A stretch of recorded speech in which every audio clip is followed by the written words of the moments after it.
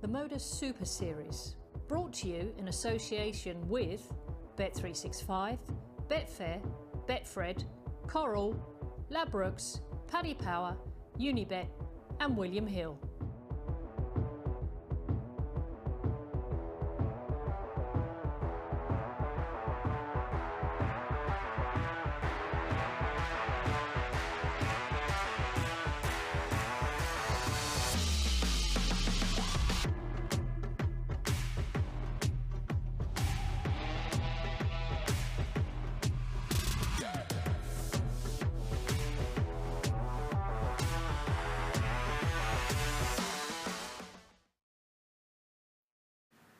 Good morning and welcome back to the MODUS Super Series for the final day of action in Group A. With 15 games remaining, it's Neil Duff who currently leads the way, but the table is incredibly congested at this stage. Scott Mitchell alongside me. Just a quick one first. Neil Duff, he is top of the table. Do you expect him to be there come the close of play today?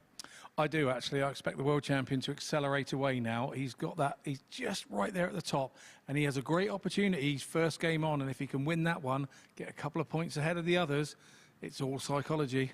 Absolutely. Right then, before we tuck into today's action, let's remind ourselves what happened on day 2. Here's Henry with the highlights.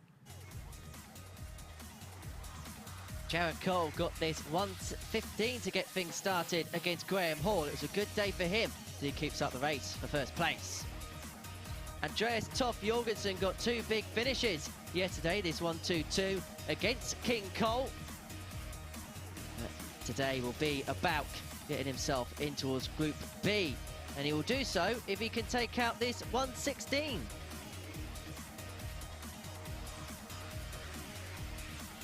Talking of 1:16s, that was exactly what Neil Duff did here against Alexander Merks. He's the man to beat on the final day of action in Group A.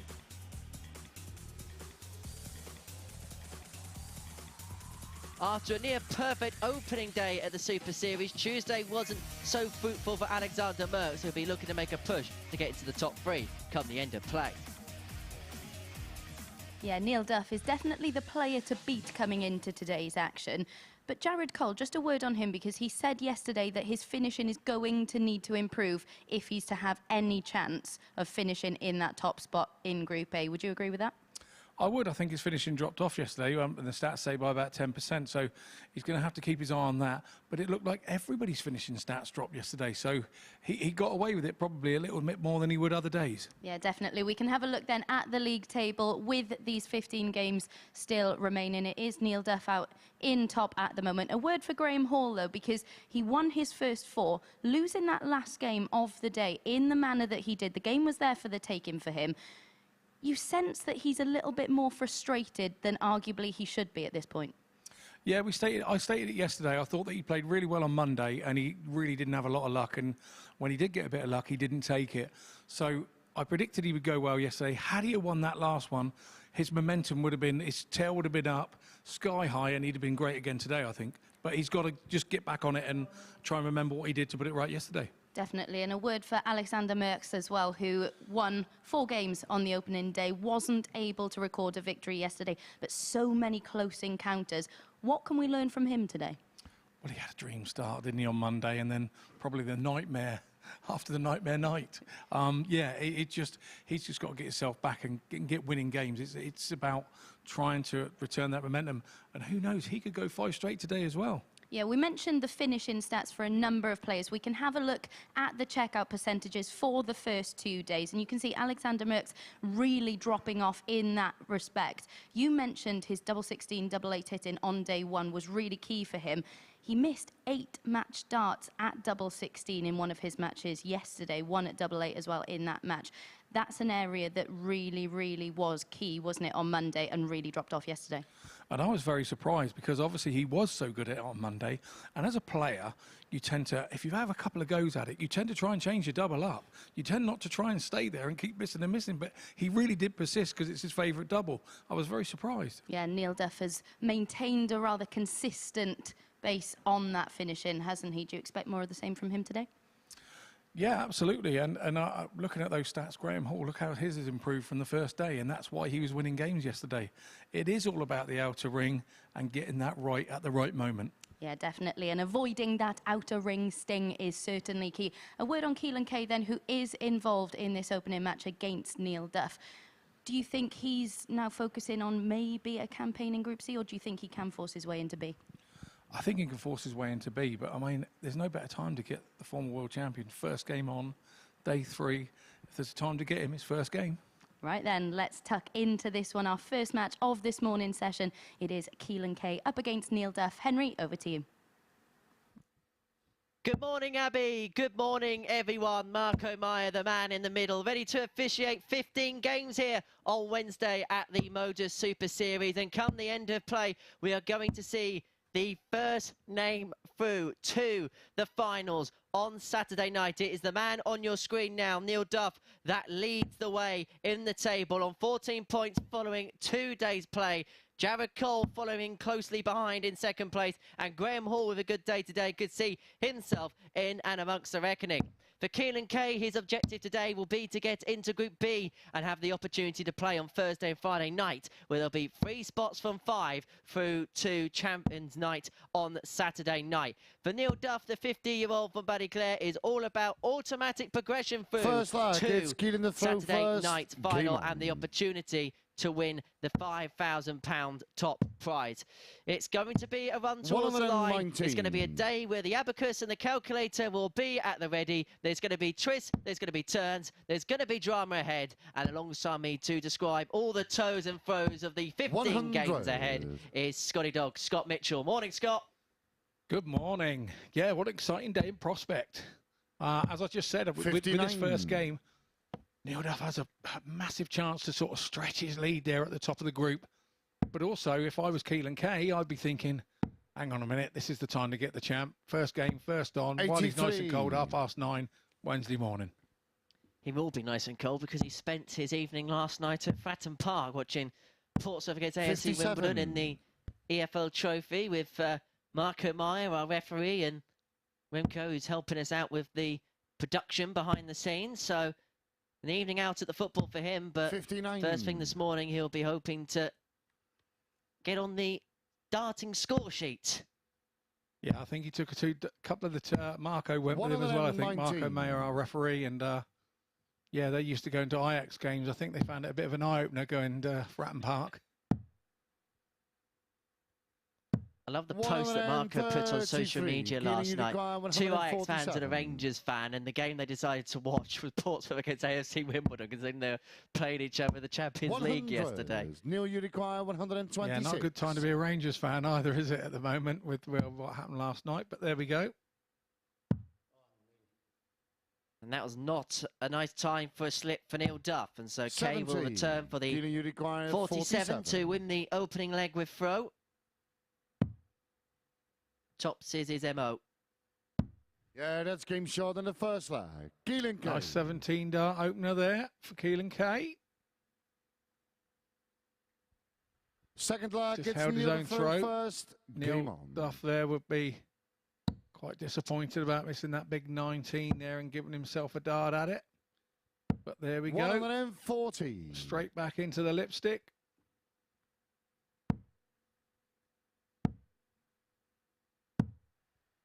.44. Yeah, Keelan came in this morning in a real relaxed mood, was having a chat about the football amongst other things, and I don't like it when players actually 60. talk about the actual darts when they're chatting to you sometimes, because that can, I think if they're talking about other things and that, they feel relaxed enough in their game just to go about things leisurely when they actually go on to stage. 121. No, absolutely. He is a very laid-back character, Keelan, and I'm sure Mark and Deb's mum and dad will tell me very different, but the way that he comes across to me is that, yeah, it's there, it's a game, and he practices hard and he works hard with it, but you know you have to have time away from it and have other interests, and you know, with Keelan it's football, and yeah, for me it's like speedway and football and whatever, so every player has to have something away from it. You can't live, eat, sleep, breathe it 24 hours a day. You just can't. It's not possible. As much as we love the darts, we've got to find something else to do every now and then. Yeah, definitely, and it's got to be something that 32 that sort of expands your mind as well, I think. So And then you look forward to coming back to concentrating on the darts. That's the way it works for me anyway.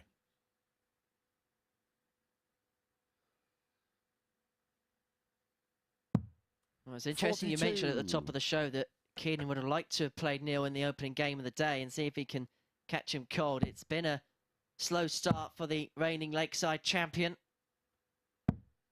99. Good last start there from Keelan. Back up the top. But yes, it is a good chance. But obviously, you know, Neil knows that he can stretch his lead here. It's a very important game 100. in the context Keelan, of the group. It could 124. squeeze up here if Keelan Kay can manage to get past Neil Duff. 56. Neil, you require 74. Get another wayward dart from Duff. This is unusual. He's not like this usually.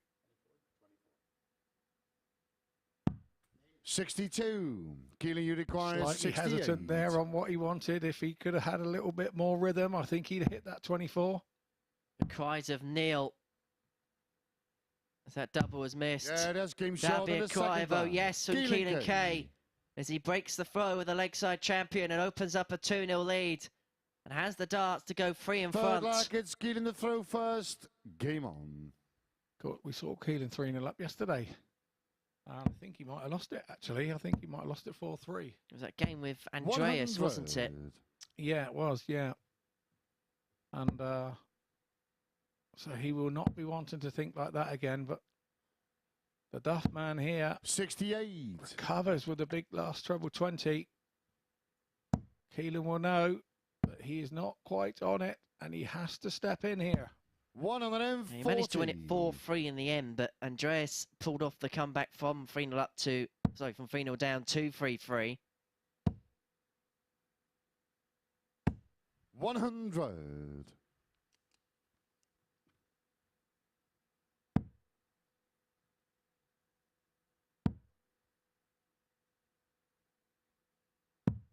$57.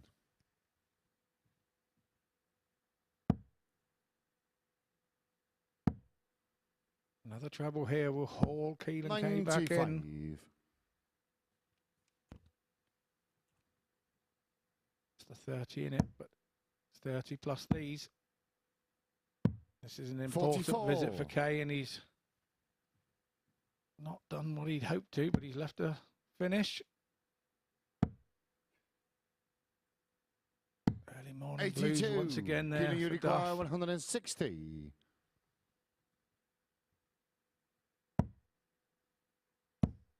Two in, tops it is. 120. Neil, you How require tight was that? 156. Wasn't too far away, and it's forced Duff to take out this 156, and so Kay is going to return for tops for a 3-0 lead. 140. And it's Keelan, you going to be require under 40. oodles of pressure.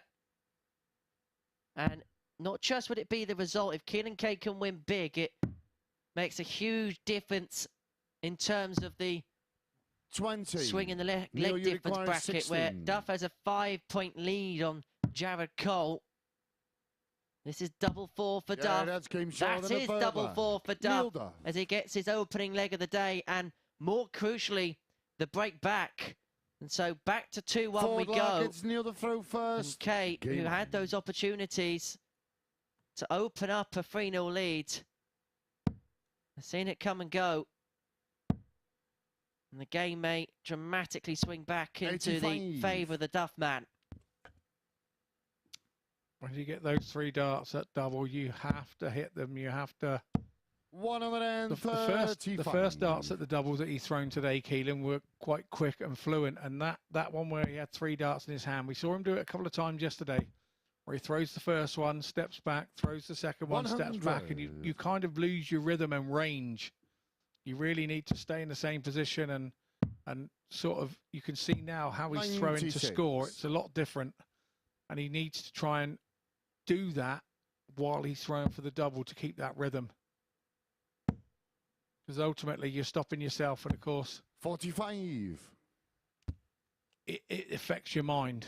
But he's still in this. He's still in this leg here.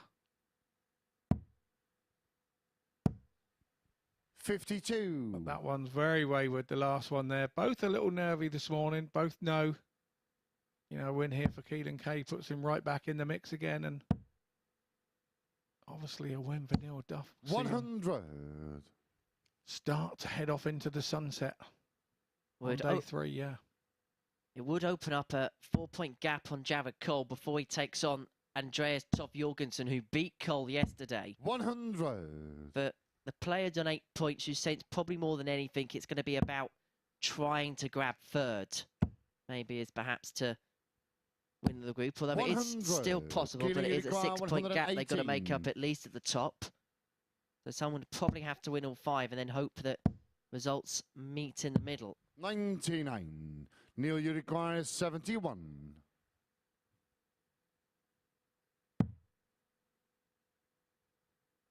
Yeah, that's game short in the fourth leg. Neil Duff. Another dart goes begging for Keelan Kay. Had they all gone well, he'd been walking off, shaking hands now at 4-0. Fifth leg, it's Keelan to throw first. Game on.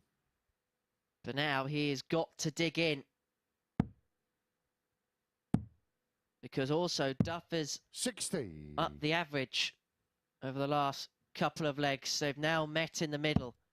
82.09 compared to 82.97. But the crucial stat 45. in it all is here in the checkouts. Keelan Kay, 2 from 8. Duff, 50% on the outer ring. 82.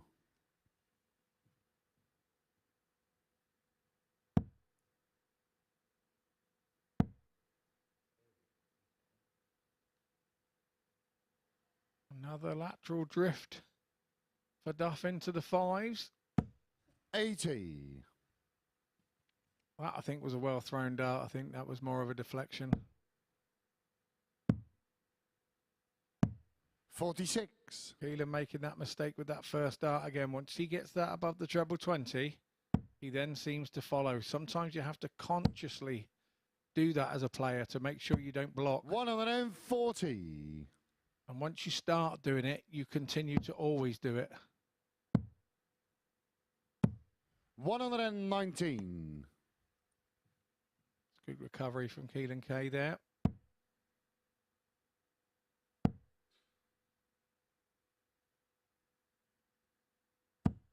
41. A lot of head shaking from Neil Duff so far this morning. The scoring hasn't been good, but as we see with the double stats, his doubles, once he gets there, he doesn't miss. 58. Whereas with Keelan, it's probably the other way round, where the scoring phase of the game has been really good, but it's been those missed doubles in the last couple of legs. However, that's a big score at a big time for Duff, and it forces Kay to take out this 136 just to hold throw. And so Duff 100. has 62 to break 62. the throw and to turn this game on its head. For 3 legs in a row, it will be. So, double 16 coming in. 46. Keelan, you require And that can happen 36. when you go for a big 16 and to lead the double 16. You can tend to follow the first dart. This is big darts here from Kay. Again, he's no rhythm. He's rocking back every time. Yeah, that's But he's hit it on this occasion. Keelan Kay. Maybe it's something that he does. Maybe it's something that he does. He doesn't always do it when going for a double. Neil the throw first. But it's something maybe he's developed to stop him throwing too quickly and throwing darts away at a double. And sometimes it can be a feel thing, can't it, with a player? 180. As Duff gets our first max of the day. 100. See, that's what I'm talking about with that first dart. First dart was perfect there. Perfect marker. Drops in a ton. And he's not chasing around the board then to find a treble. 100. Talking about perfect, when that fourth dart went in, we were beginning to think. 100. Once again, Keelan Kay perfect with the first dart. Duff's back in the red bit. 100. 1-2-1 after 9. Very tidy from Duff. 70. Neil, you require 121. To take us the distance in our first game of the day. He's got the luxury of time, but he will not be happy with the first 2 darts. He'll be much 83. happier with the third, even if it does leave double 19. Depending on what Keelan does here, may be dependent on whether he's going to split or go straight for it. Well, that's applied the pressure. 180. Neil, you require 38. Yeah, that's came short in the 6th slag. Well, if there Neil was pressure Duff. there, it didn't show. That one went smack bang centre of the double 19. 7th. No thoughts of splitting, no thoughts of anything. Game on. Having the confidence in your game to do that, that's exactly what he did. He didn't outgather his thoughts. He knows he needs a good start here in a one-leg shootout where he has the darts. It was a 13 dart at the most timely time, and Neil Duff didn't even let Marco Meyer have a breath. The 180 call followed by Neil you acquired, followed by game shot straight away. 96. This is what he knew what he was going for. Absolutely. He wanted to get on with it. There we go. That first start again, better for Kay. Something he will work on, I'm sure, when he goes back and probably watches a couple of the games over. 140. While Duff is here and now within the sport, 94. I firmly believe that Keelan Kay is one for the future without doubt. This event is about developing the talent in an environment that breeds winning. 120.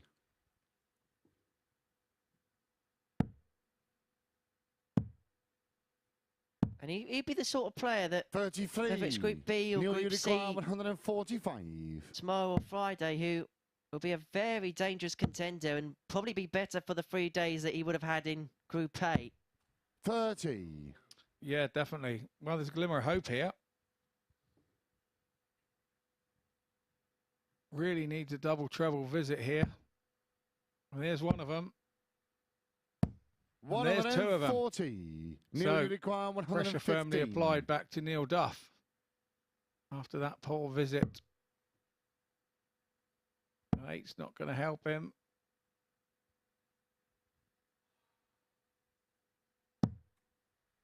That will 79. Keelan, you require 94. You're going to go the ball route. He did. 78 left, Keelan, so it's treble 18 probably. Yeah, 24 for the match. 79. If there was one dart he needed to Neil, step you back and take require his time 36. on, that was probably the one. Because it gives Neil Duff the opportunity to go Game, 4 points shot, clear and a match. at the Neil top Duff. of the group following the first game of the day. He gets the better of Keelan Kay by 4 legs to 3 with an 87.77 average, 1 maximum to his name, 4 out of 7 on the doubles, 57.14% that equates to, and a high checkout of 71. And so Duff is on the board. He moves on to 16 points. Graham Hall is also in the equation for qualification, although he's going to need a big push today to do so. He takes on Alexander Merks after this short break.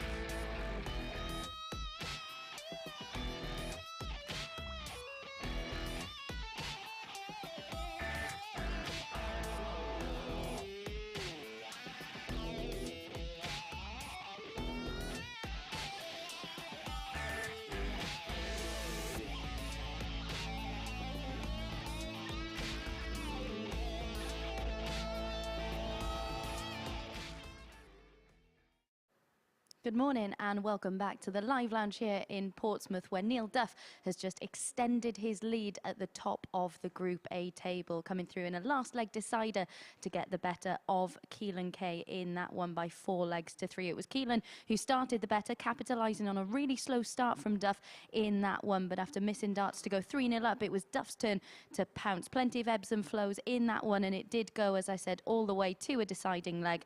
Duff cut a frustrated figure in that decider, but against the throw, he still managed to get over the line in 16 darts. Improvements required for sure, but he still did enough to come through that one with 57% checkout success as well. Next up then, we've got Graham Hall up against Alexander Merkx.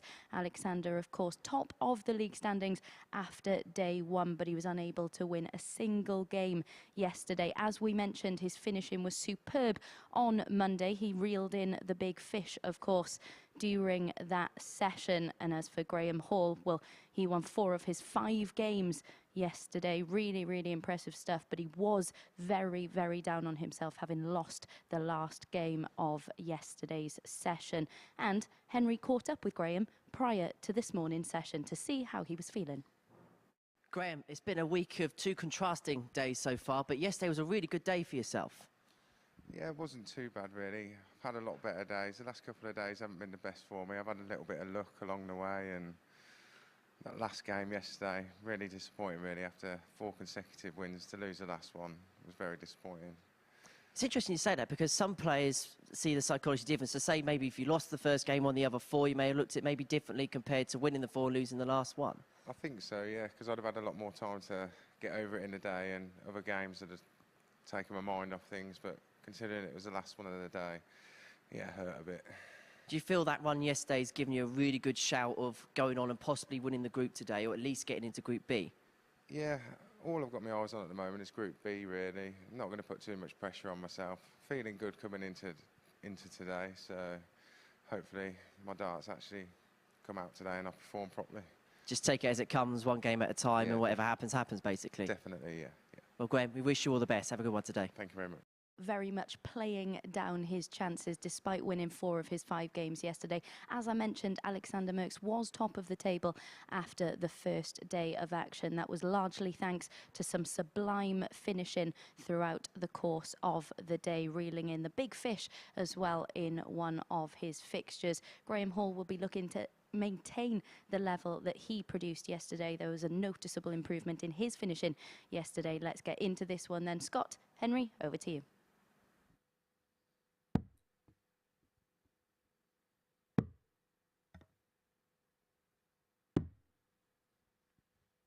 Thank you, Abby, who has done the best impression of an octopus I've ever seen. She loves octopuses. Yeah, well done. Yeah, an important game for these two as well now. Graham Hall looking to avenge that defeat. The 33-year-old.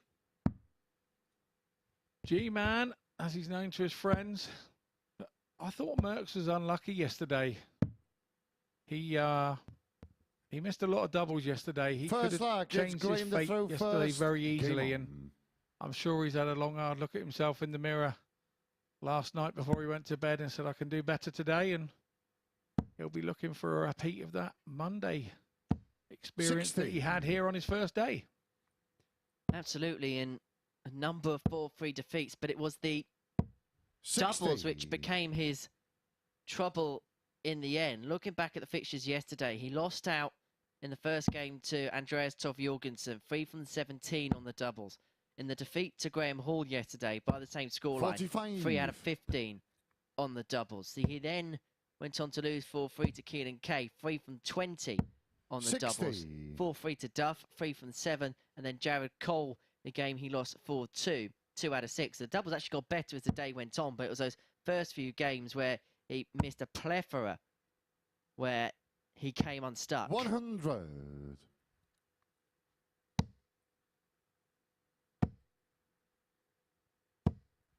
It looks such a nonchalant, easy throw from Alexander the Great.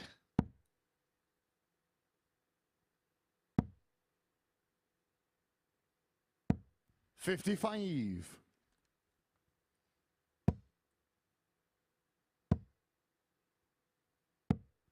100.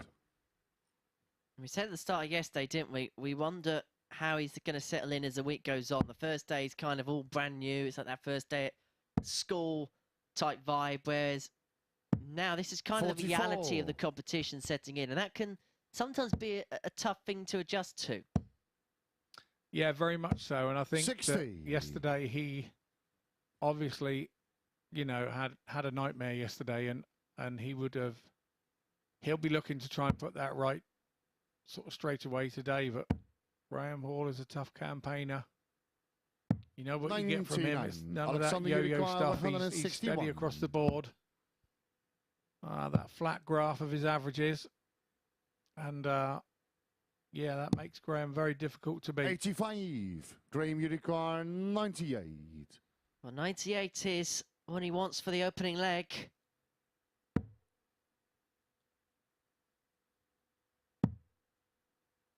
He's going to get one dart at double 16. Only needs the one dart at the double 16. And Graham, who found the doubles a bit of a barrier on Monday, Second and a leg, bit it's easy on Alexander Tuesday, first. and on Wednesday it is perfect so far. Exactly, these are the two players that have really struggled on the doubles. One on Monday, one on Tuesday. Alexander Merks, they're not struggling with the trebles in the opening throw of leg 2. 180. And nor is Graham Hall in the opening throw in leg 2. He's gone straight back at him. 45. Alexander Merkx couldn't follow up.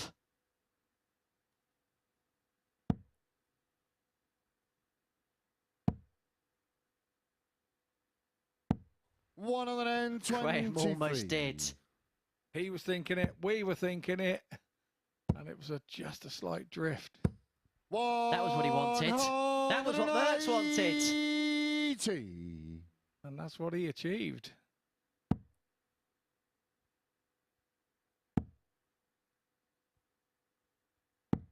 $98. Alexander, you require 96. 100 left after 9 for Hall, and he's still not in front. 84. Graham, you require 100. For the break of throw.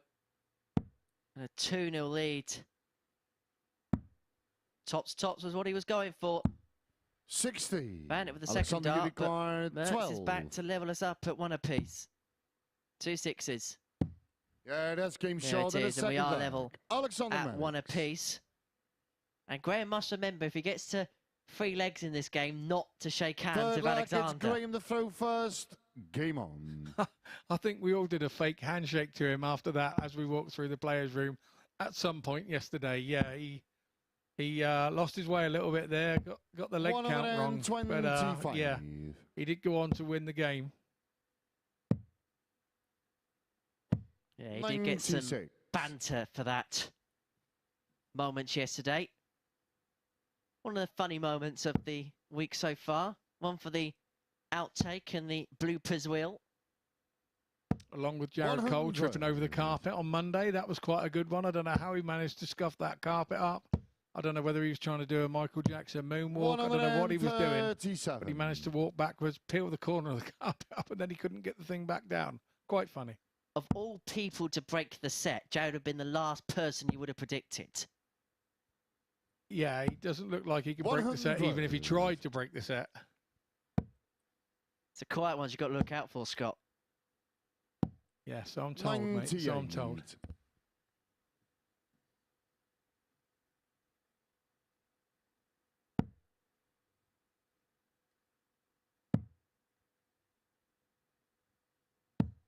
$58. Alexander, you require 170. Well, he's already netted 1 fish this week. We might be going back into the lake. Game short in the third leg. Alexander Merkx. Merks goes fishing again.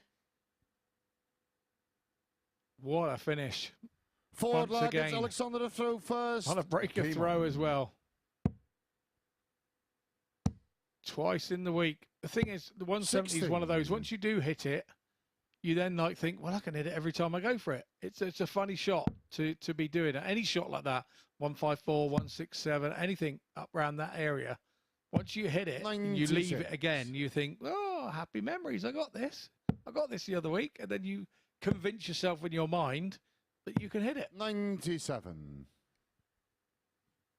What you're saying is because he got the big fish once, he's built a rod off his own back. Well, he has now, because if he leaves it again, we're all expecting him to hit it 3 in a row. 96. And after a slow first leg, these are the averages. 95.04 60 for Merks. Twin with the 2 maximums. Incidentally, the 2 maxes in our first match between Kay and Duff means that we've reached the 50 maximum total for the week so far. So the 3 maximums in this game brings the total up 99. to 53. We saw over 2,700 maximums in the previous phase of the Super Series. So that is the target we are trying to topple this time round. An impressive stat indeed, H. Impressive stat to have. 82. Just underneath the 300 at the minute. 290 have been pinned in this series. 140. Almost a correction. You require 128.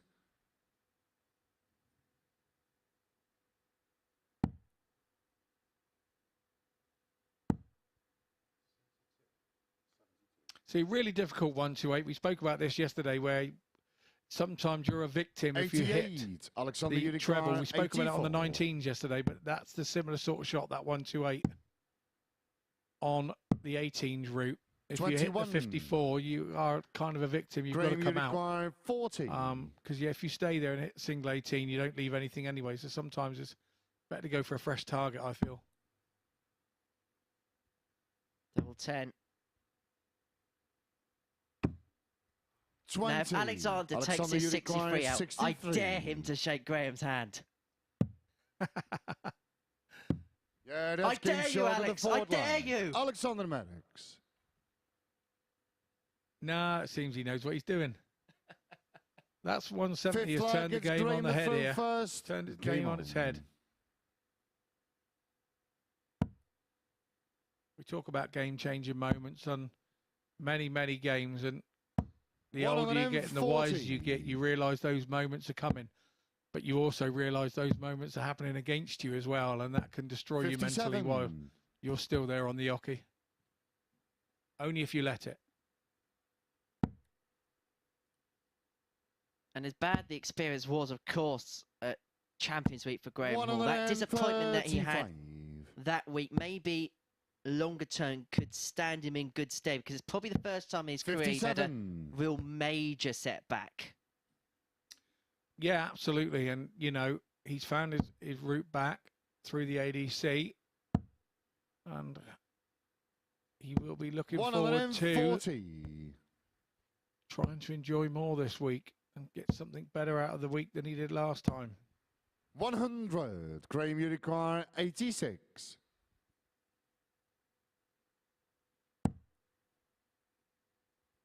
Good start. You can't get closer than that. I mean, the only place closer from that was in. But again, the frailties of Monday creeping back in with Graham Hall. But those sorts of shots go when you're 3-1 up. They just go first start. When you're 3-1 down and you're trying to save yourself, yeah, that's game short. They can become more difficult. But he's nailed it in the end. 13 darter to bring it back to 3-2, but this is the 6 targets. Alexander to throw first. For Alexander to get off to a great start. 82.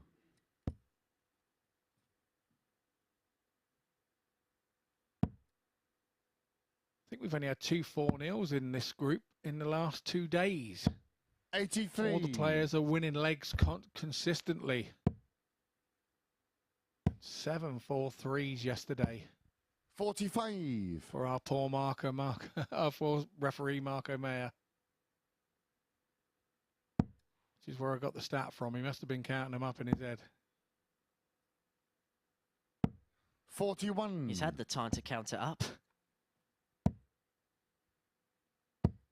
He was probably thinking about it while he was at that Pompey game yesterday.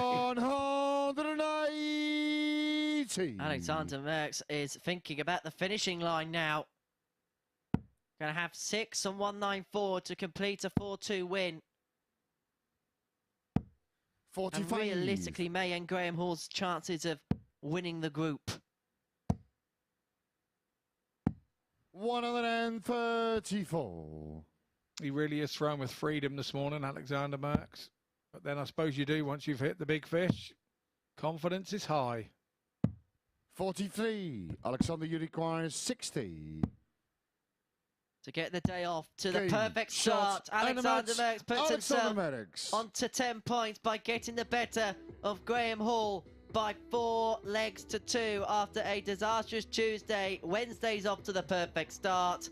A 91.93 average, 3 maximums to his name, and 4 out of 6 on the doubles, including that highlight, big fish finish for Alexander Merks. And so he is on the board. After the break, we are going to return to the battle at the top of the table as Jared Cole takes on Andreas Toft-Jørgensen. Do join us for that after this short break.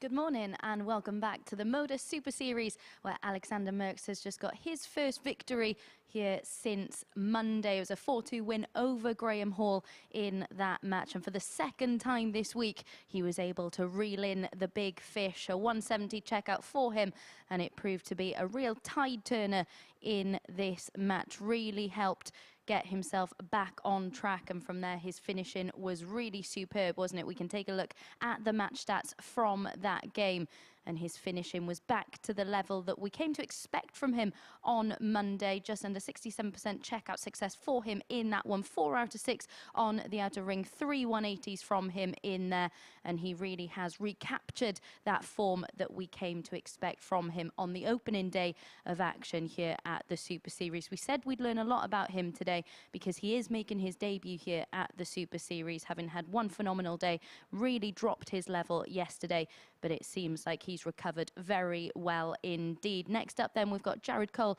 against Andreas Toft-Jørgensen. The head-to-head for this week is 1 apiece. Jared described his own form as patchy yesterday, but he is still in with a very good chance of qualifying for finals night via Group A if he can be more clinical on the outer ring. Andreas, of course, victorious when these two met yesterday, this beautiful 174 setup before pinning 2-2.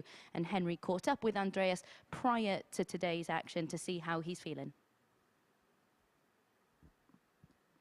Andreas, welcome to day 3 here at the Super Series. How have you found your first 2 days on this stage here in Portsmouth? First of all, thanks. It's been a bit different compared to the one in Southampton. It's a bit bigger out here, but it's great. It's a better playing atmosphere. You played in the previous venue in Southampton. What's the differences between that venue and this venue? The playing area here is quite big compared to the other one that was more of a box. So the sound in here it's not the same silence in here. Does it feel like playing on a TV stage playing here at the Super Series? Yeah, it's kind of the same feeling, just without the crowd. So it's great. And then what's your goals going forward for the rest of the week here? Is it to qualify for Saturday night? Of course it is. Always going to strive to win. Andreas, thank you very much. I wish you all the best today. Thank you.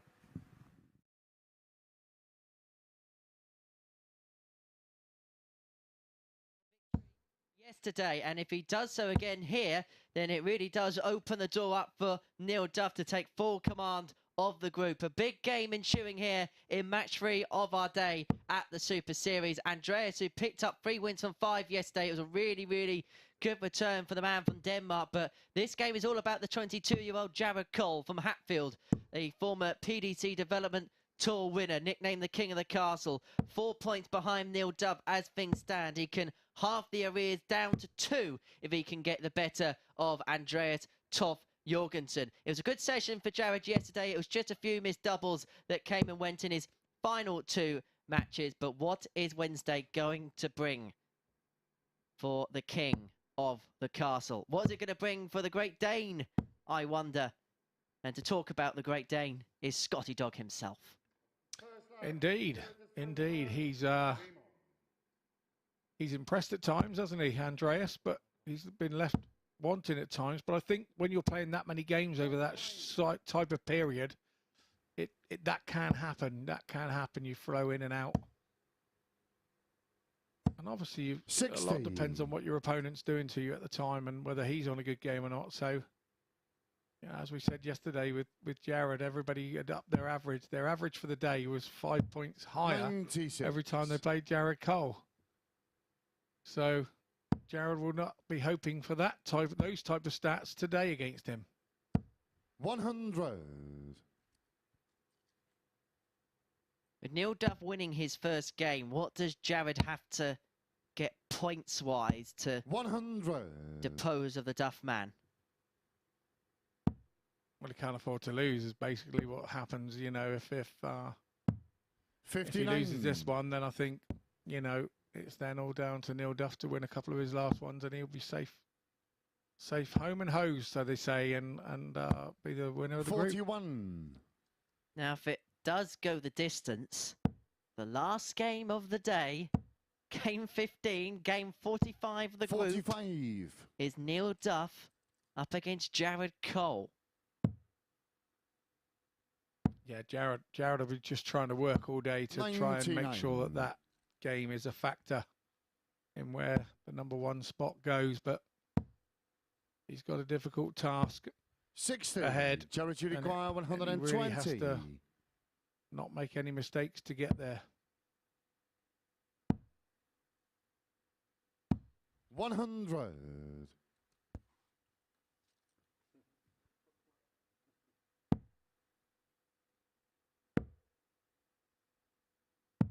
43 Jared, you require 20. So it's double 10 for Jared Cole to take leg 1.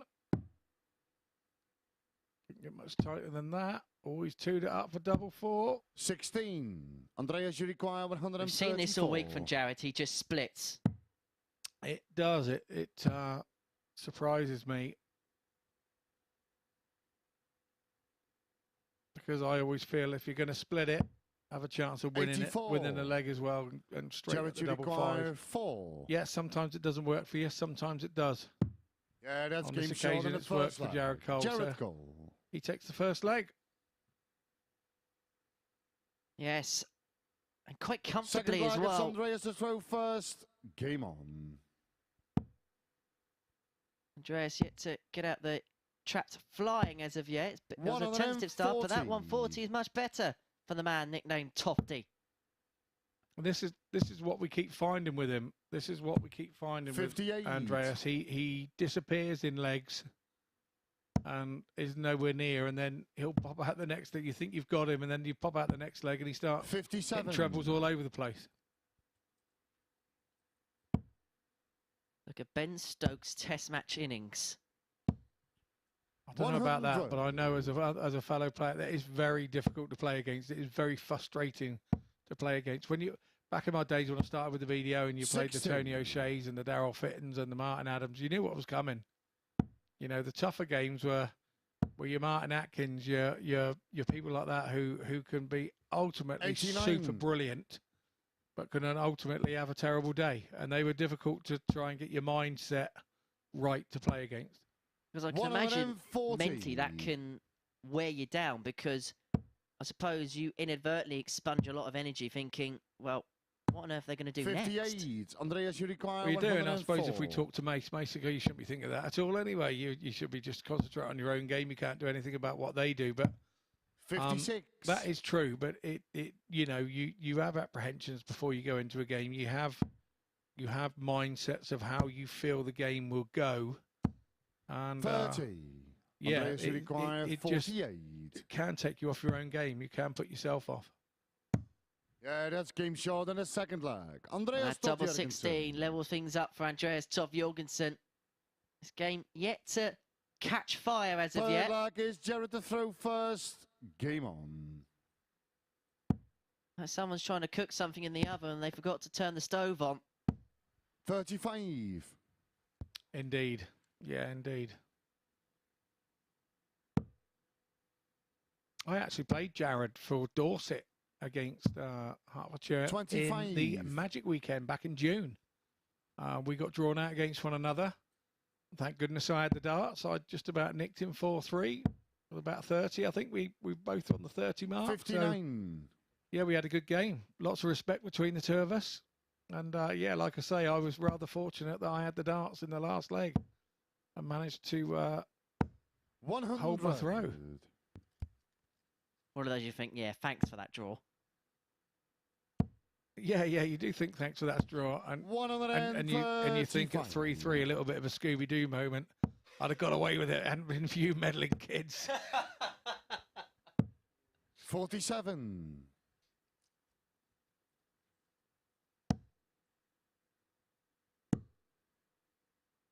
Well, what we're going to see in the 50 mystery machine that is the MODUS Super Series today. Well, at the minute, this is a bit of a scrappy-do, isn't it? It has turned into that, 57 yes. It has turned into a bit of a scrappy affair. Somebody needs to take this by the scruff of the neck. And that's what Cole has just done.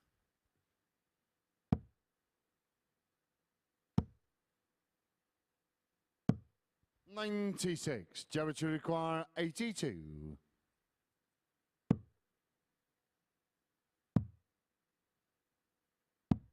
Tops 62. just underneath, and you could visibly hear his frustration. He is going to return with Toft-Jørgensen back on 176. 134. Jared to require 20. Double stats were very good on Monday, and they dropped off yesterday. And if he continues to do that, they're going to drop off again today. But that was good pressure from Andreas. And now he's going at 42 himself, double 16. That's game short. And has basically robbed that one. And that one absolutely destroys you as a player when you lose a leg like that. But Jared's got good mental ability there. He doesn't let those things get to him too much. You have to think, I got myself in the doo-doo here without going back to the dog references. I got myself in the doo-doo here. I can get myself out of it. Who let the puns out? 70. Who? No idea what you're talking about. 60. To be fair, you did take the lead on that. I did take the lead, yeah. Retractable one as well. 140. Well, this game hasn't been littered with quality, but it is Toft-Jørgensen that leads 2-1. That one wasn't intentional, 59. by the way.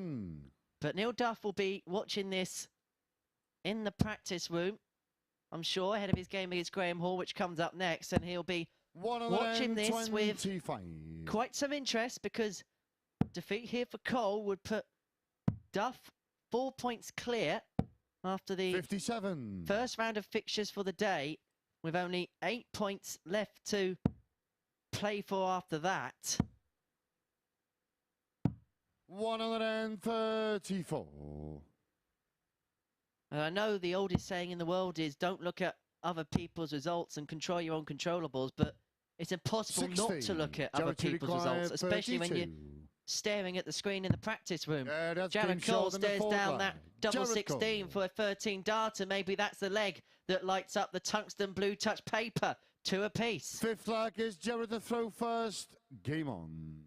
It could well do indeed. It's you know, we've seen momentum swing with leg wins here 120 so far this week, and it does in most games. You know, you watch that a lot in most games, but with such it seems a short format, a long format, but it's a long day, but it's a very short format with this best of 7. It really is a rush. I remember when I went, you know, started doing the Pro Tours, I was thinking best of 11. Whoa, what a good game, you know, coming from best of 7s and best of 5s in the BDO. But they're no different. You still make one mistake and 60. You get got.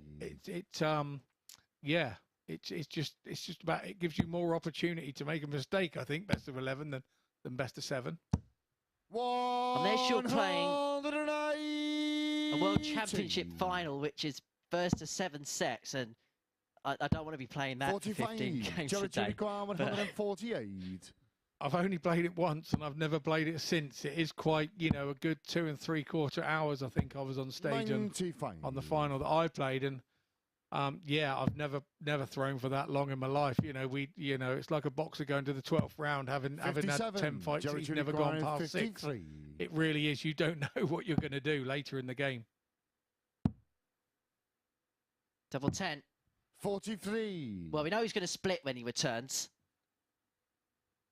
There's more chance of a pig flying on the moon than Jared Cole going straight for double 5. 79. Jared to require 10. Absolutely. So 2 up. Here we go for the 2 first. There we go. Double 4. There we go. Short in the 5th flag. Jared Cole. I suppose you can go that way when you're confident of doing that way, and if that's your route and that's what you've always done, then it is no biggie. You just get on and do it. I think for somebody like me who doesn't do that, then you start 2ing it up. You know, to split it would probably mess my rhythm and the way that I think.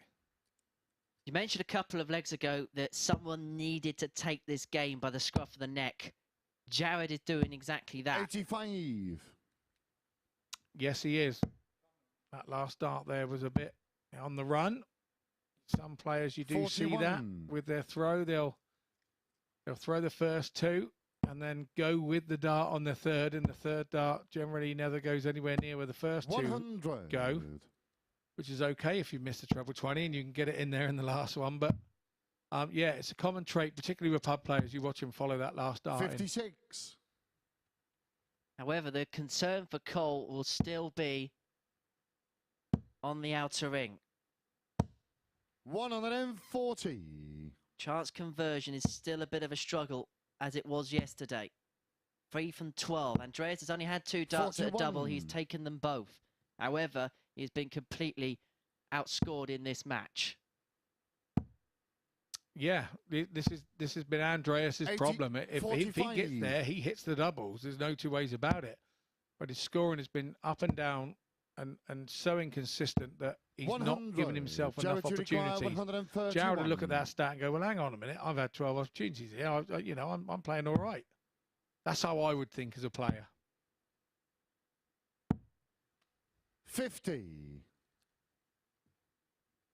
It wasn't the worst accident in the world.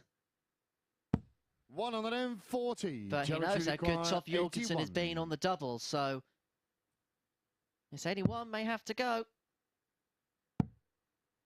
Double 13 for the match. 55.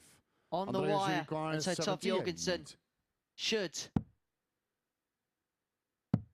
have had a dart, but he's made a mess of that. 62. And it allows Cole to come back. Required 26. Showing his inconsistencies on the big numbers again. So Cole will come back at double 13. He didn't split this time. Game, shot, and a match. And he takes the match with double 13. What a strange one.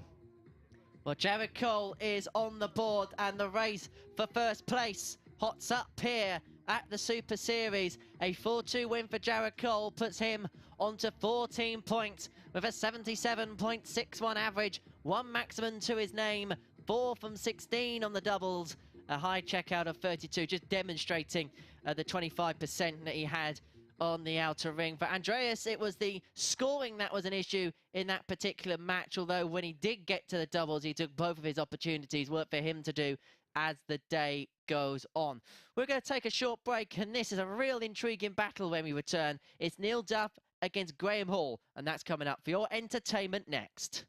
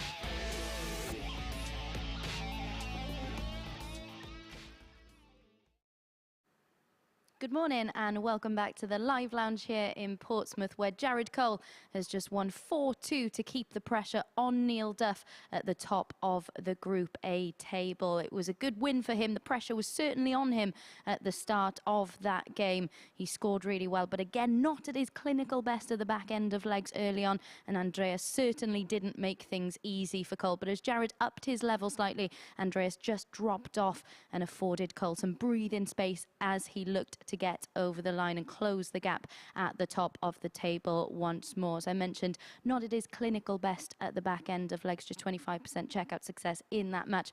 That is an area of his game that he'll certainly be looking to improve as the day goes on. Next up then, we've got Neil Duff against Graham Hall. The head-to-head for this week is 1 apiece. Neil Duff winning this one on Monday by 4-2 before Graham Hall won by the same scoreline yesterday. Duff is looking for his 4th successive victory in Group A. As for Graham Hall, he needs to put the disappointment of his last 2 matches behind him very quickly indeed. He'll feel like he could have won both of them. He did go on to lose them, of course, but he is still in with a very good chance, if not topping Group A, but certainly qualifying for Group B. So then let's see how this one unfolds and rejoin our commentary team.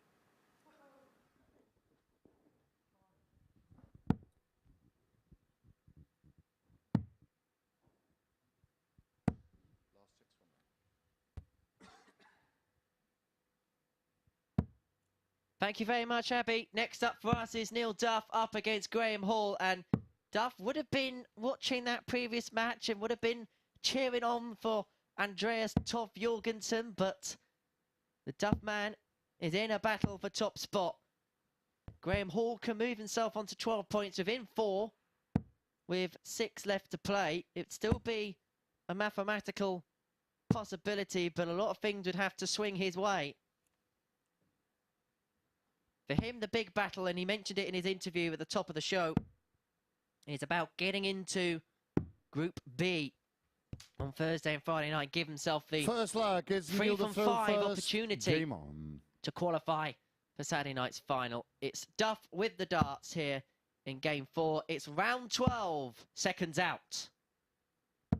100. Yeah, look, Neil Duff has a real good chance here to really put this group to bed. If he defeats Graham Hall here, although the legs difference is humongous, I'm not sure that Graham Hall would be able to haul that 55. back. But this really will put the group to bed for him and give himself a couple of days rest. Go and see some more attractions around Portsmouth. You've seen Fratton Park, both Spinnaker Tower, Gunwharf Quays, and he's probably completed the set. Indeed, my daughter's actually abseiled down the Spinnaker Tower. Now I'm frightened of heights, and my daughter Katie, who plays darts with Dorset and everything else, she did it for charity. She's abseiled down. I can't remember what she was dressed as. A superhero, I think she was dressed as. 140. Couldn't catch me getting out of one of them windows halfway up there, mate. No chance.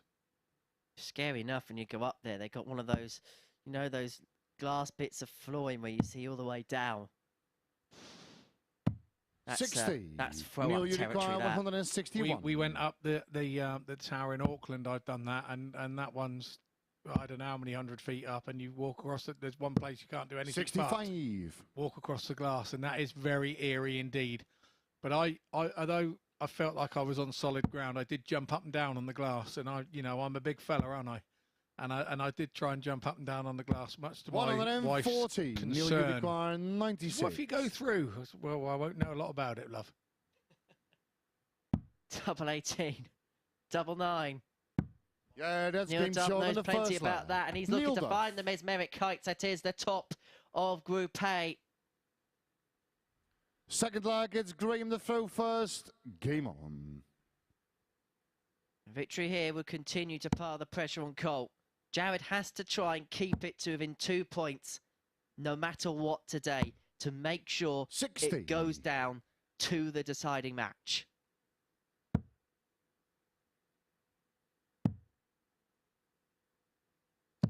$134. Is Jared leg difference good enough then?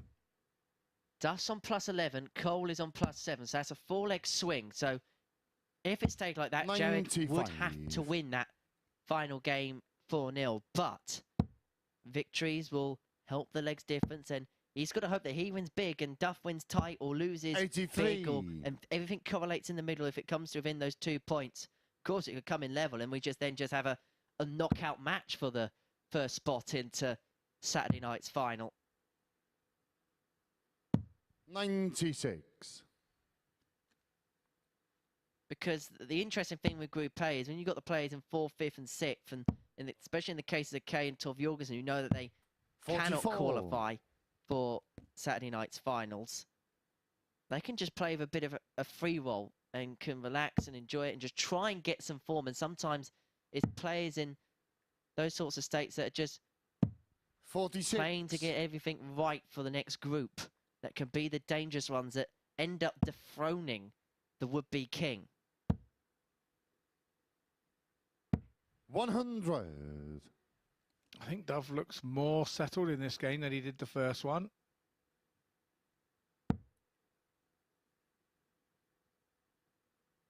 Graham Hall, they're having a few problems with that first treble 20 again. The first dart treble 20.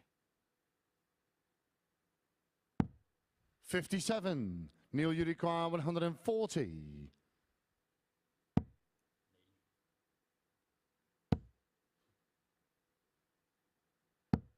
30. Graham, you require 147. So this would be a big ask, but he will start at the top, and he's nailed it. He will then go treble 17. 87. Treble 10. A good Neil, visit. you require 110. Neil Duff. That's pressure on the 110, but you wouldn't think it. Oh, he's missed the big number again. This was the trait of his first game today. On 2 or 3 occasions, he missed that big number. Graham, you require 60. So Hall comes back with a big chance here. So it's double top. Yeah, that's game short Hits than a it second first line. dart. Graham Hall. And Neil Duff there could have maybe had that leg. Had he not made the mistake, you have Third to leg is Neil to throw first. get yourself a Game dart on. at the double to win them. And missing big numbers sometimes doesn't allow you to do that. 111. Well, I think everyone audibly heard that. And I think that just sums up what Neil Duff is feeling at the minute.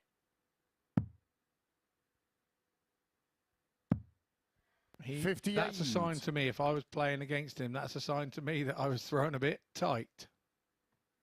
A mistake at the end of the last leg. And then a loose one there at the start of this leg. And there is just a little bit of a difference in the body language. I mean, Graham is just strutting up and down the hockey with real purpose and real poise. He looks as if he quietly fancies a job here.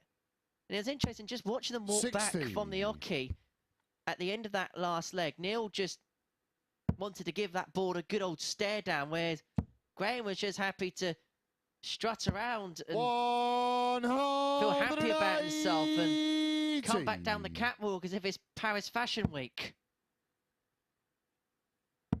But that maximum for Duff puts him on 110. But he's going to be followed all the way. 180. Neil, you require 110.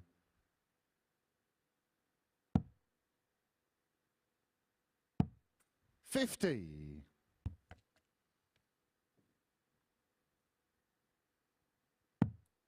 And despite all that, he's averaging 94, Neil Duff. Yeah, he's having a terrible 83. game. Terrible game. Neil, And you he's averaging require 94, 60. missing big numbers. Tops. 40. Graham, you require 120.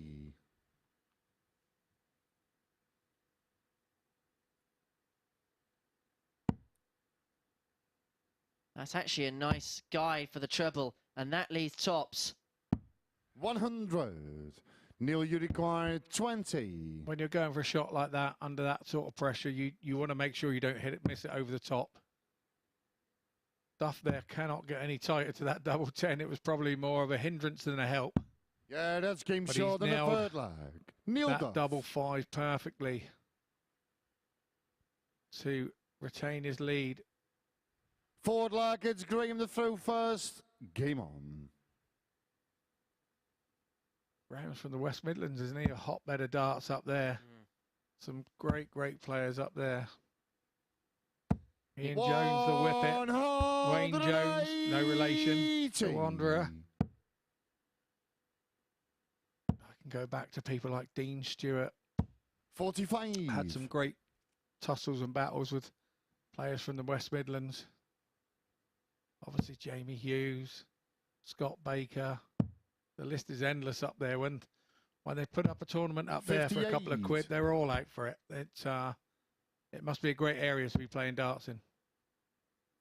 And if it's on at the Cleveland Arms in Wolverhampton, expect quality 96. To be everywhere. Graham Hall won the ADC qualifier in the West Midlands, so that's how good he's been at the minute. 97. Yeah, I paid a couple of visits to the Cleveland when I've been up there for the Grand Slam, and yeah. Young Will, proprietor at the Cleveland, puts on 100. A good night. Yeah, I did. I think I did a pre-Grand Slam evening there with Phil Taylor and Dave Chisnell and myself. Up on stage doing a bit of Q&A and having a fun evening. It was really good, yeah. 58. Be migrating our way back up there in a week or so's time for the Grand Slam. Always one of the 100. highlights events on the 108. darting calendar. 108 for Graham Hall to level us up at 2 apiece. Tots for 2-2. Yeah, that's game short in the fourth leg. Graham He just Hall. looks so in control of himself today, Graham Hall. Fifth leg, it's Neil the throw first. That was a lovely finish. Lovely, lovely finish. Just letting the Duff man know that he's not going anywhere. 100.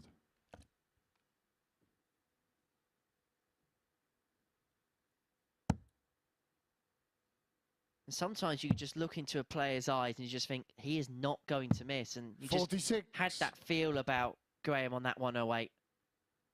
Yeah, you do. Yeah, you do. You get that feeling that I'm having this before you even get to the board. And you say that to yourself every time. But sometimes you know that you really mean it. 97. And you know that you really feel it. And when that first treble 20 goes in, then it turns the wick up again. And your mental state is, this is mine, even before you've thrown at the number 8. 140. Like you say, at times you can get too carried away and miss the big number and be thinking about the double. So any kids at home there watching, you must make sure that you hit that big number. Like we said, it's one of Mace's biggest greats, I think, our fellow commentator, Chris Mason. It's one of his greats when you miss big numbers. And yeah, he said he was astounded when he, under the pressure at times, was missing big numbers and yeah, brought home how difficult it can be up there 164. Sometimes.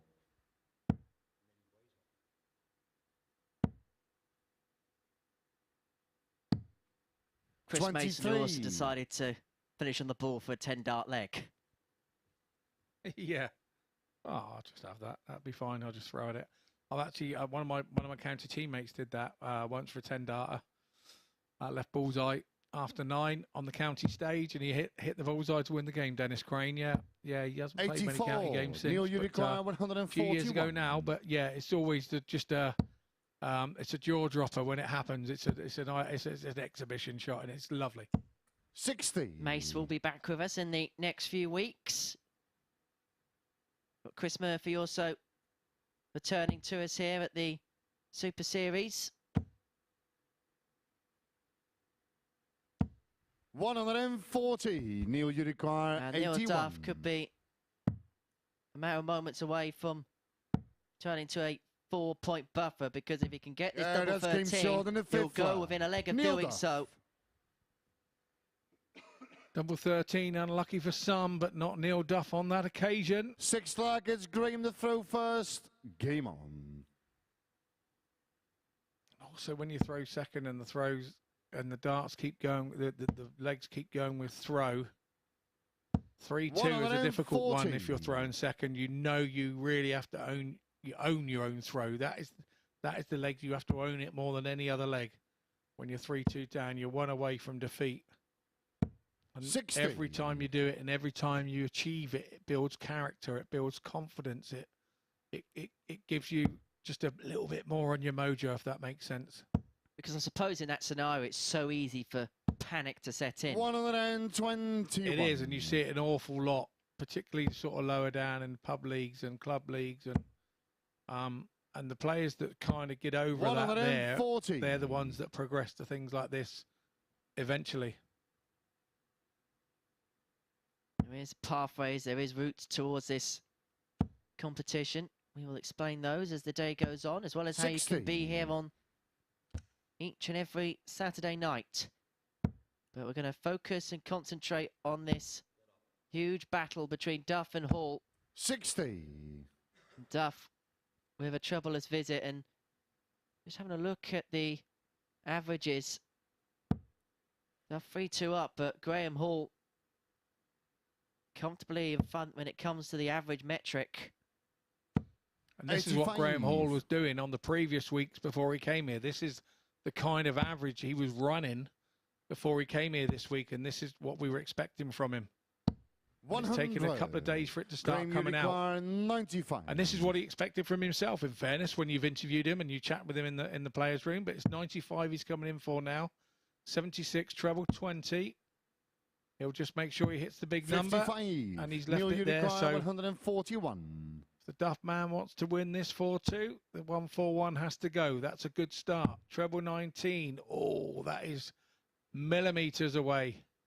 I think you can see by the look on his face that he knows that he had a big chance there of stopping Graham Hall getting these 3 darts 40. at tops.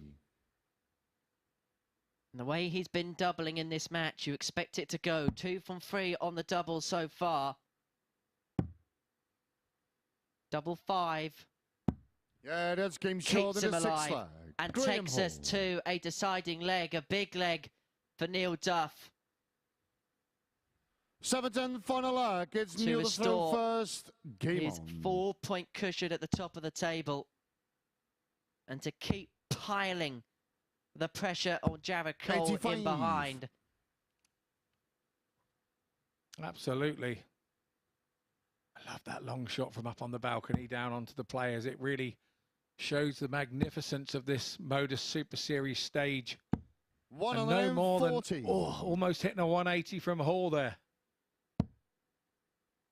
Wait till you see the creep shot, which just slowly zooms in. The drama and the tension that provides. I'm sure we're going to see that as the day goes on. As well as we're going to see some drama. We're seeing some drama and big moments coming up here. Because Graham Hall really could open the door for Cole. 60. He can win this last leg decider. It's Duff with the darts, and it's Duff still with the advantage in this leg. He was 25 in front and these, so he's just 85 in front now. A single treble visit here with 2 decent other darts would be okay for Hall. And here we go. Generally, when he hits 1, he generally hits 2. And this time he's hit 3. Timing of the game. Timing of the big scores. That was superb from Graham Hall. 121. Graham, you require 121. That was also well timed for Neil Duff. Great recovery following the first start. The 1-2-1 is what Hall wants for the match. The bullseye. 96. Neil, you require 95. So I think he'll have to go the ball route here to try and get a dart or something. Oh, that's a good dart. 13, is he going? No. 5 for double top. 75. He had 2 beautiful darts before that double top, and he's dragged that one down. 25. Pressure at the moment, pressure of the situation. So now it's with Graham Hall. It's a good 9. It's a think that one hit the number 8 there. I think there's an actual mark when we zoom back in on the 8. 9. That was a bit wide Neil, and you handsome. require 20.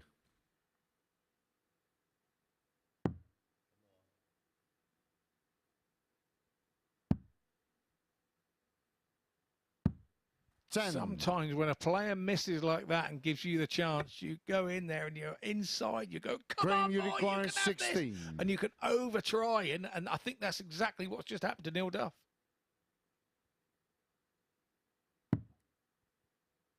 That's a nice marker.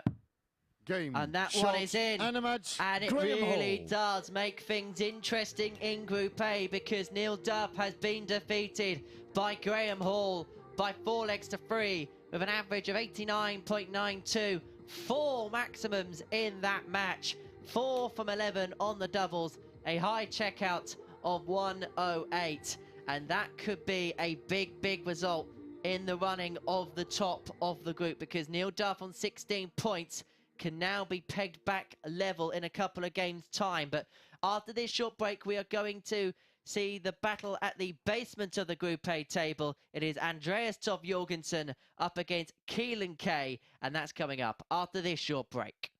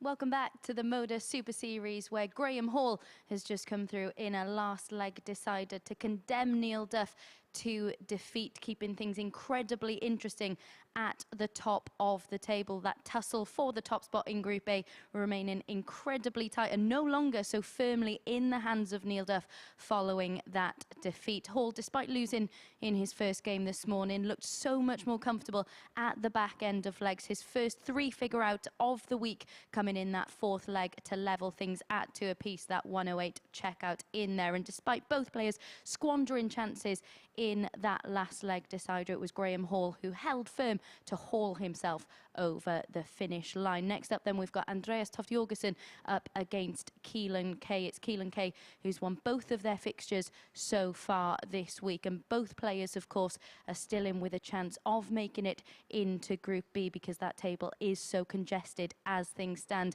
Keelan Kay losing out in a last leg decider to Neil Duff in his opening game of the day, despite posting his second highest average of the week. So plenty of encouragement for the youngster to take from that fixture. So then, who's going to come out on top in this one? Will it be a hat-trick of victories for Keelan Kay in this particular meeting? Scott, Henry, back over to you.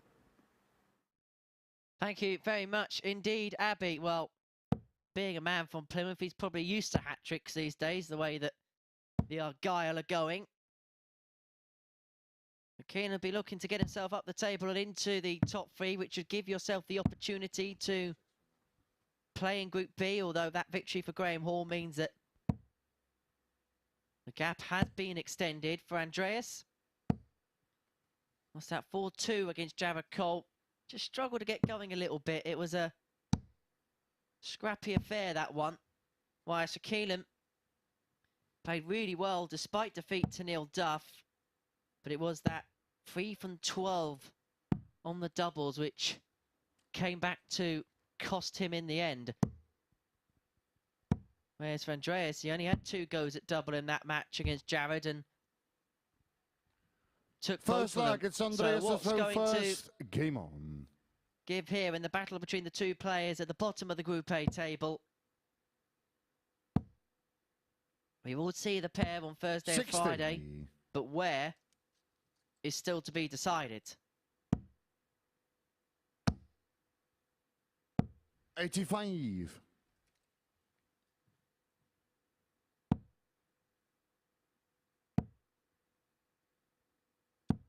26.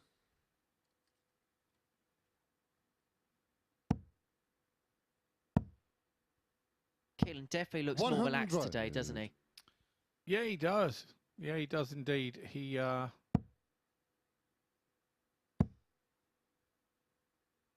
here goes Andreas again. 40. 26, 140.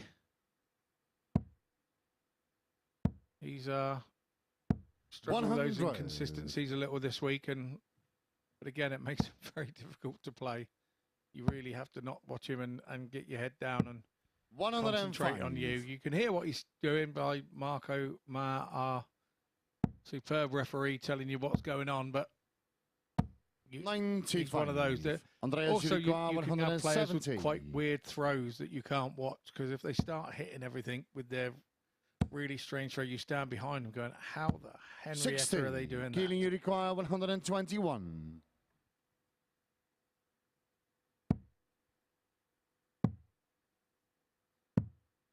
45. Andreas, you require 110. And it's been these types of outshots which Andreas has been taken out as much as any other player so far Keelan, this you week. require 76. What happened on this occasion? So Kay will return for 76. He's going to get 1 dart at double top for a break of throw and a 1-0 lead. Andreas, you that require dart 60. comes and goes, and Toft-Jørgensen returning for the double. Keelan's just missed.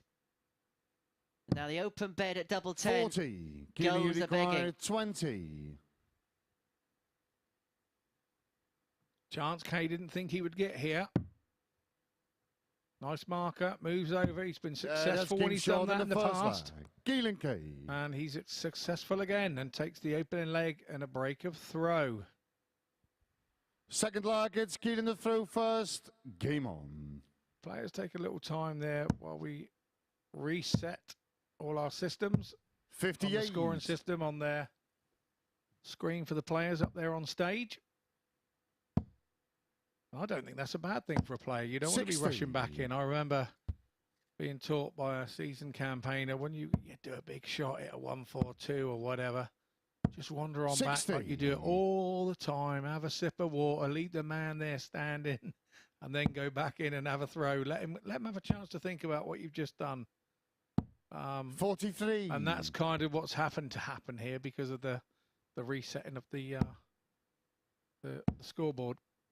Not a discernible difference, though, I 90. don't think, compared to maybe when you play on stage in a televised event. There's always a little bit of a gap between the call of game shot and game on as the players go back to the 43. drinks table and they go back to the jib shot of the crowd. So even though, of course, there is a little bit of a pause between legs, I don't think it's pronounced compared to other competition, because you do see that 100. little bit of a buffer between legs now in TV games. Yeah, very much so, very much so. Some players like to get on with it. I remember one 97. game at Lakeside, I played Mark Borelli, and he really wanted to get on with it, and I was stood at the board, and I felt the dart, the wind of the dart go 93. by my ear as I was coming away from the board. I was still there at the board. I just taken my hand away by about half a foot. Bang, in was the next dart. So some people do try to and like to get on with 60. Well, Keelan, we you saw require 100. Gavin Carlin nearly hit Lucas Venig with a dart, because Lucas struggled to get the dart out the board and Gavin released the dart, of course, accidentally. And yeah, we almost had one of those weird freak darting 60. incidents in the last phase. And he saw Chris Dobie get hit by his own dart at the weekend. it. Yeah, it hit the wire. 58. And Keelan, came you out require some 40. Crazy angle. But it was a crazy angle that left it up in the air and straight back at him, and he had to dive that's out of the game way. shot Yeah. in the second leg. Keelan Kay. So, comfortable holder throw there for Keelan Kay.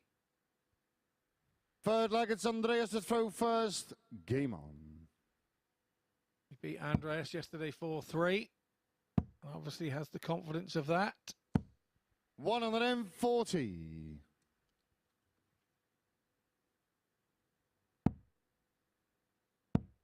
Andreas, when he's throwing, looks quite a 59. mean character on the hockey, but when you speak to him in the back room, I mean, you couldn't. He's a lovely fella. He's quite soft, isn't he? But his game face makes him look like, you know, a junkyard dog, doesn't it? You know, he's at the gate there, and you're not coming in. 83. You know, real nice, mannered fella away from the hockey. And I must say, the camaraderie between the players this week has been absolutely 25. brilliant. Yeah, very much so. Obviously, this is my first full week this week, or first full part of the week, and yeah, my third day now, and the guys are in the back room, you know, like chatting away 57. like brothers. You know, it's I suppose you're going through the same thing and the same experience, and you're all experiencing this week, so it gives you something in common, I suppose. 96.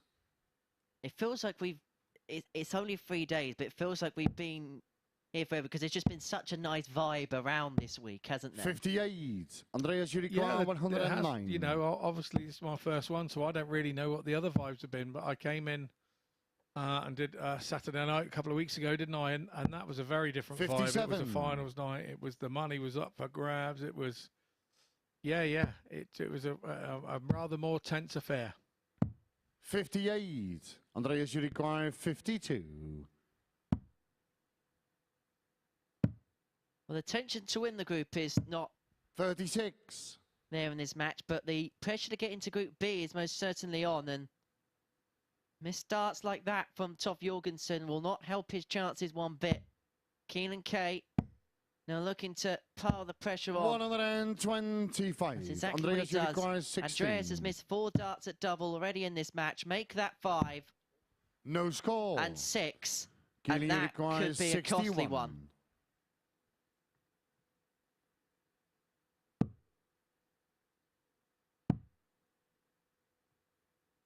He's going to get a dart at tops, 21. which goes Andreas, just you above the require wire. 16. So Toft-Jørgensen gets that's another game short reprieve, and a third and he'll leg. take full Andreas advantage of that one. Toft-Jørgensen. A 22 dart holder throw in that one brings it back to 2-1, and it is Forward Keelan leg, it's Kay Keelan to throw who first. has the Game darts on. here in the fourth to open up a 3-1 advantage and to put himself one away 100. from victory, and a win that would put him back to within 2 points of 83. Graham Hall in the Group A standings. Graham Hall on 12, Keelan 26. would be on 10. The winner of this game will be on 10, both players on 8 points. but they wouldn't go above Alexander Merks because of his inferior legs difference of +5. And that was the advantage of winning 4 from 5 on the first day. And the games that he lost yesterday, by and large, were 60. pretty much all for free. Yeah, he was a touch unlucky yesterday. A lot of it his own doing, Alexander Merks, but 60. he won't be concerned about that. He's already showed that, you know, he's popped off and had a win against Graham this morning. So he'll be hoping that he's over that. Keelan needs to find his scoring boots here. 134. That's exactly what he's done. Well listened, young man.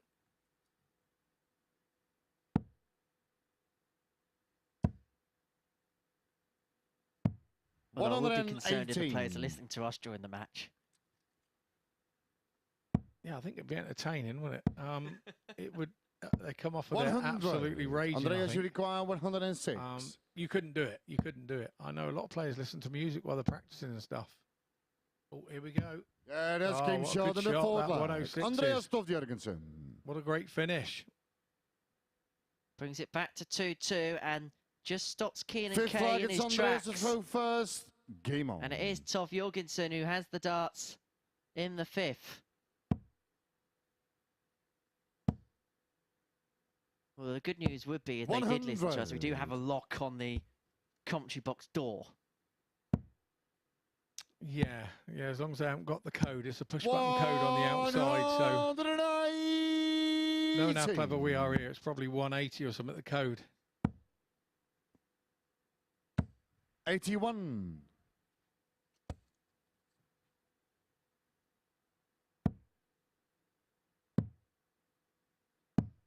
$58.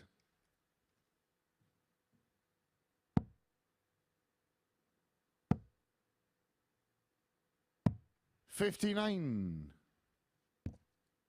180, a popular one for locks with dart players. I suppose the other popular ones are like 1066, 007. I wonder how many locks you would try, these combination locks, and how many we would actually get in with those. 57. I should put a disclaimer here, do not try it at home. Yeah, we are not recommending you go round to the next door neighbour's shed and try it, because obviously that would be wrong. And I hope the wife's listening. You better get out there and change your locks, my love. The code's on the locks. 100. Keelan, you require 64. 64 to unlock the 5th leg 24. and to try and pick apart Andreas, you require Toft-Jørgensen. 104. You'll fancy this 104, and that's a good first start. Touch unlucky with the second. 56. Keelan, you require 40. So, Kay really needs to take this. Yeah, that's game short in the 5th flag. Good last Keelan dart. Kay. Always hard to hit with the 3rd dart. 6 flag, it's Keelan to throw first. Game on. So it puts him a leg away from victory, and he has the darts to do it.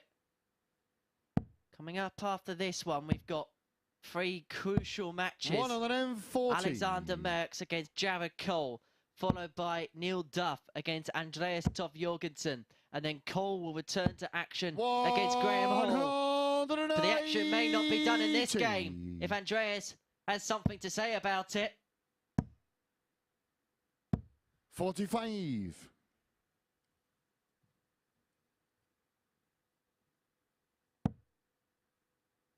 Boo. 97. Scott, if you want to boo, go in the car park. Sorry about that. I was, you know, I'm waiting for me first 9 dart, you know what I mean? As soon as a 180, never commentated a 9 dart, so I don't think I have, no. No, I don't think I have, so yeah. 100. That would be, yeah, every time somebody hits a 180 on the first throw, I get a little excited. I'll have to give you one at some point, Scott. 65. Andreas, you require 124. Absolutely. I can't even hit one myself, so I can't expect others to do what I can't do. Here we go. He's having a look across at Keelan Kay's score, so 64. He is going for it. Bullseye he wants. 79. Keelan, you require 170. So, the big fish for Keelan. Not to be. Not to be this time. Andreas, you require 45. 13 then for double 16 for Andreas. Another double 8 would do him. Oh, Yeah, and he's that's game short absolutely in the nailed sixth it. flag. Our Andreas referee Marco Toft-Jørgensen. Mayer had to peer around the corner of the first dart to check that it was in. But we could see, all of us could see here that was it's in. Andreas to throw first. So it's 3-3. Keelan. Andreas with the darts. He would now be the bookie's favourite with the darts and the momentum of winning leg 85. 6.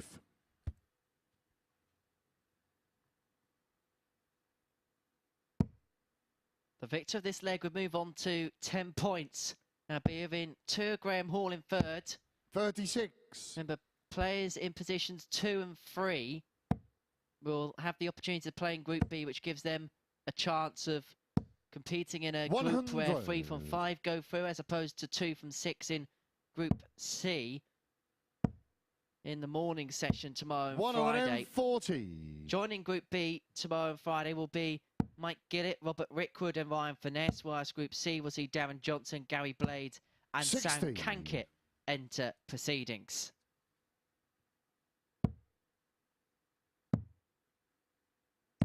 $96.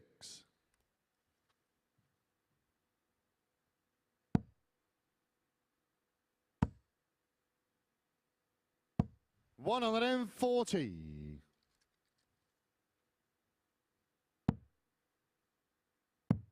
So Andreas' first 2 are finished on 77. 116. Andreas, you require 116. You may take it out.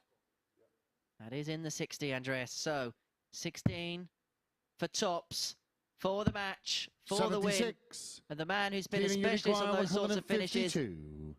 goes just above the wire. Keelan Kay wanting 152 to win it in style, and so Toft-Jørgensen Andreas, you is require Toft, 40. who wants tops.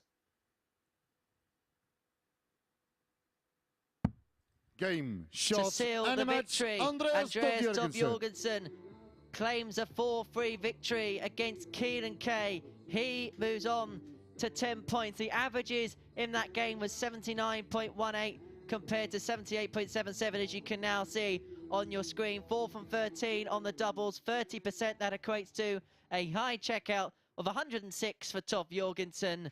And so he is the man who moves on to 10 points in the group. Scott Mitchell is making his way upstairs to have a chat with Abigail Davies. He's going to analyse the first 5 games after this short break. And then when we return, it's the end of round 2 as Alexander Merkx takes on Jared Cole. That's live next.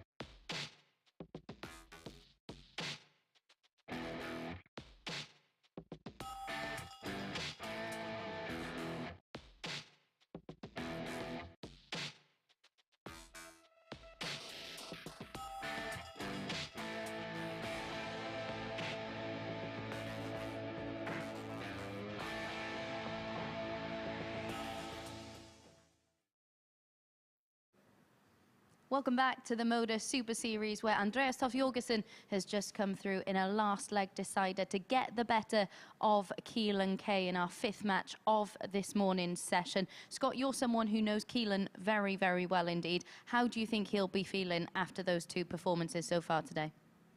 I think he'll be a little bit upset with himself. I think he had chances in both. The first one, had the doubles gone in first dart, he could have won that one 4-0. And that one's kind of gone down to a last leg when he could have had that one probably 4-2. So he'll be disappointed with that. And let's talk about the league table, because the way things are shaping up, it is incredibly tight at the top. Do you still fancy Neil Duff to get over the line and qualify? Do you think he's still got the upper hand? Yeah, I think he has. I think he was fortunate to get through his first game. I think he had a few loose darts in the first one. Second one, obviously, he's lost it, and I think that might give him a little kick up the backside to get his backside in gear for the rest of the day. Yeah, because he's not looked overly happy in the 2 games that he's played so far. He knows he's not playing to that consistent level that he expects from himself. But in terms of performance levels, Graham Hall, he's starting to show that form that made him favourite before a dart had been thrown in this group, isn't he? Particularly in that last game he did. He showed the averages were where they needed to be. And that's why he's been disappointed with his last 2 days, Graham. But at the moment, we're looking maybe at a showdown at the end of the day, Jared Cole, Neil Duff. Yeah, it is shaping up that way at the moment. Jared Cole is up next against Alexander Merks. In the context of the league standings and the connotations, do you think this could be one of the most important games of the day as well?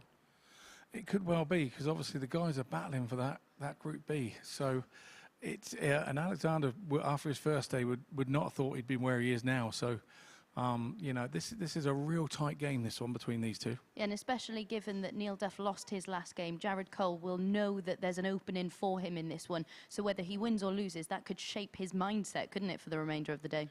It's like the carrot on the hat of the donkey, isn't it? On the stick, it's there. The carrot is there being dangled. It's whether he can go and get it. There had to be a farming reference in there somewhere, didn't there? Right then, let's get back into this one. This man is going to run down to commentary to join you, Henry. Thank you, Abby. Yes, this is a big game, isn't it? Game 6. Well, they're all big from here on in when it involves either Jared Cole or Neil Duff. One of 3 massive matches then ensuing here in Group A. Jared Cole up against Alexander Merkx, the 28-year-old from Holland, who kicked off his day with a 4-2 success against Graham Hall, averaging 91.93, whilst Cole got the better of Andreas Toft-Jørgensen. However, there was a game on 14-point gap in the pair's winning average in Alexander's favour in the opening round. But what will seconds out round 2 bring for this pair? 140. Jared would have watched that defeat 59. Of Neil Duff to Graham Hall. And he knows it's presented him with an opportunity. 99. Victory for Neil in that one would have made Jared's task of winning this group much more difficult. There's no 84. doubting that.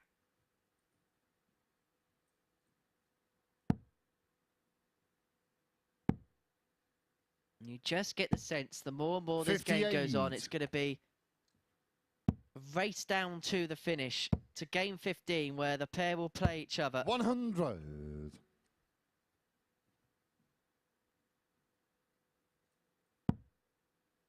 But Alexander, you just get the feel, could play the role of spoiler today. 140. Alexander, you require 158. Still to play the pair.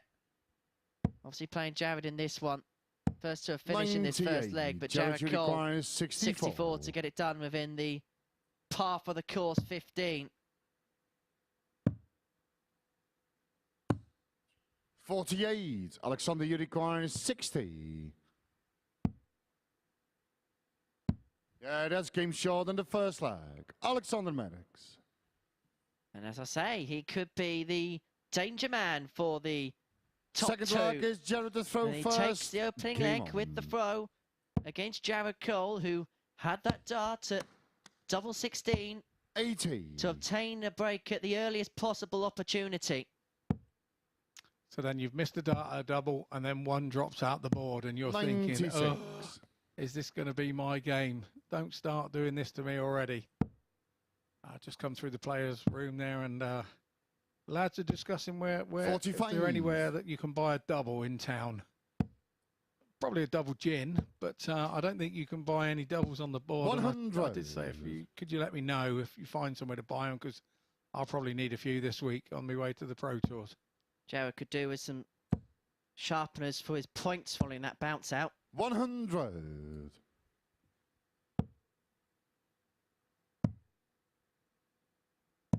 $81. These blade boards are fabulous with the width of how the wire, the Blade 6 triple core, which is what the guys are playing on. Superb board. But if your dart 54. hits the corners, they still tend to bounce out. It's not when you hit the middle of the 40. bed, it's the corners are still a striking pot, and I don't think there's anything that any would ever be able to be done about that with a dartboard. I know I try to bevel my points off. 58. So that if my points go in and hit the wire or hit the blade that sat there as the segment, hopefully it will divert itself 100. around it if it's got a nice Jared bevel on it. 164. If they're rounded, then they could hit square on and fall out. So you do still have to do a little bit of point maintenance on your darts with these boards. But there's no two ways about it. 96. It's the very best board in Alexander, the you business. require 84. Here. So, one dart for the ball that's for King Short in 2-0. his second leg. Alexander Merkx. Things suddenly are becoming very, very interesting. Third leg, it's Alexander to throw The bullseye first. for Game Merks on. to open up a 2-0 lead. 140. And he's found his groove here.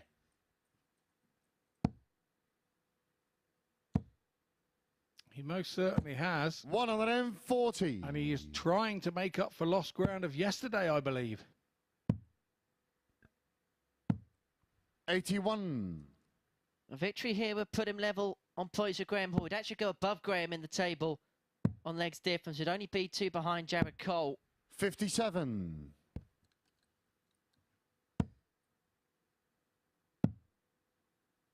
And he's sped up as 53. well, hasn't he? Quite significantly. I just wonder whether he's a better player when he just allows the darts to flow. And gives himself less time to think.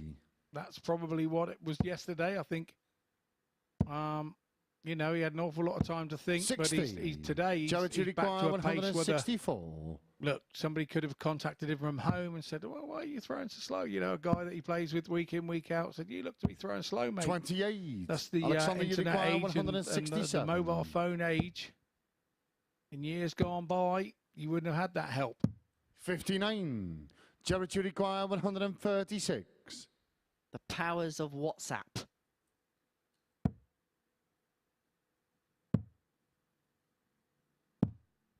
$58. Jared Cole be Alexander, you thinking, what's require that? 108. 108 for Merks to open up a 3-0 lead. 56. Jared, you require 78.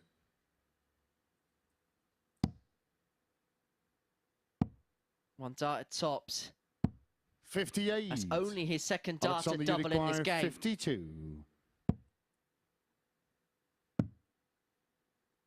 Back to that double 16, 36. and he's missed it again. Jared, you require 20. Chance that Cole didn't think he would get back. It's double 10. Yeah, that's game That's short first in the dart. third leg. Jared Cole. His double stats won't be bad in this game. He's only had 3 darts at a double and hit 1, so that's 33%. Forward leg is Jared to throw first. Game on. And a breaker throw.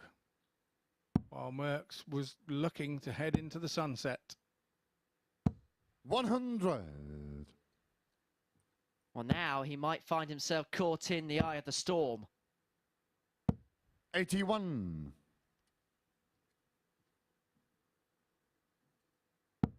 Maybe not so much Jack and the Beanstalk, it'd be Jared and the Beanstalk. He may have seen the toppling of the king of the castle, but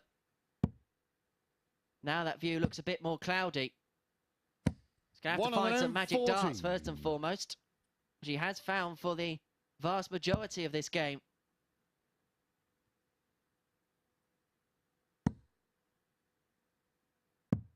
$59.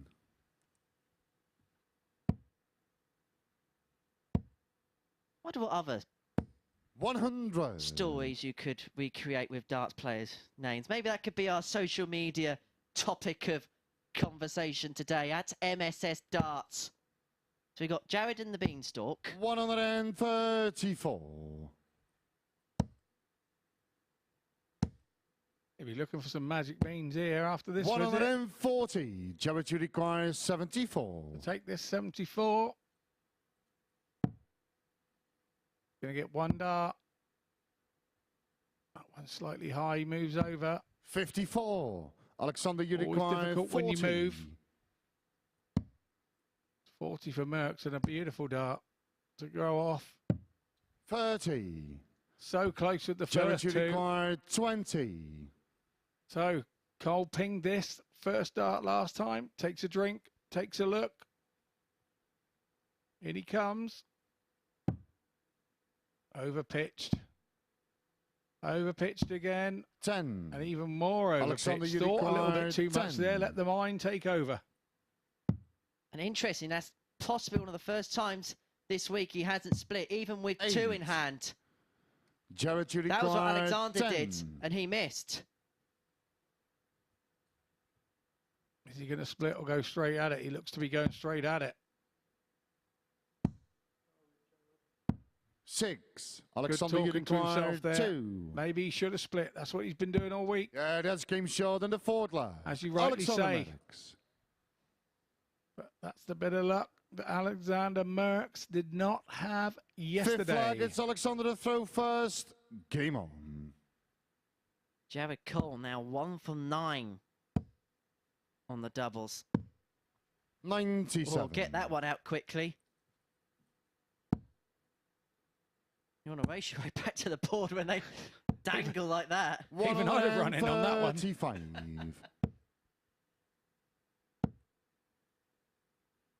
59. Help with the Fitbit steps, I suppose. It would indeed. I can't afford one of those. I'm a 45. humble farmer. I can't afford one of those things. You'd probably break the system with that steps you're doing 125. day across the field. Probably won't find a strap that'll go around my wrist.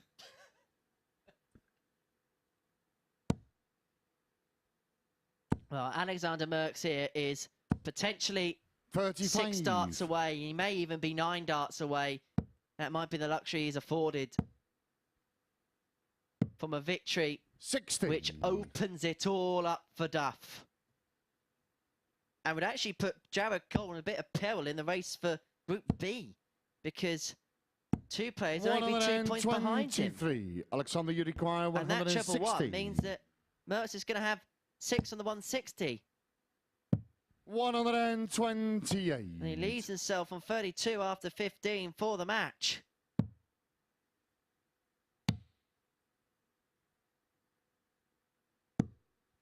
$63. Alexander, you require 32.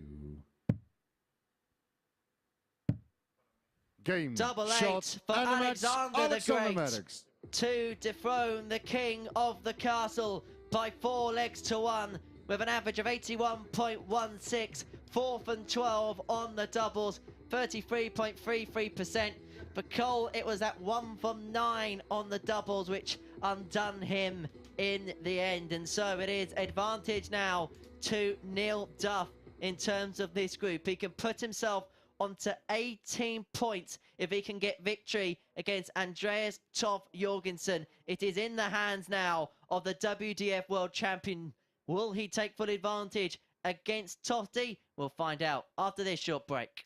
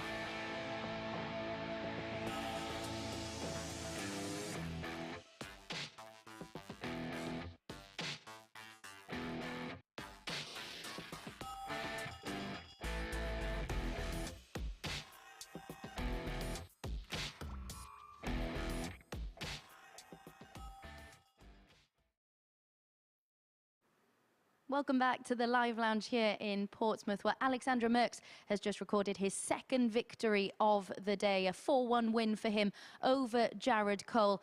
And he really is rediscovering that form that we saw from him on Monday, isn't he? A real show of resilience, really digging in and responding well to the disappointment of yesterday. He started really well, raced into a 2-0 lead. It was nervy and edgy from Cole as he tried to get himself back into that match. Doubles deserting him yet again in that one. Just 1 out of 9 on the outer ring in that match. An 81 average from Alexander, and he really has put the cat amongst the pigeons with that win, hasn't he? We can have a little look at the league table and see what that does. Of course, that was Jared Cole's opportunity to haul himself level with Neil Duff on 16 points in the league table, but things are looking rosy for Neil Duff once more at the top of the table. Of course, he has a far superior leg difference as well over Jared Cole, and as Henry mentioned in commentary, Jared Cole could find himself now in a battle to secure a place in Group B. Next up then we've got Neil Duff against Andreas Toft-Jørgensen. Neil Duff winning both of these matches so far. Andreas, one quality he's shown this week is definitely that he doesn't know when he's beaten. He's stuck in every match he's been involved in so far. He beat Jared Cole yesterday, of course, and he has a chance to have a further influence at the top of Group A if he is to cause another upset in this match. Let's get into this one then and rejoin our commentary team.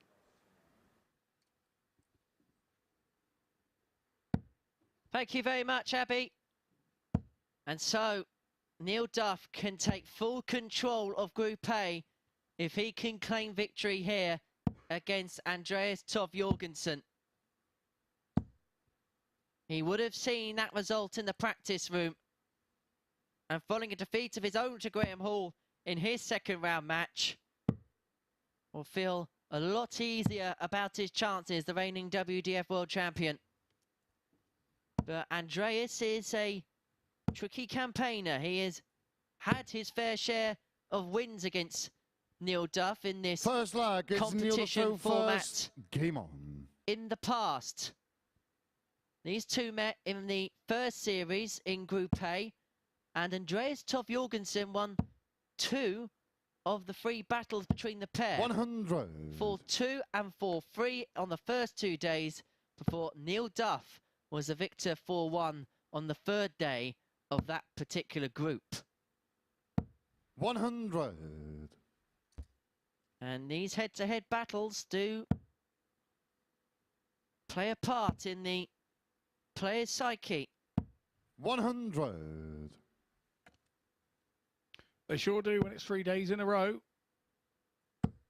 Because if you've won a couple, you think, oh, he's going to get me eventually 41. if they've been tight ones. And, yeah. Again, this is what makes this MODUS Super Series discipline 54. so different to anything else that you would usually play.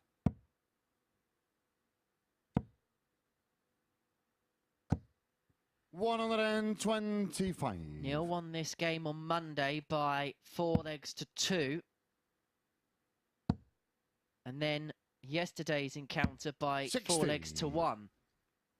Now, if that trend is set to continue, Duff will win this to 0.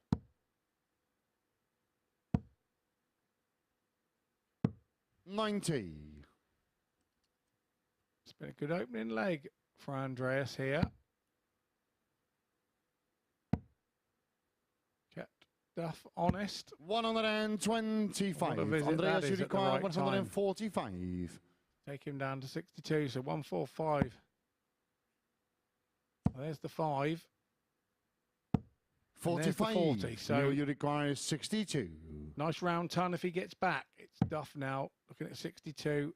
Again, a wayward. He's been like this today, but it's double 16. Yeah, that's game short than the first. It doesn't matter if you're wayward with the first. It's what you do with the last. And he's made that single 15 Second miss a leg, thing it's in the Andreas to past throw as he first. takes the Game on. opening leg here against Andreas. 55.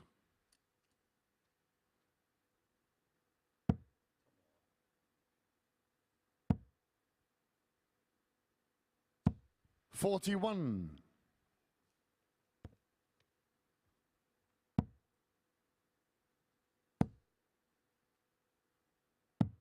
44.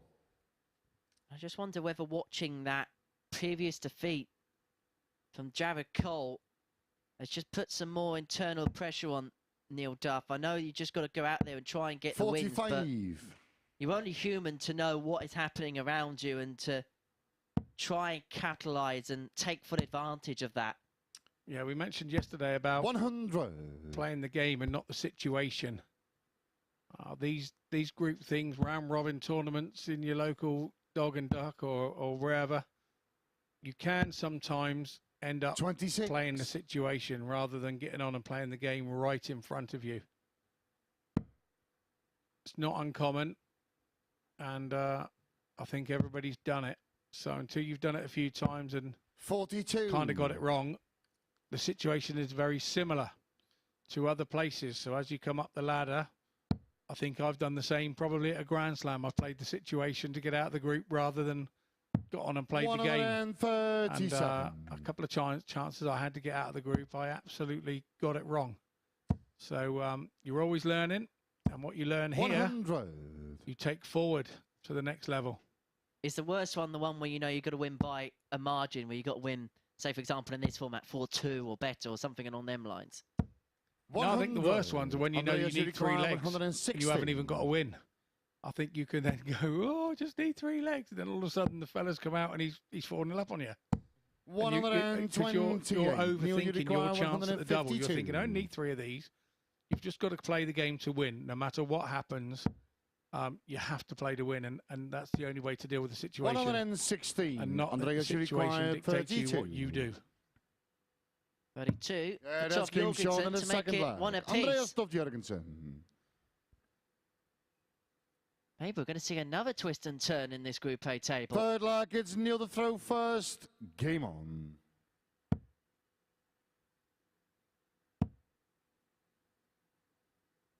$100. I just wonder what's going through Jared's mind at the minute, because 100. you'd imagine naturally he's just expecting Neil, no matter who he's placed up against, to just to go on and get the result. 60. Yeah, and you start looking back thinking, if I'd have won that game, or if I'd have won one yesterday that got away from me 4-3, the mind does funny things to a dart player, and 45. you can't look backwards. Got to keep looking forwards. You're only as good as your next throw or your next game, and like I say, the mental strength needed for these 100. sort of round robin type group stages, and then as we get to the end of the week on Friday with Group B and C, and you know, 2 from 3 going through and 3 from 2 going through, it yeah, you can overthink it, and it gets exciting. We love the drama. 140. Like Pam from Gavin and Stacey. It's all the drama, Mick. We love it. 43. Neil, you require 101. We finally found something we've both watched. Brilliant. It's only taken 3 days. Yeah, that's came short in the third leg. Neil Duff. And that was tidy from Neil Duff. And what's occurring here is the Duff man Forward leg, it's Andreas to throw put himself first. within Game on. 2 legs of a 4-point buffer at the top of the Group A table. 121.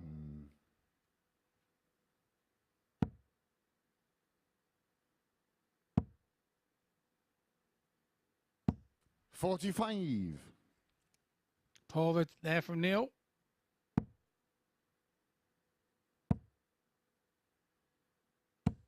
$41. Got away with it a little. He needs to now start those treble visits once more. 60.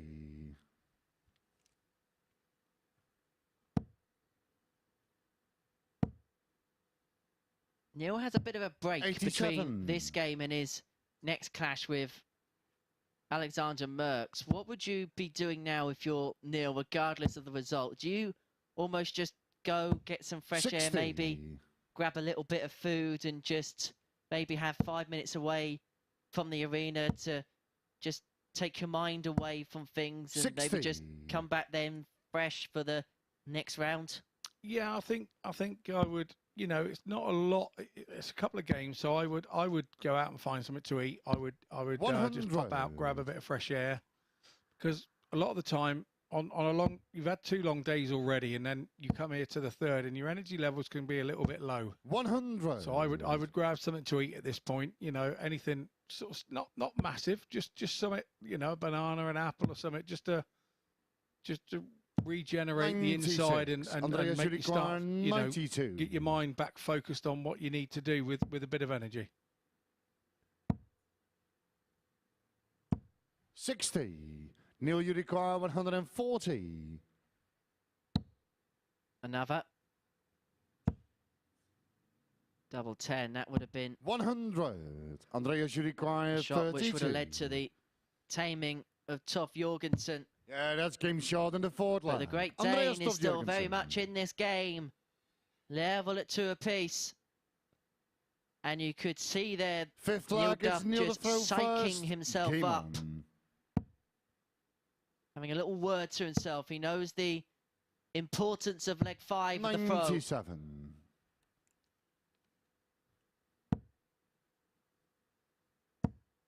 Yeah, win this one and you've got the momentum 100. going into what you hope is the last. And obviously we talked about it earlier. It puts pressure on Andreas to hold his own throw to stay in the match. 100.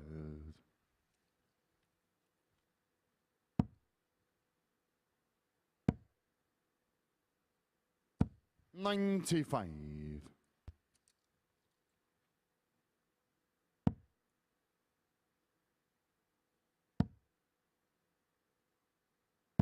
140. Superb visit there from Neil Duff, leaving 164. Andreas has gone the right way. 59. The 19s. Neil, you require 164.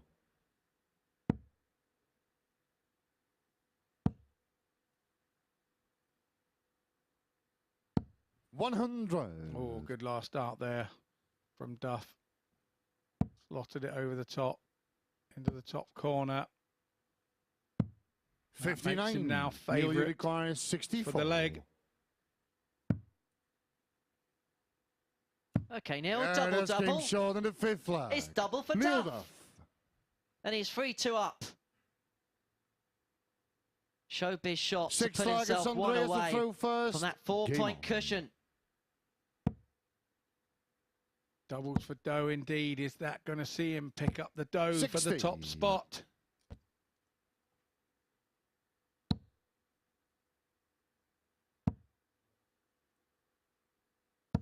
$100.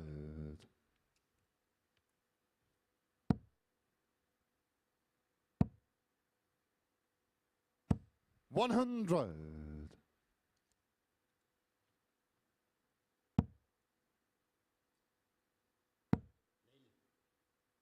And I do wonder as well, if he does get the victory, 125. what leaving the arena would actually do psychologically to the other players in the field. Well, I've won my games. I'm the man to beat. 100. I'll be back in a few, lads. Yeah, could well do. You know, I hadn't looked at it like that or thought about it that way, but yeah, could well do. 125. He's more relaxed now since he's got that third leg and can see the finishing line in sight. Andreas is not going anywhere. 180. Neil, you require 151. That was the 300th 180 of the series so far. And that treble 17 could have given Duff a dart at tops for the match. Andreas, you require 61. Leaves himself on double 14 after 12. If Toft-Jørgensen cannot take out this 61, that would take us all the way to a deciding leg. He gets one 21. dart at tops for it, Neil, you require misses that 28. dart, and so Duff returns for double 14 to put him 4 points clear at the top of the Game, Group shot, A and the match. table. Neil Duff. And the Duff man is one step closer towards Saturday night's final. He gets the better of Andreas Toft-Jørgensen by 4 legs to 2 with an average of 90.62. An impressive 4 out of 5 on the doubles, and that high checkout of 101. And Neil Duff is within touching distance now of the finals here at the MODUS Super Series. He is in pole position to progress, and the pressure now is very much on Jared Cole, who is in action after this short break. He takes on Graham Hall in what is now a must-win matchup. We'll join you for that after this short break.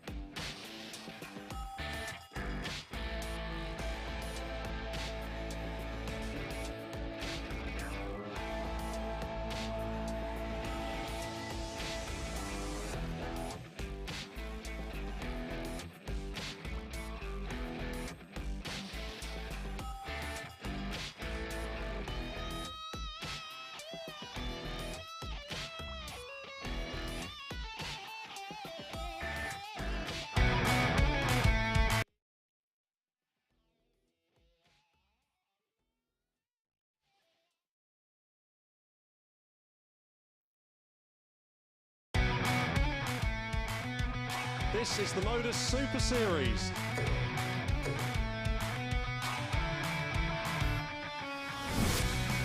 $180.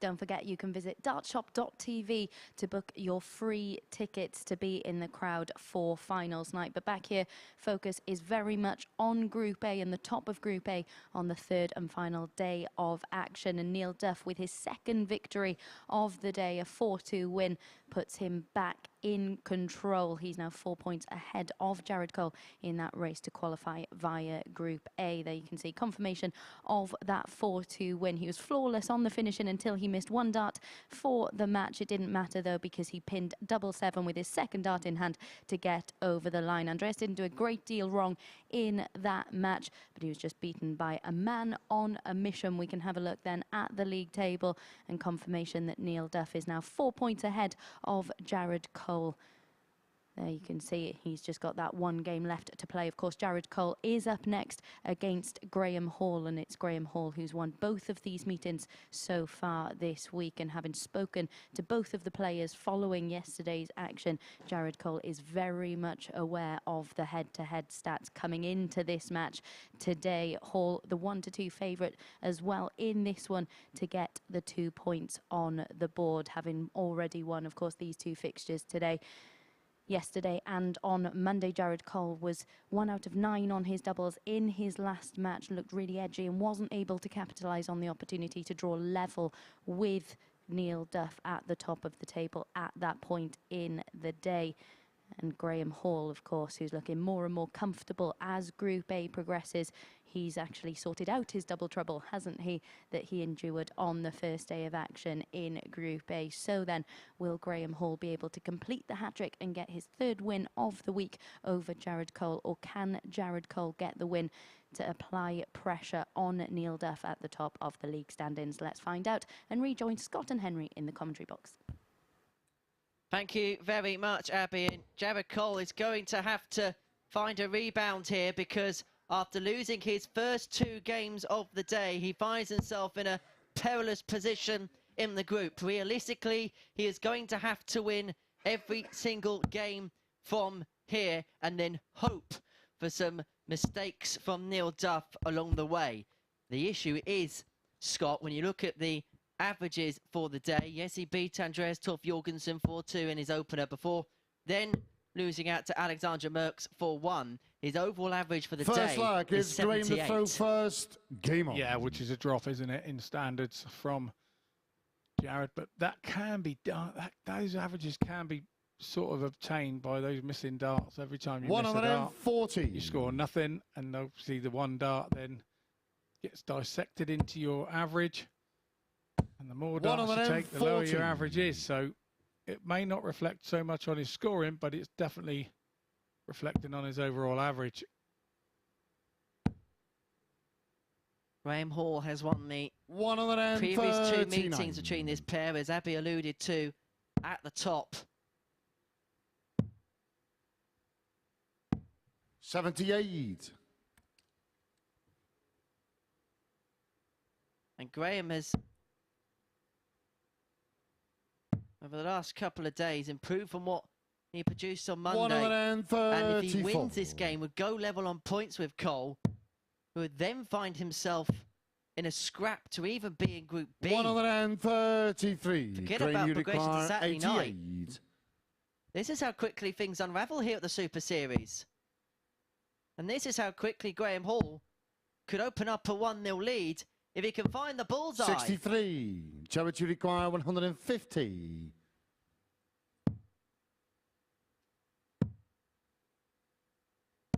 $96. Graham, you require 25.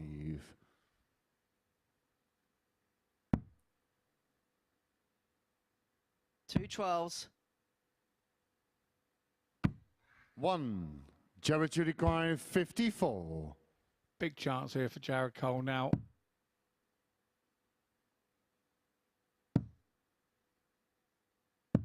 Yeah, that's game short in the first leg. Jared Cole. I don't know how he thought that quick. We were all, it confused us all there. We were all heading off to the 3 there. Second leg leg is Jared to throw first. Game on. Yeah, I wouldn't have thought of going back to the 11. That's not something I've ever done. Jared bouncing again. As yet another bounce out for Jared Cole. Absolutely, but like I said, you can see where that second dart has 75. gone. It must have been right on the corner of these bladed board wires. Back in the day on the round wires, they used to bounce out from all over the place. The staples were in the way. 59. You can understand why probably the averages are higher now. You know, there is a certain percentage that the treble is bigger because of the fact that we are not using the round wires anymore.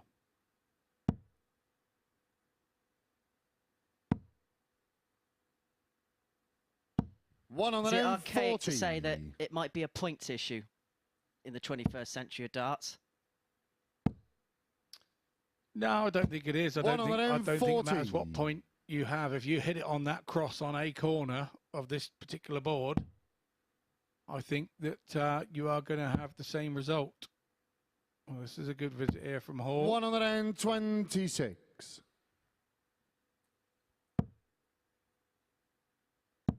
What you're saying is he's too accurate. 45. You should aim for the middle and not the left-hand side. Just as well he's not Dutch, eh, on the left-hand side.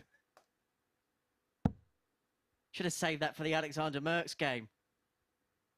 Yeah, but you'd have been waiting for him to have a bounce out. 85. Jared, you require 145.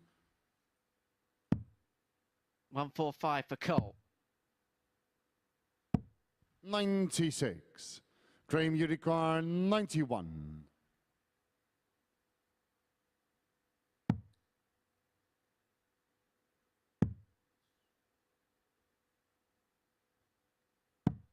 What on earth was he thinking there? 49. To go for the double 17 to get back up for tops. 41. He's got away with Graham, you it. require 60. But I don't know where his head went there. He is pushing to try and get in that top 3 of the group. Yeah, that's game Really short in the needs to be second a little bit more Graham orthodox Hall. than that. But there's nothing more orthodox than that 60 and the way that he's taken it. Found the Third double. leg, It's one it's Graham the apiece. throw first. Game on. And let's have a look at the averages following the second leg's play. Not much to separate them, really. 125. In any department, pretty much.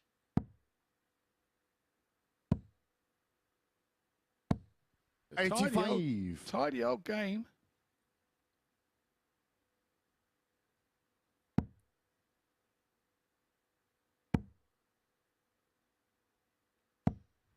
$140. Graham Hall's scoring has definitely improved today on the first couple of days. 60. You can see there already. 3 140s, 3 tons, no 180s as yet, but he's knocking on the door, and he's knocking on the door of a 180 again. Well, he hasn't, he just kicked the door straight in. 180. Someone's knocking at the door. 78. Graham, you require 56. An opportunity knocks again for Graham Hall at tops. Yeah, that's game short in the third leg. And Hall is on Graham top. Hall. He leads 2-1 against Jared Cole. As we have a look again at that 56 Fourth leg is finish. Jared to throw first. Game on. And I have to say, today, on the doubles, he has looked 135. so in control. He's just looked in control and in the rhythm of things in general. 125.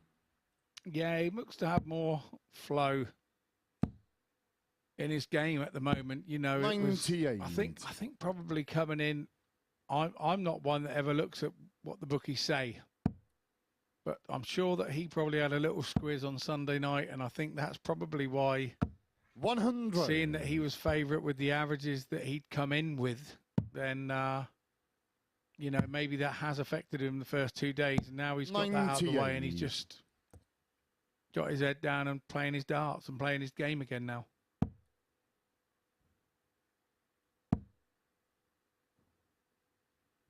What a time to produce that. Just Jared Cole thought he may have a cushion. 170. He may have to take out the fish, which he won't, but he's going to leave it handy. 96. And so Graham, Graham you Hall require has 96. 96 for a 3-1 lead.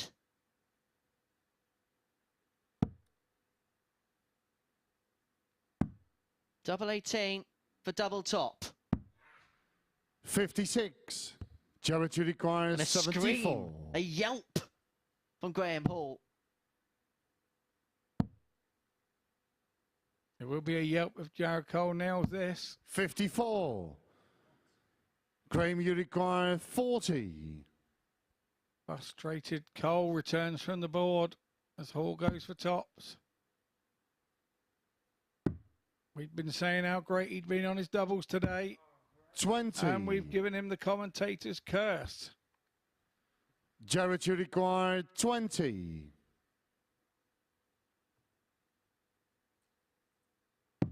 Yeah, that's game short in the forward leg. Jared Cole. But it's Jared Cole that gets it done, and despite all the issues on the outer ring, it was 1 in 16 Fifth leg, still. it's Graham to throw first. It's Game like on. having Monica Seles in here from the tennis. The grunts and the groans and the oohs and the ahs. Not to be confused with the farmers. 125.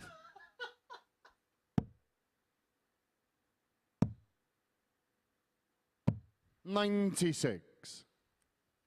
Or is that a pirate? Probably a pirate more. Arr.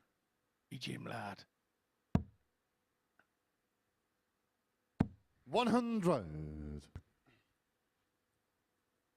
We've lost control in the commentary box. But Jared Cole is in control of his darts at the minute. 139.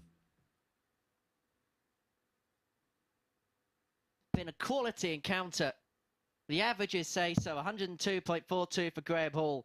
91.5 for Jared Cole. 134. And when you look at the scoring power pack, 119. but it could Graham be even higher. 142. if he could have improved upon the 2 from 9 on the doubles, he may have the opportunity to do so here. Cole back on 147. 44. Jared you require 147. This would be a real sucker punch for Graham Hall if this goes, but it won't. And so the G-Man will be back for 98 85. to open up a 3-2 lead. Graham, you require 98. We know he doesn't mind having to go at any double.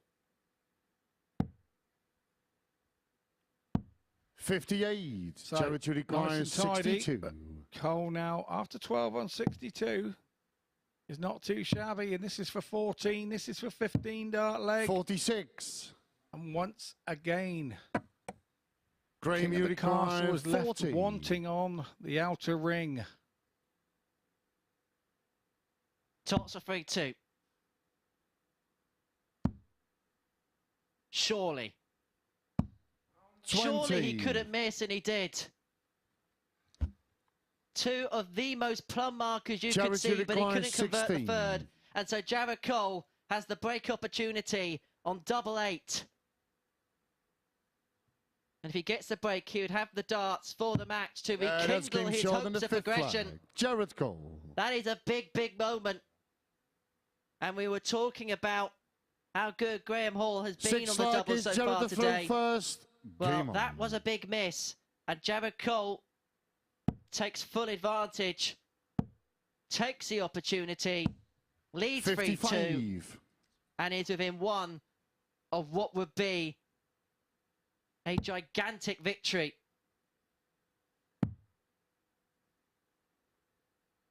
$93. And maybe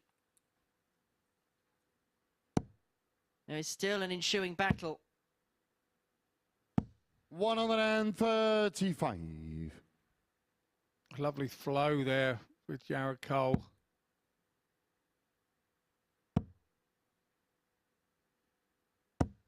$100.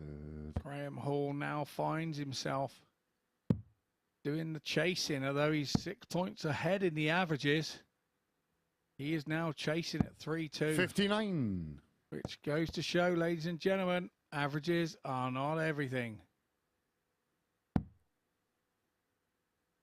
Although there's a very distinct chance that you might be watching this match back on Game of the Day on the Modus Super Series YouTube channel. And if you are watching us on there, don't forget to give us a subscribe, because we'll also have daily highlights on top of the 95. live action. So if you do miss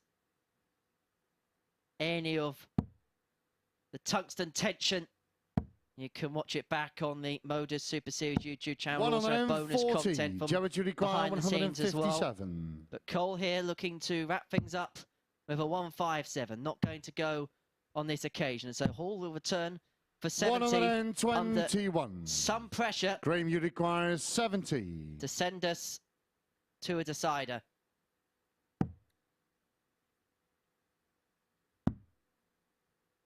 He missed 3 at tops in the last leg. That's game he short will in the not sixth make leg. the same mistake Graham in this. And perhaps a fair reflection on this game that we go all the way to a 7-10 deciding final leg. arc. It's Graham the throw first. And it is Game Graham on. Hall who has the darts in leg 7. And a crucial one for him, because if he can win it, he will go level on points with Cole. In second position in the table. 58. And would increasingly open the door for Alexander Merks, who, aside from Neil Duff, who is the table topper, has the best leg difference in the group. But that is some start against the darts in the decider from Jared Cole. Indeed, we find ourselves on game 8 here today. 100. We've already had 4 4-3s. Yeah, this is the 4th, I think. What have we got there? 1.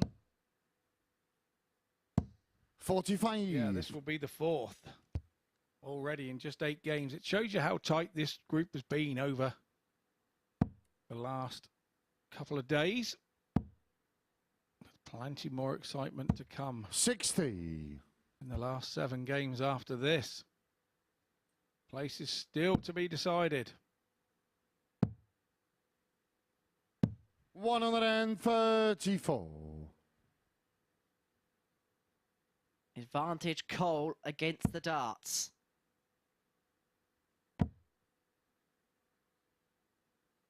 $99.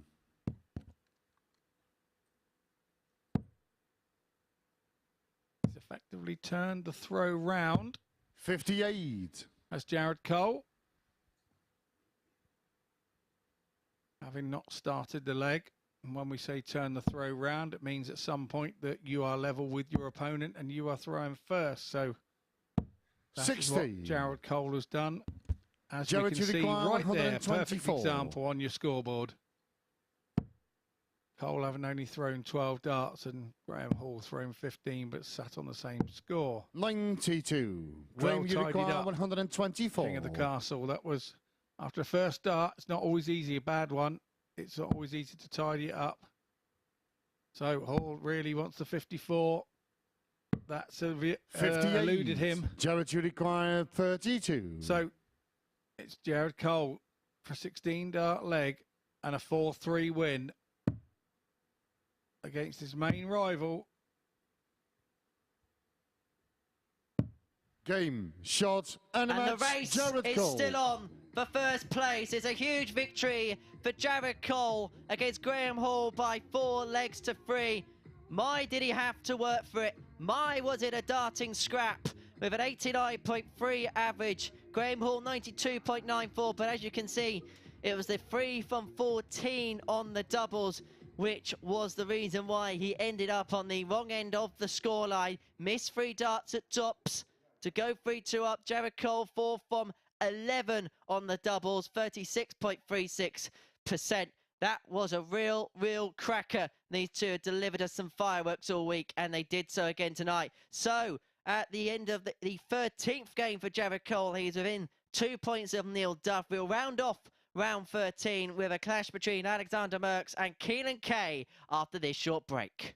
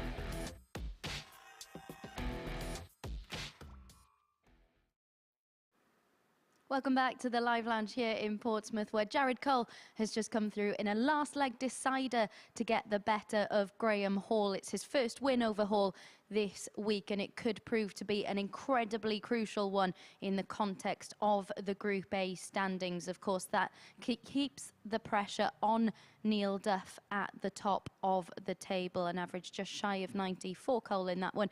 Graham Hall with an average just shy of 93. We've spoken a lot about how Jared's doubling has really deserted him over the last 2 days, but it was 3 missed at tops in leg 5 from Graham Hall that really helped to turn the tide in favour of Jared Cole in that one.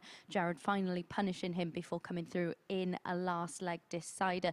Prior to that double trouble, Graham Hall had looked to be on for his best performance of the week so far, but as you could see, they're just 3 out of 14 on the outer ring, and that really dragged his average down somewhat. We can take a little look then at the league table and confirmation that Jared Cole is now just 2 points behind Neil Duff at the top of the league standings, and what that does is also put more pressure on those behind Jared Cole, and it does create a bit of a gap there, because if Jared Cole had lost that game, of course, he would have been in a fight to secure a spot in Group B, of course.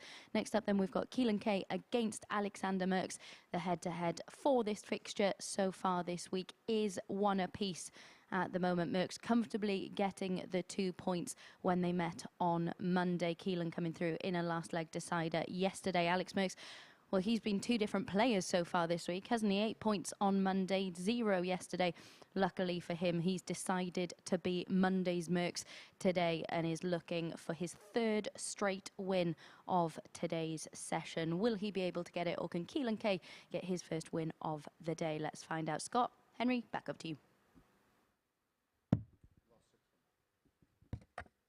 Thank you, Abby. So for Alexander Merks, it's about making sure that he secures his place in the top 3, and by doing so, getting himself his spot in Group B. Keelan Kay can go within 2 points off him with victory in this one. Alexander Merks, who's won 2 events on the WDF circuit in 2022, up against the Lord of the Board, a 2-time Development Tour event winner. And looking at their battles for this week in this First leg, it's Keelan the throw competition. first. Game on.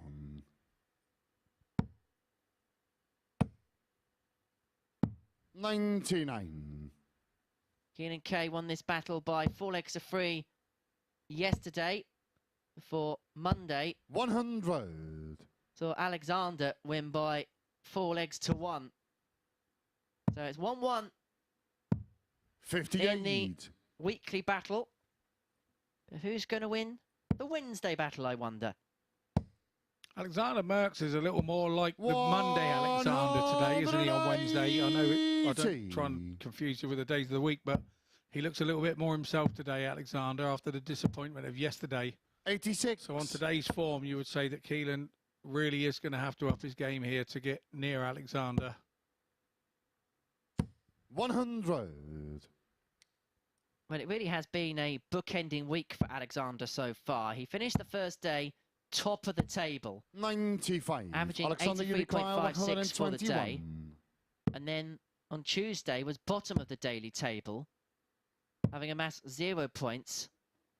89. But it was the doubling. It was 42.22% on Monday and then 21.5% on Tuesday. We're going to see how his doubling shapes up in this particular leg. 123. Check, the last score from Alexander was 93. Alexander, you required 28. And so Alexander requires 28 for a 13-dart leg.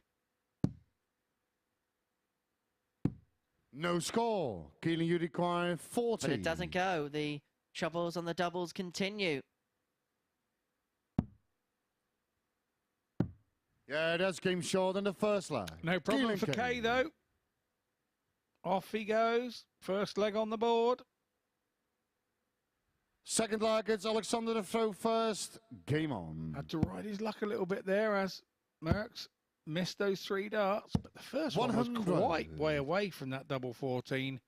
And I think that's probably why he missed with the second two. It's strange as a dart player. If you've got 5 left and you only just hit the 100. 1, I think something flicks in your head and going, oh my goodness, I've only just hit the 1. How am I going to hit that little strip there on the outside? 58. So that can happen to you. Again, as part of the psychology. When people say, I think we've discussed it enough over the last couple of days. 59. If you've been watching consistently, that you know, your mind plays very big tricks on you on very different situations. 100. In the game of darts and in the different situations of the darts. And yeah, and they can make you or they can break you. 100. And you'll never know truly how it will affect you until you're put in this pressure cooker scenario. 100.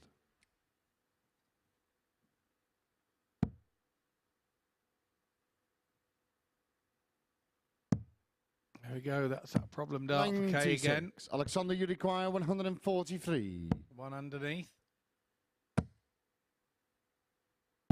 79. Keelan, you require 146. So Kay to break the throw. Double 13. 120. What Alexander, a clever way to go. 64. The chances are he was only going to get 1 dart at it, so why not stay there? It was a lovely dart. Double 16 for Merks. 32. Keelan, you require 26. And it's right on the wire, but now this is the downside to it. He now has to go back at 26. 5. And now is that dart in the way for double 4 that's on the 13. 22. Alexander, you require 32. Would he have been better going for a 54 on the 146? But Merks now double 8. Yeah, that's he hasn't been missing that very ball. often today. Alexander Merks. Indeed, he hasn't. And level we are at 1 apiece. Third leg, it's Keelan the throw first. Game on.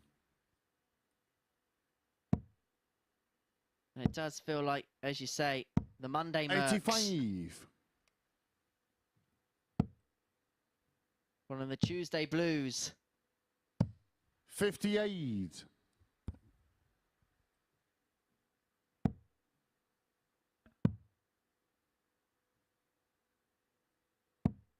24.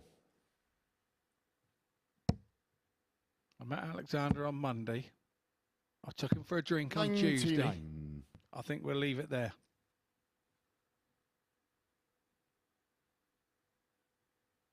Lucky you're not here on Thursday, Friday and Saturday. Correct, I am not. 96.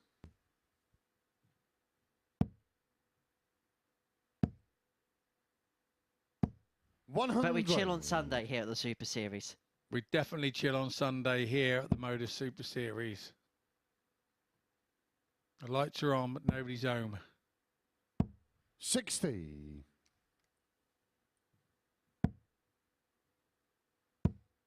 Mind you, that could be said about a lot of things. 180. That can only be described as one thing, and that's perfect.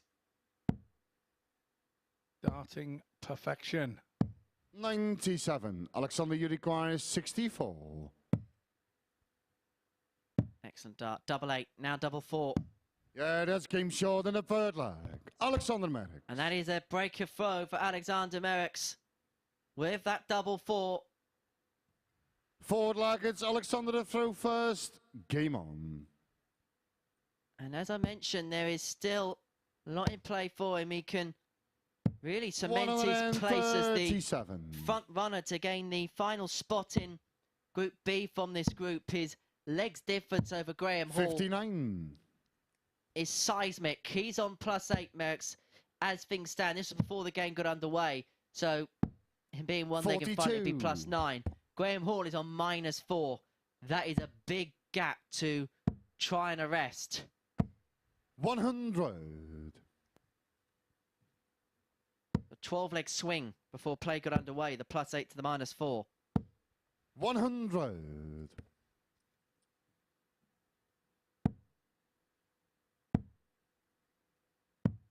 82.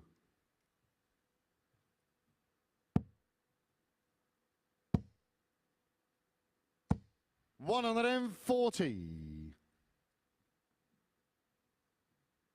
It's really has been good from Merkx, just doing everything 100. right so far. Alexander, you require 82.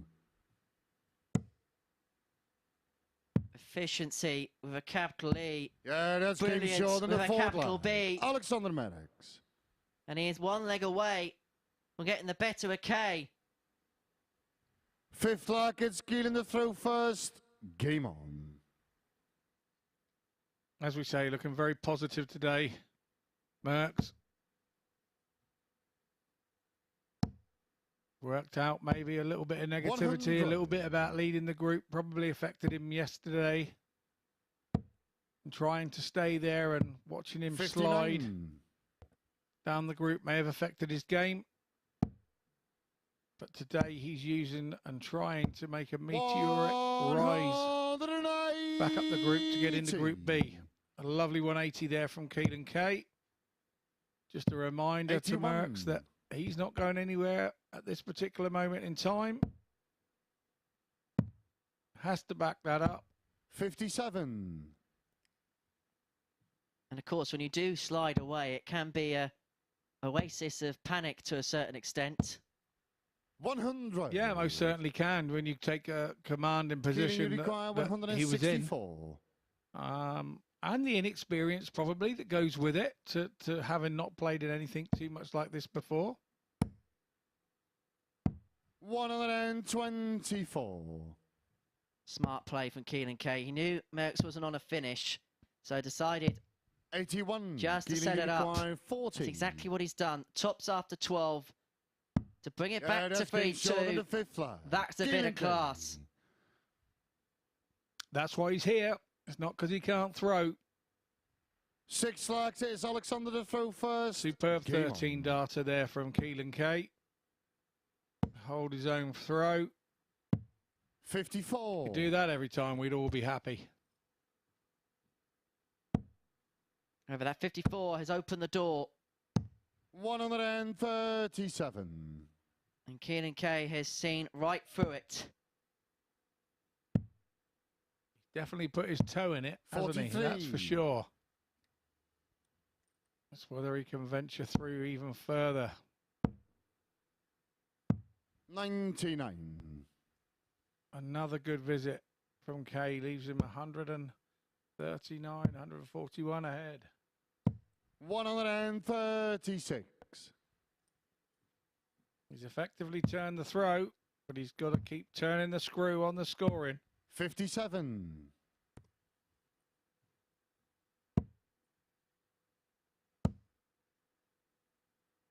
98. There's our referee, Marco Meyer.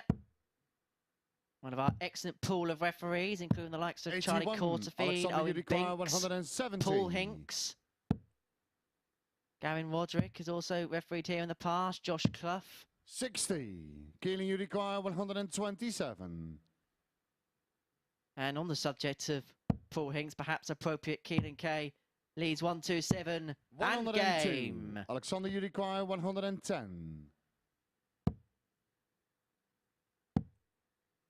Treble 18 leaves 92. the requisite double for the match. Keelan, Doesn't go. 25. And so Keelan Kay, 2 darts at double 12 to send us the distance. 1.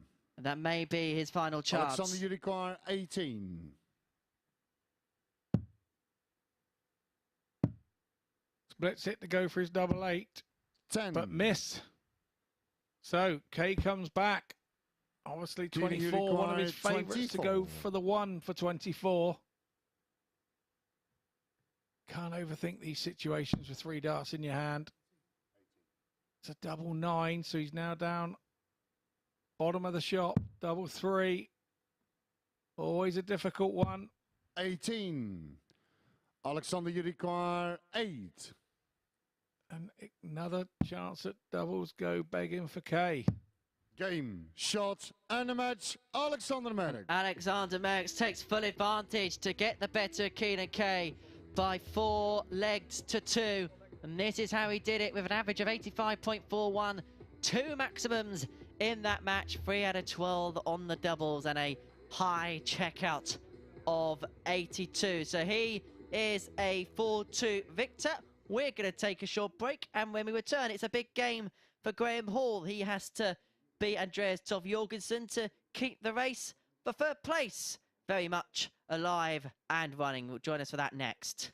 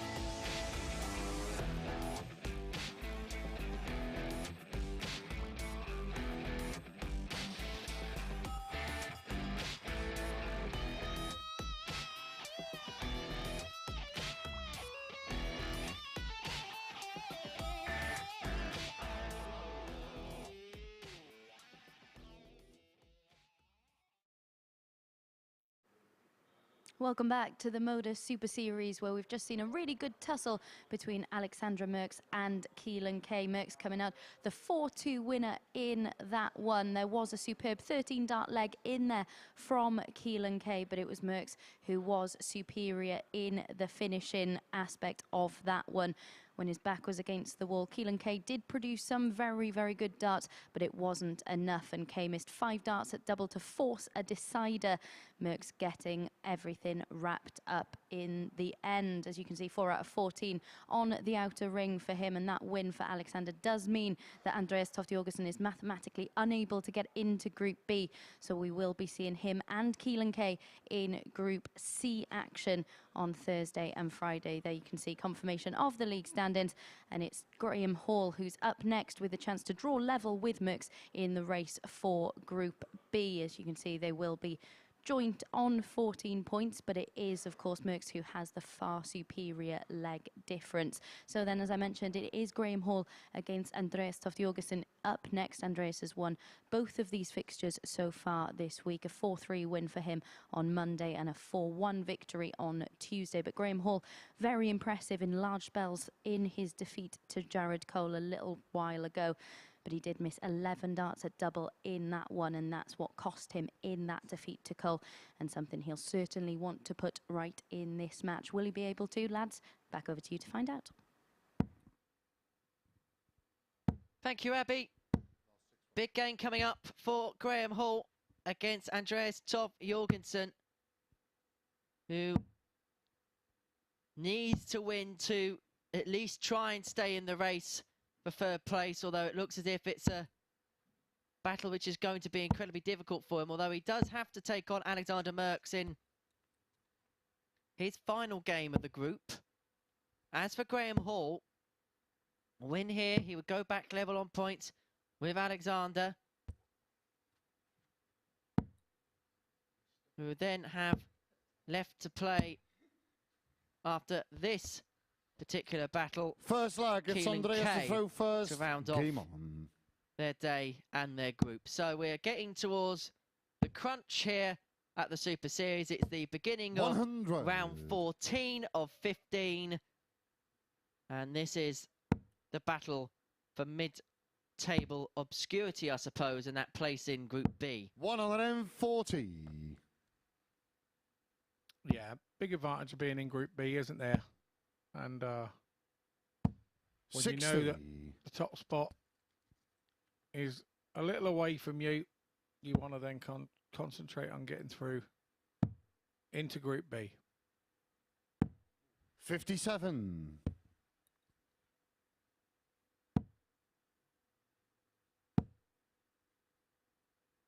99.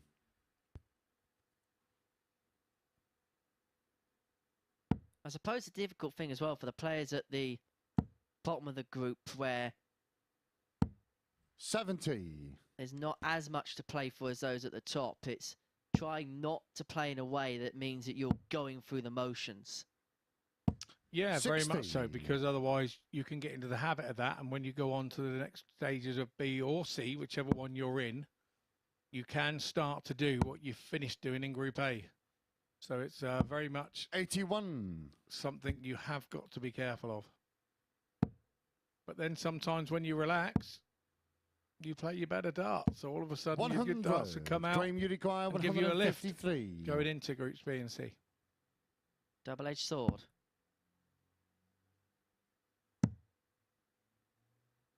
And so Toft-Jørgensen is going to return for this 82 for the opening leg with the darts. 74 left. And so that treble 14 50. leaves a double 16, Graham, which you require 60. goes just wide. And so Graham Hall should get 2 darts at tops here. We'll get 2 at tops. And because it's nice and low, got a clear bed to aim at, but he couldn't take advantage. Andreas, you require 32. So double 8. Yeah, that's game short in the first leg. Gives Andreas Toft-Jørgensen the lead Toft-Jørgensen. in this one. With a hold of throw, although Graham Hall had 2 darts for the break. Second leg, Couldn't it's Graham to capitalise throw upon them. first. Game on. And so now finds himself chasing. Yep, you have to forget those and get back in there on the scoring and try and make sure that you 135. keep the pressure on your opponent and obviously hold your own throw here 100. in leg 2. It's very important, particularly when you haven't got the throw. Before you know it, you can be 3-0 down before the throw comes back to you in leg 4. 93.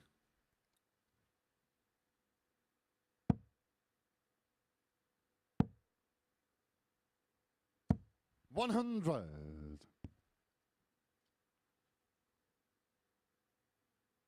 Of course, you can join us here on Saturday night at the Super Series. Every Saturday night here at the 93. Super Series. Head over to dartshop.tv for your tickets to every single week here in Phase 2 of the Super 58. Series. And whilst you're there, you can join us for the Untouchables, which takes place at the Portsmouth Guildhall. That is on Friday, the 9th of December. We have the likes of Michael van Gerwen, Fallon Sherrick, Raymond van Barneveld, Simon Whitlock all in action for your 60. entertainment. That is on dartshop.tv, as well as a plethora of other big events as well, including tickets for the World Seniors Championship, which takes place at the start Graham, you of require February. 120. Back in the room, that is the Modus Live Lounge.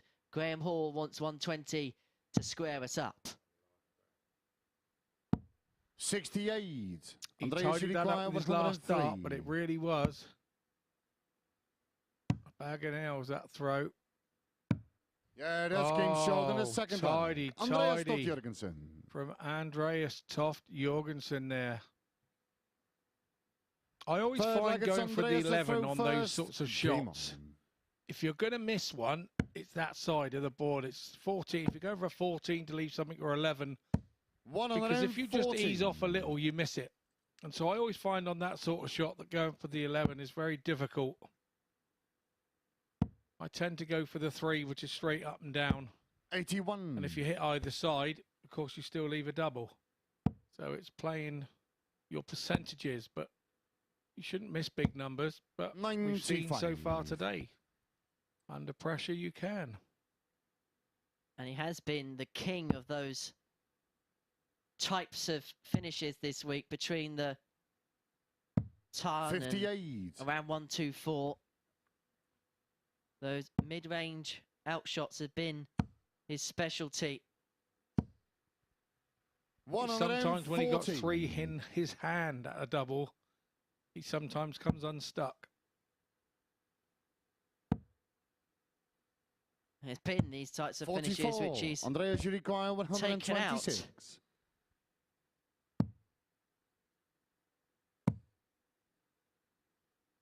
Double 6. Yeah, that's game Case short in in the point. third leg. And that's Andreas a 12. Toft-Jørgensen. And this is an exhibition of finishing from Andreas Toft-Jørgensen. Forward leg, it's Graham the throw 1, first. 2, 6. Game On the back of a 103. And he has a 3-0 lead.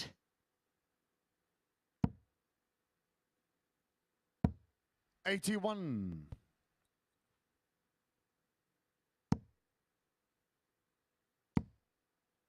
And this plays right in the hands of Alexander Merks.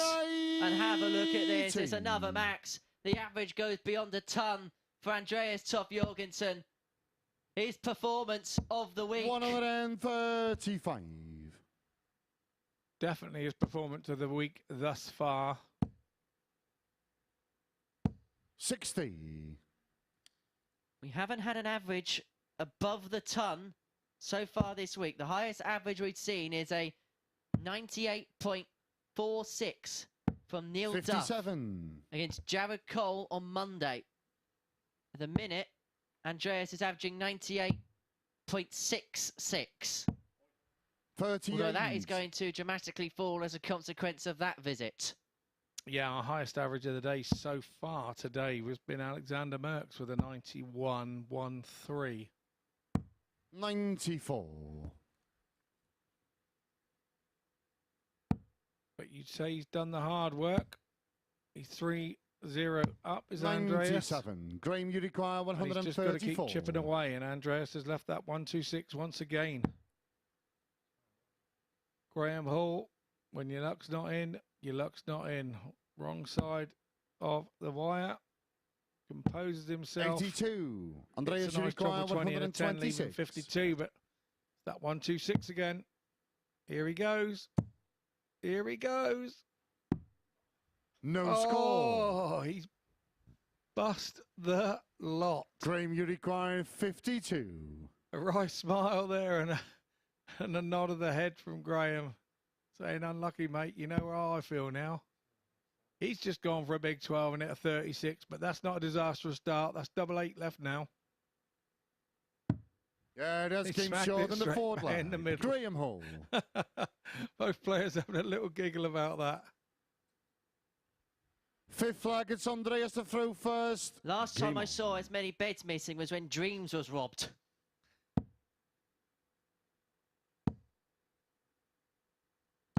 '45. This game can always rob somebody's dreams, that's for sure.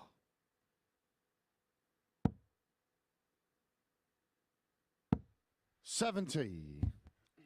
I'm not sure Chris Murphy's going to take those puns on, is he? Nah. Maybe washing his hair. 140. I envy him. Afternoon, Chris, if you are tuning in this afternoon. 93.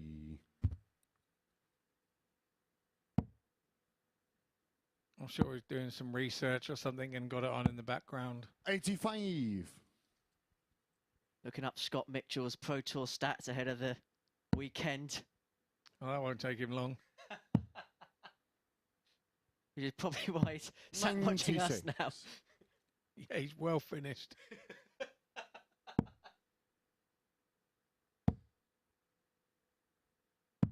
'59.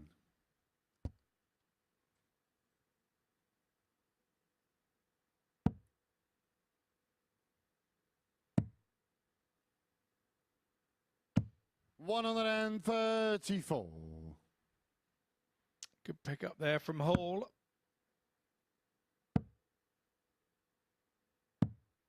$84. Graham, you require 108.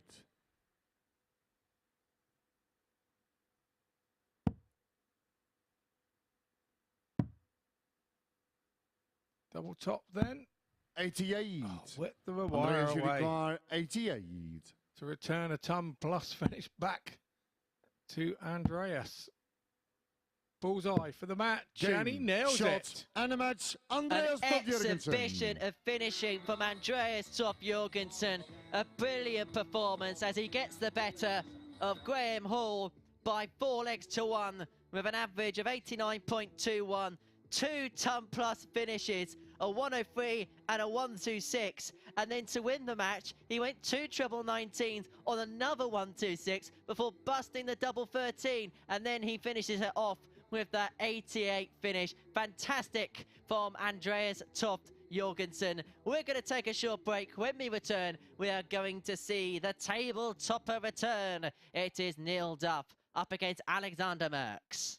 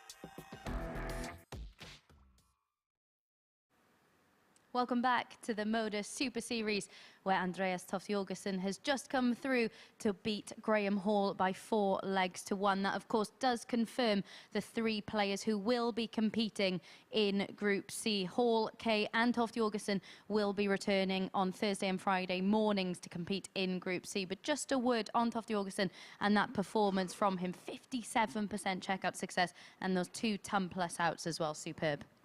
Well, he's just walked back in the players' room and one of the guys said, "Where's that Andreas been all week?" And I think, thankfully for some of them, he hasn't been around. And a word on Graham Hall as well, because he'd done so much yesterday to haul himself back in contention for Group B and potentially even top in Group A at one stage, to then drop off again and have those troubles on the outer ring again today must be so disappointing. I think it's more frustrating for a player because he's played his way back in exactly how you said, and today he hasn't had it easy, and bumping into Andreas in that form as well, you know, you start thinking, whoa, this is just my luck today. And next up, Alexander Merks against Neil Duff. For Alexander, the form he's shown today, very similar to what he produced on Monday. Did you think he'd be able to recapture that form today after the disappointments of yesterday? I actually did. I think he was rather unfortunate yesterday, and he missed a few doubles and hurt himself yesterday rather than anybody else was going there and beating him. So I felt that he could come back strong today, and it looks like he's sealed himself a place in Group B. And we've seen Jared Cole has looked a little nervy, a little edgy when he's had the opportunity to really apply the pressure on Neil Duff at the top. Neil, would you say he's faltered at all, or do you expect him to motor towards the finish line now? I think he'll just be happy to get over the finish line. He hasn't motored today at all. He hasn't gone into it and extended his lead like I thought he would. But he's in the commanding position now. All the pressure's on him. So you can see it from both sides, really. Right then, can he confirm his place at the top of the table? He's got 2 more matches to play, of course, and Jared Cole will certainly have something to say about that, but he could make things a lot rosier for himself with 2 points in this one. Henry, back over to you. Thank you, Abby. This is group point for Neil Duff. Win this one, and he will feel oh so close to the finishing line. It would force Jared Cole to win his remaining 2 fixtures. And even then,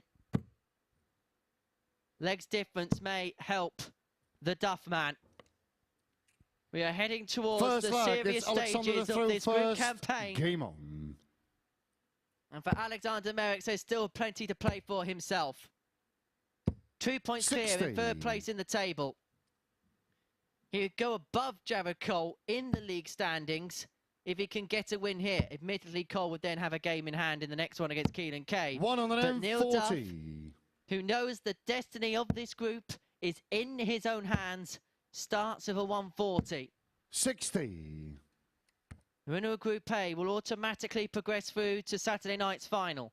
The opportunity to win the £5,000 first prize and the 2nd spot at the 2nd Series Champions Week. 81. Joining Jim McEwen, who won through in Week 1 on Saturday.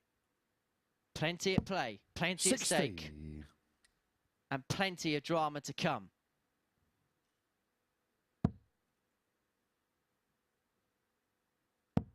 But Neil Duff will be hoping the drama 85. doesn't involve him.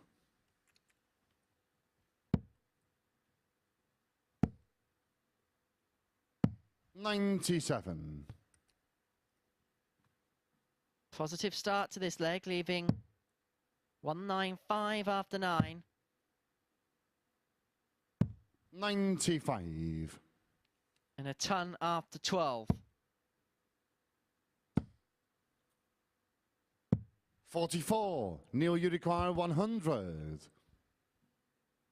So, for a breaker throw in the first leg, Neil Duff has 6 in it.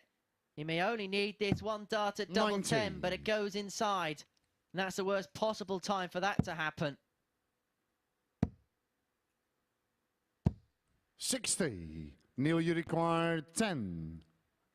Like I say, Merks has failed on the scoring in this opening leg. And Duff. 6. Alexander, you require 120.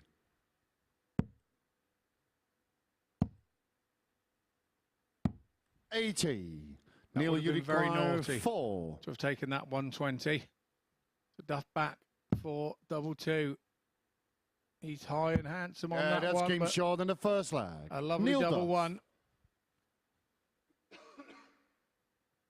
Doesn't matter how big the number is, Second a 120 or a double 1. It puts Game a on. 1 leg on your side of the scoreboard. The only thing that matters. 100. And as I was mentioning in the intro on your way back down to the commentary box, win here. 95. He is effectively on match point in terms of the group. Yes, he is. And he will know that 60. going into the game. And he's got a wise old head on those shoulders, has Neil Duff. 100. Some would say a late bloomer. But as long as you get there, you get there. 140.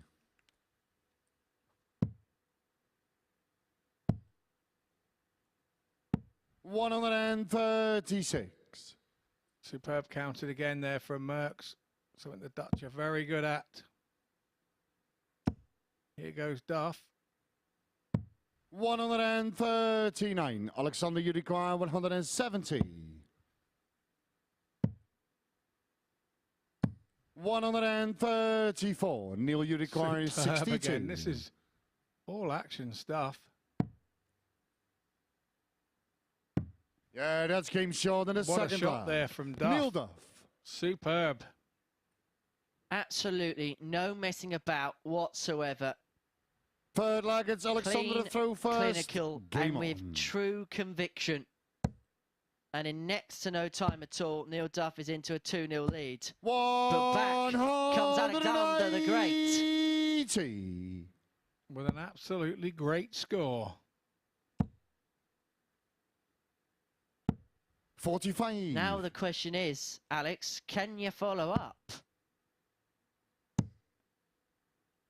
Not on this occasion. 58. But he's still a couple of hundred in front. He won't be after these. 140.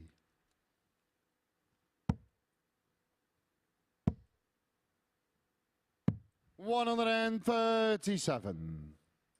Alexander's replying to Neil Duff's power scoring with everything that he has.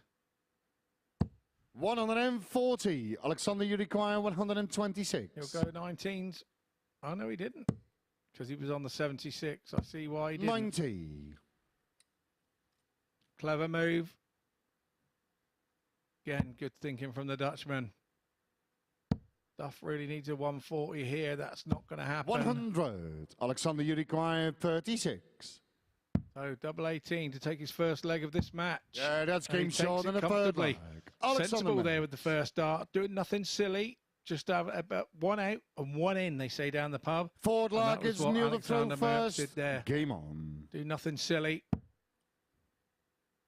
It's the popular darting catchphrase now, isn't it? Doing the right things at the right time. 59. It is. It is. Picking your moments. Pick that out. 180. He's well and truly on his way back in to this match. Alexander Merks. 100.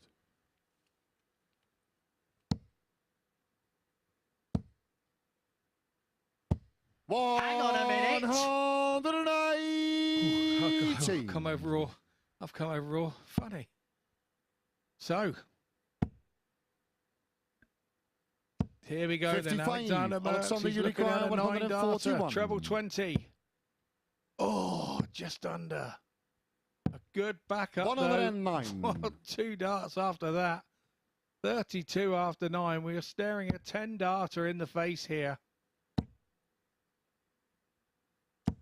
123. No, Alexander, right you smile require from 32. Duff. Yeah, that's game short in the fourth 32 line. has not been Alexander Merks' Merks. friend since Monday, but that's another nice 11 darter. Double 8 has been his friend. Fifth flag is Alexander to throw first. And he's just Game broke the on. Duff throw with an 11 darter. Here are your averages. Look at this. Oh, look at this. He'll be going over the 10 average now. 140. There you go. 101 for Merks, 91 for Duff. And Duff really hasn't done a great deal wrong here.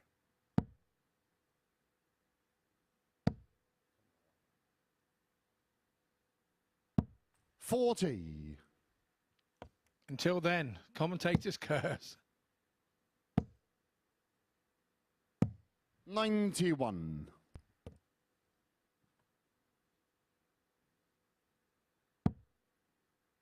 Jared Cole suddenly in the practice room thinking, okay, Alexander, I don't want a bit more of this. 100.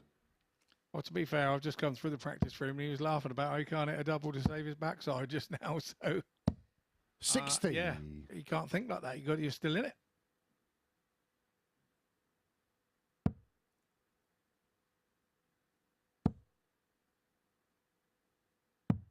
57.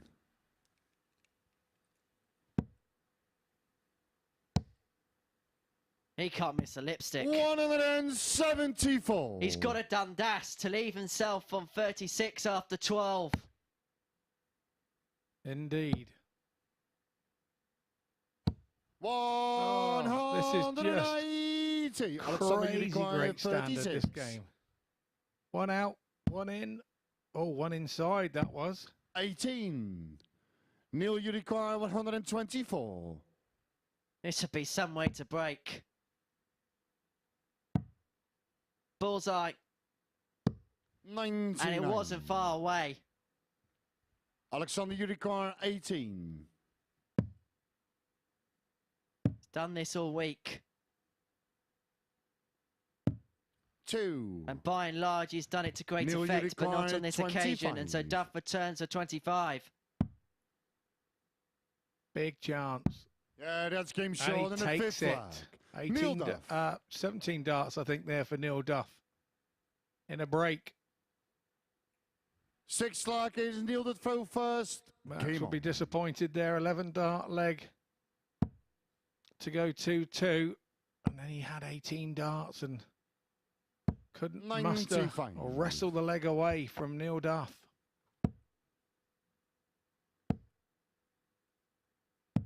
97.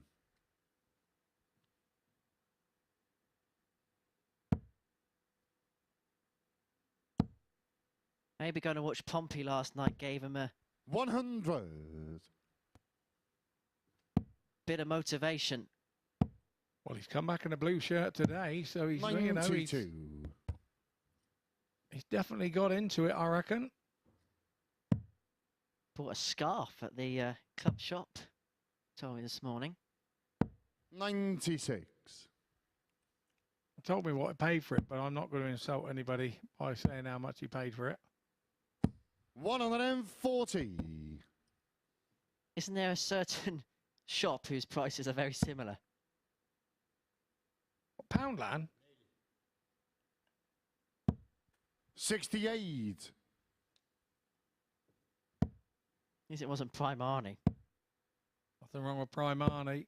I got myself 100. trapped at Neil, Ali you Pally require last year for 142. TalkSport, doing a bit of commentary. Went up for the day, ended up being there for 3, and Primarni was my friend. 92. Alexander, you require 72.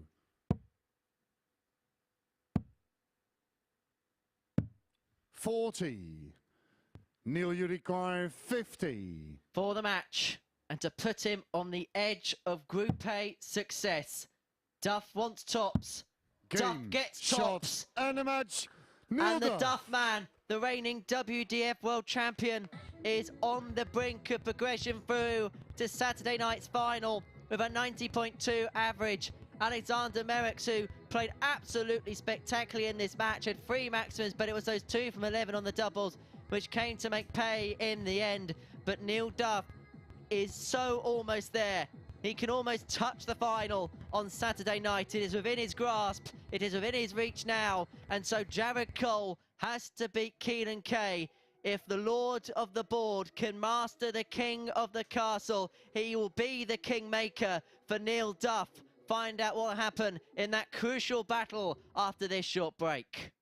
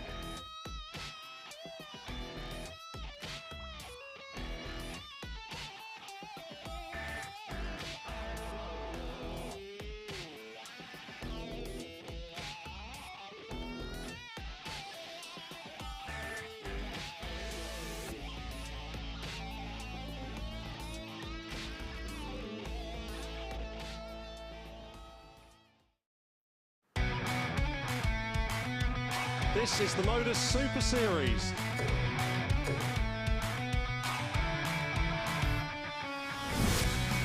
$180.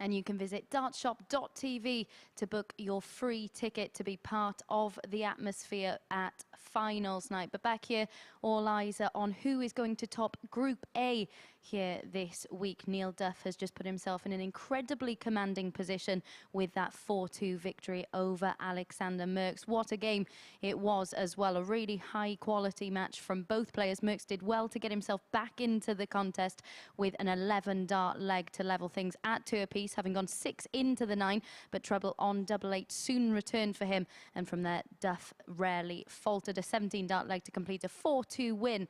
And it was 44% on the outer ring from him, 4 out of 9 on the doubles.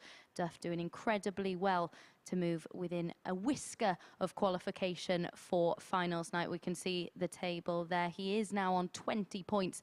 And if Jared Cole does falter in this match and doesn't pick up the 2 points, then Neil Duff's place at finals night will, of course, be confirmed. And it is Jared Cole who's up next against Keelan Kay. This match has been a real standout so far this week, hasn't it? Jared Cole winning both of them. But this is the game that really sparked the group into action on Monday. Jared Cole getting the better of Keelan on both occasions, as you can see on the screen there. But of course, there is more pressure on this one for Jared as we approach the business end of the day.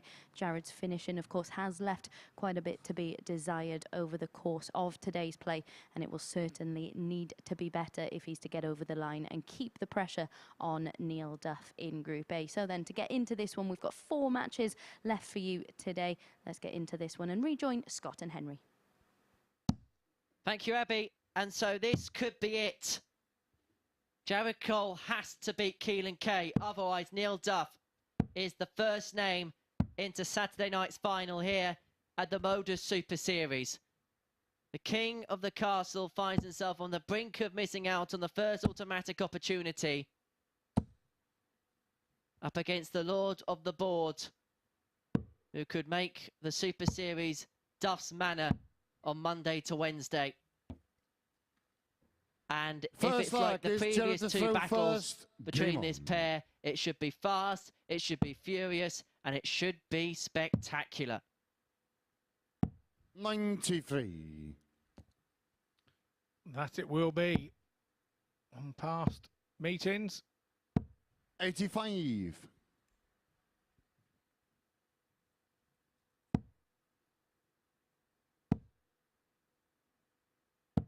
58. I think Jared could be a little bit more cagey on this one.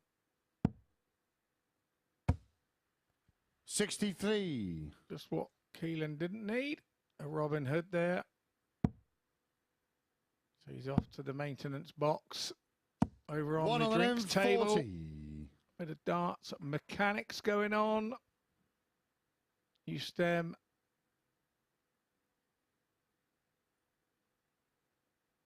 As you get older, your eyesight goes and you can't get them flights in there for love nor money.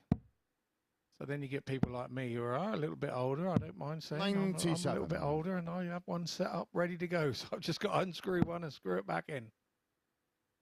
Shouldn't be a problem with these 2 young whippersnappers. 90. My point entirely. My point entirely. 58. Jared, you require 120.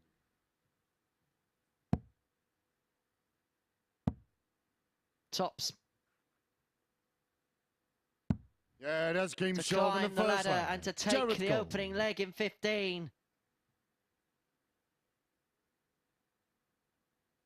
And the thing is for Jared as well, it's not just winning, Game on. it's winning big. Realistically, with Neil Duff on plus 14. 140. Jared's got to win this 4-0 or 4-1.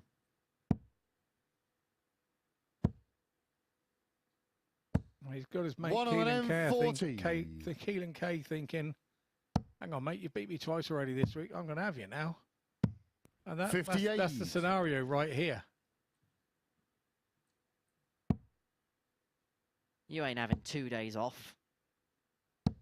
100. You can come back and sweat it out like the rest of us.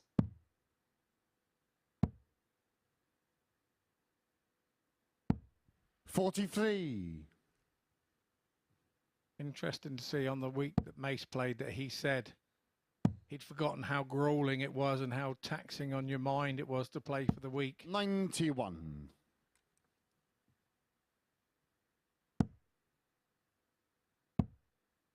Now, it's interesting hearing it from Mace 42. in particular because Jared out of require anyone, 170. he's probably been here more often in a commentator's capacity than anybody else. So he knows 56. exactly how this format works, and to hear from him the psychology of playing over these periods of time was very telling. But nothing good ever comes easy. 140. And the rewards that went on offer here at the Super 114. Series are mouth-watering. This would be a mouth-watering finish if he can take tops. And that would have been a 114 on the back of a 120 in the first. Dragged the last start there, I would say. So yeah, that's game short in the second lap. 2 darts. Keelan Kay. Bang, bang, no problem. I'm still here, mate. Third leg is Jared to throw first. Game on. Not that it's affecting him much. 140. What was it we were saying between battles? This pair competing? 40.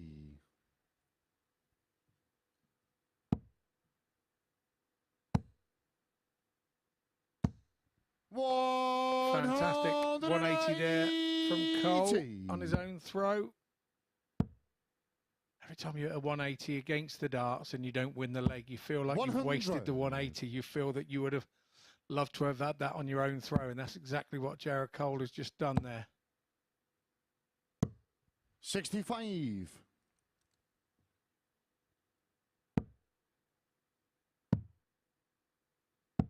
$93. Jared, you require 116. You play of urgency. One of two things happen. You either panic or produce your best stuff. Jared Cole is doing the latter here.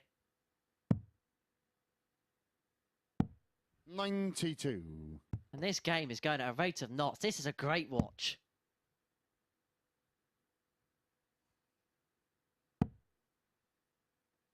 $76. Jared, you require 24.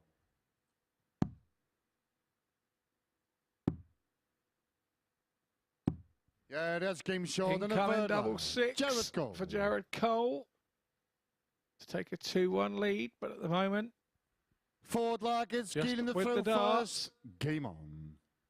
Could these two being such good friends do Neil Duff a favour? 41. Is that a Michael Bolton track? How can you be darters if you can't be friends? 96. Indeed, very much.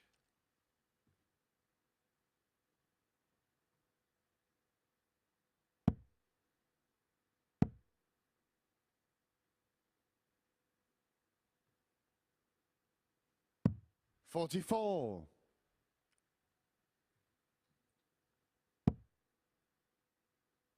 Two relatively poor visits for Keelan on his own 96. throw. And once you do that on your own throw, it can be then difficult 83. to get a good visit because you're not happy with yourself because you've had two such poor visits. 139. And that can affect your third visit, which is what we've seen.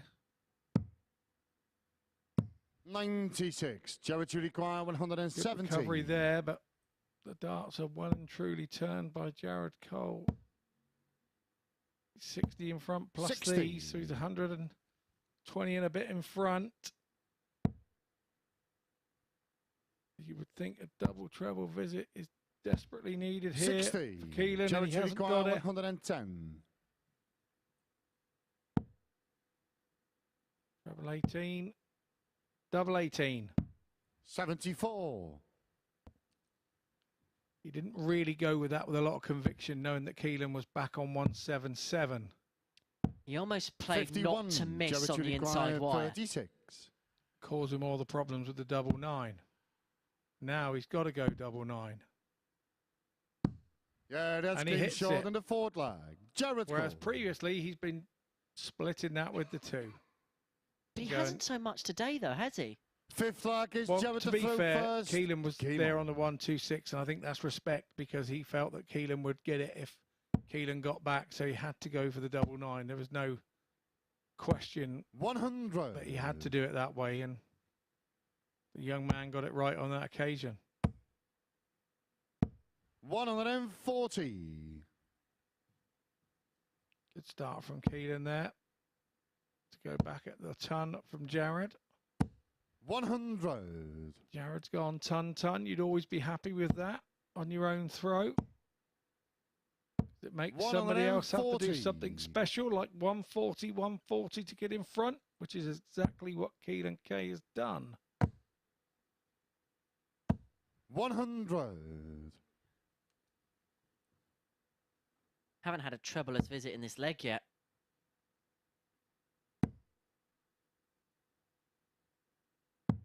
$91. Still haven't.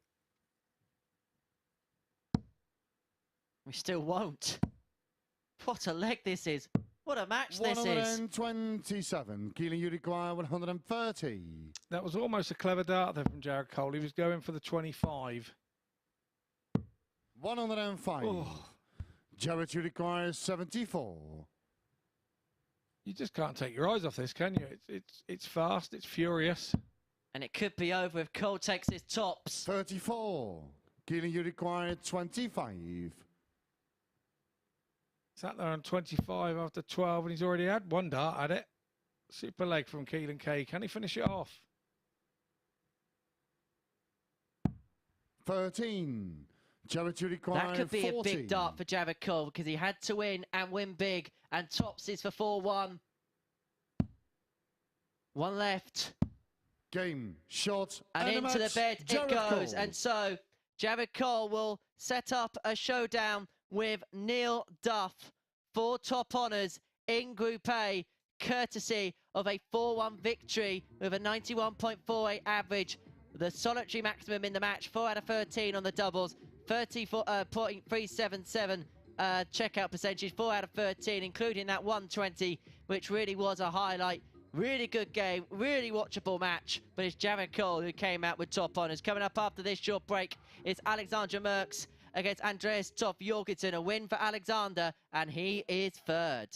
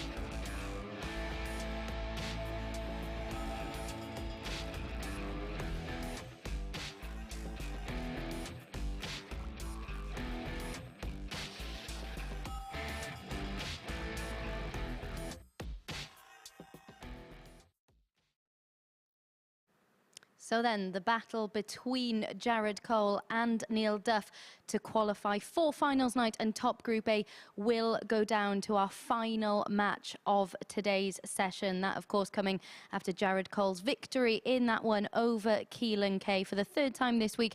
A really good standard of darts produced from both players in this fixture. We said that could have been a really nervy and edgy one for Jared Cole because of the context of that game, knowing a win would keep him in the hunt for Group A qualification. He certainly got out of the traps really well indeed. 2-15 dart hold of throw before, of course, breaking in the fourth leg and then going on to secure that victory at this stage as well. Legs difference will make a huge difference. We can have a little look at the league table at this point. He did miss 3 darts at tops in that last match, but still got over the line with a healthy 4-1 victory, which could prove to be important because, as I said, our final match of today's session is Neil Duff against Jared Cole, and that will determine who tops Group A and qualifies for finals night. Next up, though, we've got Merks against Andreas Toft-Jørgensen. Of course, there's very little riding on this one because we do already know that Alexander will be playing in Group B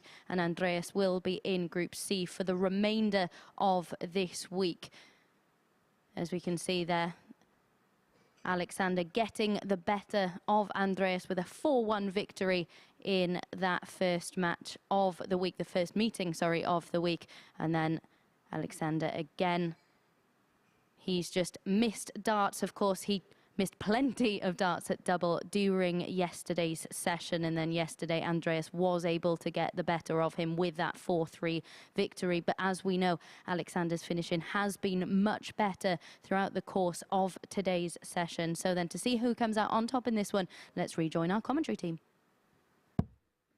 Thank you very much, Abby. And so we go down to the 15th and final round. It's the championship round here in Group A at the Super Series, and we kickstart it with Andreas Toft-Jørgensen up against Alexander Merkx, who will signpost his name into Group B if he can secure victory in this one. Then we'll see Keelan Kay up against Graham Hall, and then the final game will be a battle to decide who tops Group A. And I can first leg, it's reveal the scenario in play. Game on. Jared Cole needs to win. Jared Legg? I don't know who he is. 81. Jared Cole needs to win by 4 legs to 1 or better. If Jared wins 4-1, then points, legs difference, and legs 1 are all level in the group. Jared would progress 137 from head-to-head against Neil by 2 matches to 1. A 4-0 win for Jared. He is through automatically on legs difference. Neil Duff needs 2 legs to qualify for Saturday's finals. And it goes back to that whole analogy we were talking about earlier on, Scott, about worrying about the legs 1 when you've got a game to win. Yeah, we could see this coming. We've been waiting for it all day, and it's turned out to be that way. So, 59. Yes. Our 15th and final match will decide who goes through top of the group and who heads out to Group B.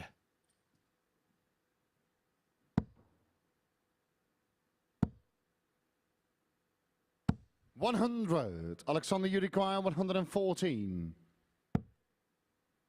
Treble 18. We would have left him a dart at tops, and so Toft-Jørgensen returns for Andreas, you require 157 for an opening leg breaker throw. 57. Alexander, you require 71. So treble 13, it will be 18 for double top. Yeah, that's game short in the first leg. Alexander Merkx. Super start to the game from Alexander Merkx. Second leg, it's Andreas to throw first. Game on. Double prowess today has been superb. 180. Here comes Andreas. After the lift of probably having his best game of the week against Graham Hall, he now comes into his final match of Group A. 100. Flying with confidence.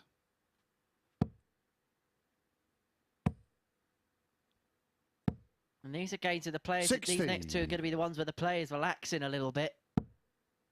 And because of that, we may see some of their best stuff. 96. Indeed, we may.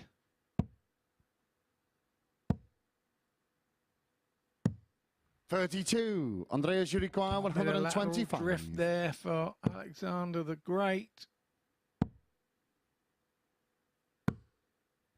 55. Tofty started well there, just a slack last start, but he has nothing to worry about. Merks back on 309. 43. Andreas, you Throwing require like the leg is 70. gone as well. Merks is there. It's just a case of Andreas Yeah, that's getting game over short the in the line, which second he does leg. comfortably Andreas with a lovely Toft-Jørgensen. two-dart finish there on that 70. Good performance so far from Andreas Third Toft-Jørgensen. leg, it's Average Alexander to of throw first. 93.3. Well, Max, 1 out of 1 on the doubles. 14 darters to win that last leg. And on that showing, he's brought the confidence from that win over Graham Hall a couple of games ago. You would have seen with us 100. here at MODUS Super Series on Sporty Stuff TV. 100. Do you know what? I'm enjoying it so much, Scott. Shall we do it one more time tomorrow? Oh, go on then. 137. Scott's going to be with us tomorrow morning before Corinne Hammond joins us for the rest of the sessions 100. this week at the Super Series. Chris Murphy will join us as well Saturday night. Got a nice little 58. mix and pool of commentators this week at the Super Series. I have to say, I'm really honoured to be enjoying it. Actually, it's like I said in the last couple of days, I've been watching it at home during my lunch times and probably past lunchtime and when I should be back out working. And 100. really enjoyed the stuff, and obviously now to be a little part of the team is yeah, one of those things I've always wanted to do, and 43. hopefully I'll get some Andreas, more you require chances and we can 106. come back and do it again. I most certainly hope you do. Toft-Jørgensen will most certainly hope that this double 16 that's goes. game short in the I mean, third leg. there was never any Andreas doubt Toft-Jørgensen. about it, because this man is the king of the ton-to-ton 20 outshots this week. Forward leg, it's Andreas to throw first. Game on. He's 2 out of 2 on the doubles. His combination finishing has been superb. More combinations than a locksmith. 55. He somehow unlocked himself into the form that he's in. 123.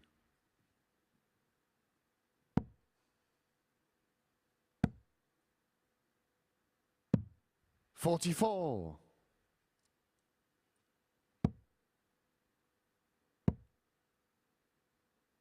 140.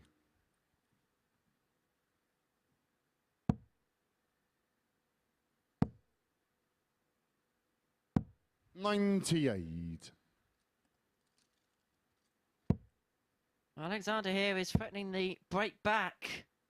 140. And his form would say so. He's only been beaten today by the WDF World Champion, Neil Duff. It's the only one that's toppled him. 180. Alexander, you require 98. We mention it, don't we, Scott, about the scoreboard 57. pressure when someone Andreas, you gets require a match and the 124. opponent's on an outshot, and as that just forced the issue of Alexander the Great. Well, I'm surprised he didn't go. 63. Alexander, Well, you wouldn't bet require against it, would you, 41. with what's going on with him in the last hour and the way he's been playing? But Yeah, that's game short in the forward leg. Merks Alexander hits Merks. 32. Well, since we've said that. And so it is Fifth flag, it's 2-2 Alexander to throw first. in this battle. Game Legged on. one in 14, 15, 14 and 18. 100.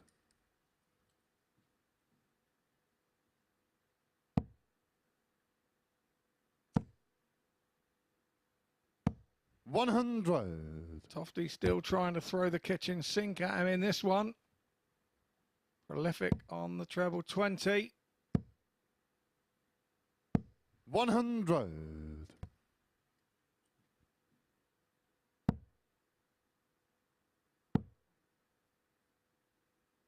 100.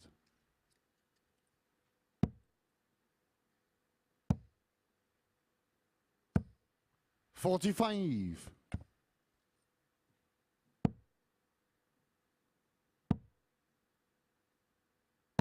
85. Once again, quite a rapid game. These guys are getting on with it. 100. Very watchable. We hardly spoke because we're getting into it. It's quite a good game to watch. I can hear everyone at home saying, thank Alexander, you goodness. require 156. Hey, speak for yourself, mate. I think people like listening to me. It's you they can't stand. 94. Andreas, you require 116. I got all my fan texts coming in on Twitter and that. I've had 3 today. 3 big ones. 100. Alexander, you require 62. My son, my daughter and my wife, all my biggest fans have all sent a message. Lovely jubbly. 30. Andreas, you require 16. 2-8 to 3-2. Double 4. These are his first missed darts at double, Alexander, and you they require could prove 32. costly. Yeah, that's game short in the 5th flag. And once again, Alexander Merks is finding double 16 to be his friend. After 6 double flag is 16 had Andreas left to the throw building on first. him yesterday. Game on.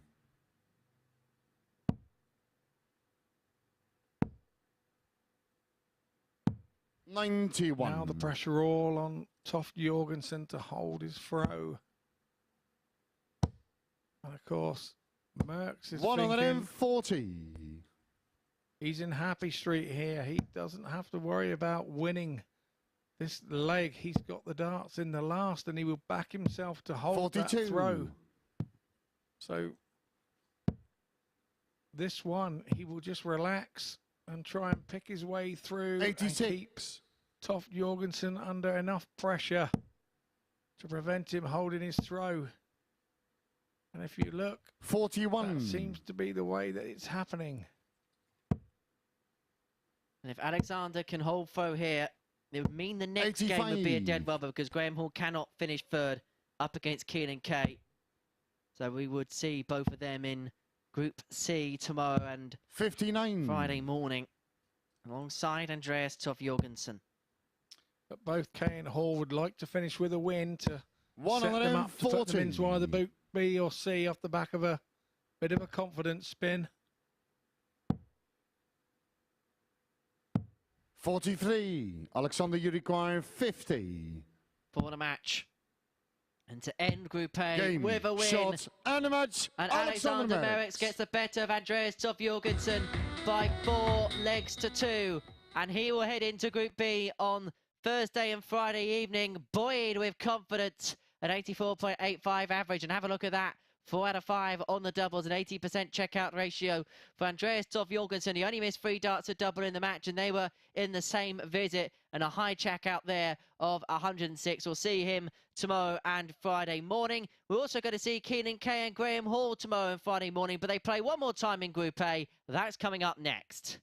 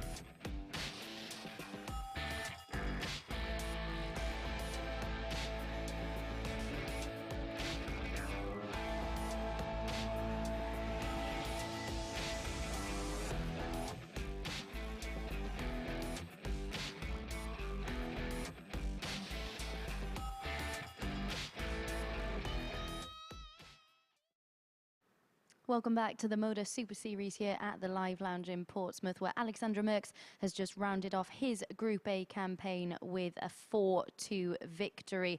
That, of course, coming over Andreas Toft-Jørgensen.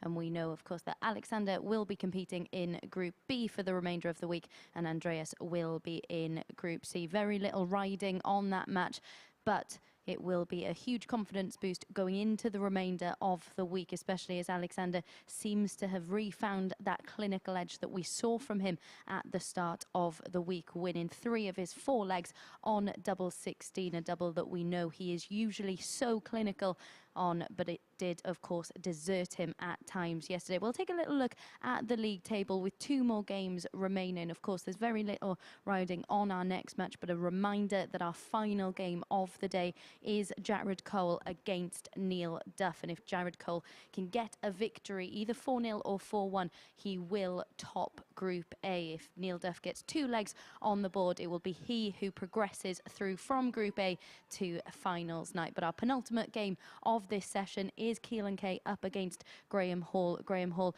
who'd put himself in a really good position after his 4 victories yesterday to qualify through for Group B, but he's been unable to follow that up today. Of course, a lot of double trouble throughout the course of today, and that means he will be in Group C for the remainder of the week. As for Keelan Kay, he's without a win so far today. He'll want to get a victory on the board here to give himself a confidence boost going into Group C. So then, these two ending their Group A campaign. Who will be victorious in this one? Scott, Henry, over to you.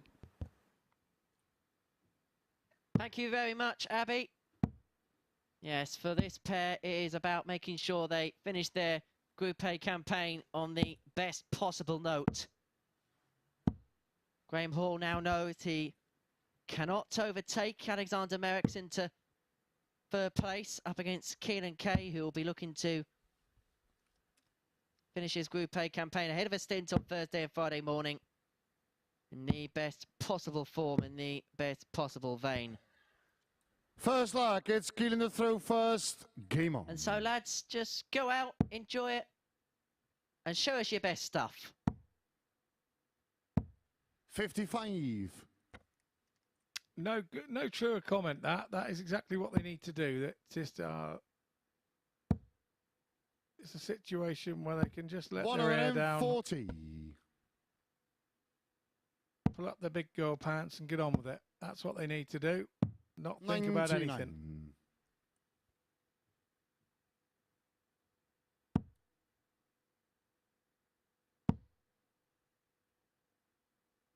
60. As I mentioned a bit early on, these are the games where you've just got to make sure you don't go through the motions.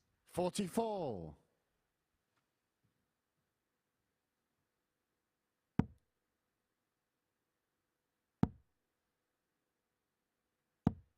85. Reminder to stay with us because the next game is a decider for the group 87. between Neil Duff and Jared Cole. And this is the situation. Neil Duff needs just 2 legs to progress his way through to Saturday night's final.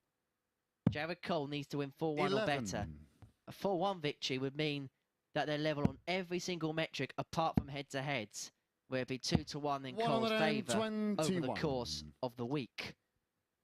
4-0, he'd go through on legs difference. 56. I think we have a 9-dart 95. shootout. We could have that conceivably in Group B and C. 75. Graham, you require 149. Lovely bullseye there with the first dart from Keelan. Was unable to convert. 4 back on 149 with that big 5. 45. Keelan, you require 20. Underneath the treble ring. Yeah, that's game short in the first leg. Keelan Kay. Makes no difference. Keelan Kay has jumped on that double 10 first. Second leg, it's Graham to throw first. Game on.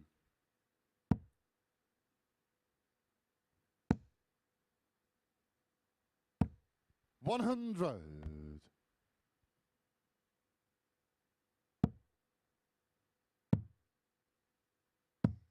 58. Reminder of the players who are joining us on Thursday and Friday here at the Super Series. Joining us in Group C, that's tomorrow and Friday morning at 9:30 AM. We're going to see Darren Johnson, Gary Blades and Sam Kankit. And then in the evening session, which takes place at 10 PM on the Thursday and Fridays here on Sporty Stuff TV, Mike Gillett, Robert Rickwood and Ryan Finesse are going to join the action. 46. And 6 of them will make it through to finals night 95. on Saturday. For £5,000 and a spot at Champions Week. Nothing to be sniffed out of that. 83. Good prize money. Experience of champions. Night and Champions Week. 135. What the MODUS Super Series is giving these players. 50. Keelan, you require 120. Great opportunity that shouldn't be missed. And if you're watching, get along to your ADC local knockout comp. You could be here too. Keelan Kay's not 80. happy with the deflection Graham, to you the treble require 5. 122. In some ways, it's not the worst deflection, because if it actually deflected into the treble 20, then he would have busted the score. Very much so. 44. Keelan, you require 40. So 3 in his hand.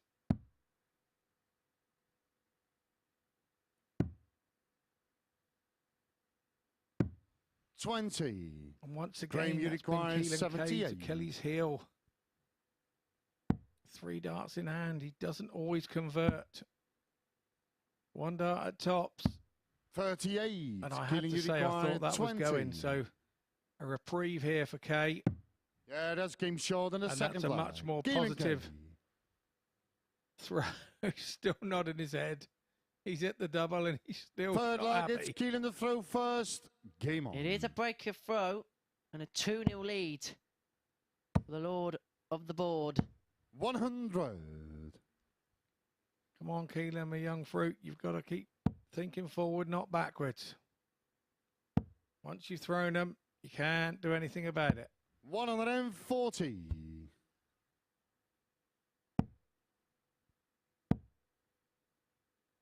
100.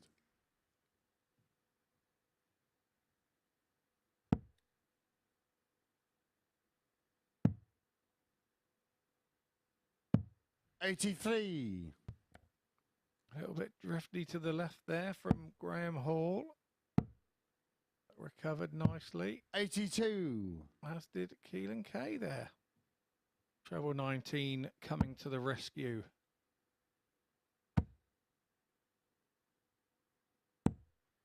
83. And so Keelan here has 6 darts for a 3-0 lead. Reminder, 59. our final game is a decider between Cole and Duff. Do not miss that here on Sporty Stuff TV and the MODUS Super Series YouTube channel. But hang on a minute. 133. Keelan, you require 160.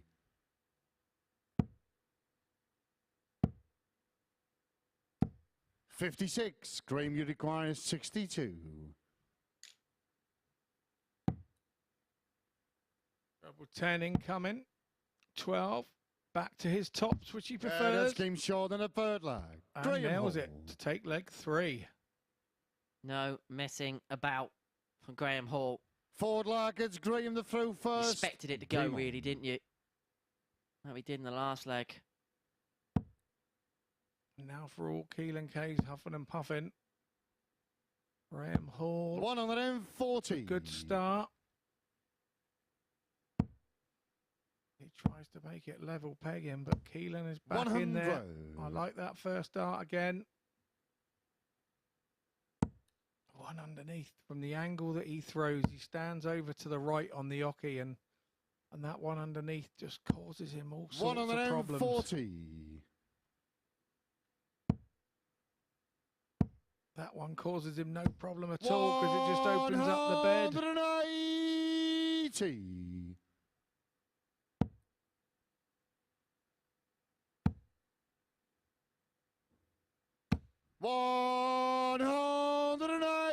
How about that for a riposte? 140, followed by 180, followed by 180. 100. Followed by a ton. Claim you require 41. There's the one back at his tops to go 2-2. That's came short in the forward line. Graham Hall. Needs to really have up the ante, haven't they, the last couple of legs? First, game on. Yeah, they sure have. They started off languishing around the low 70s, but we're working our way up to 100. just above the mid 80s now.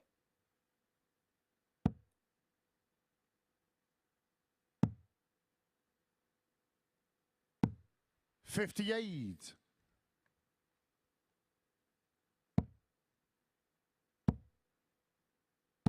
Foam with authority. Keelan now looks to be thrown with a bit of freedom. 58. These two know where they are, where they're going to end up in the group, and which group they're going to end up in. And now we're seeing 41. a proper Keelan, really.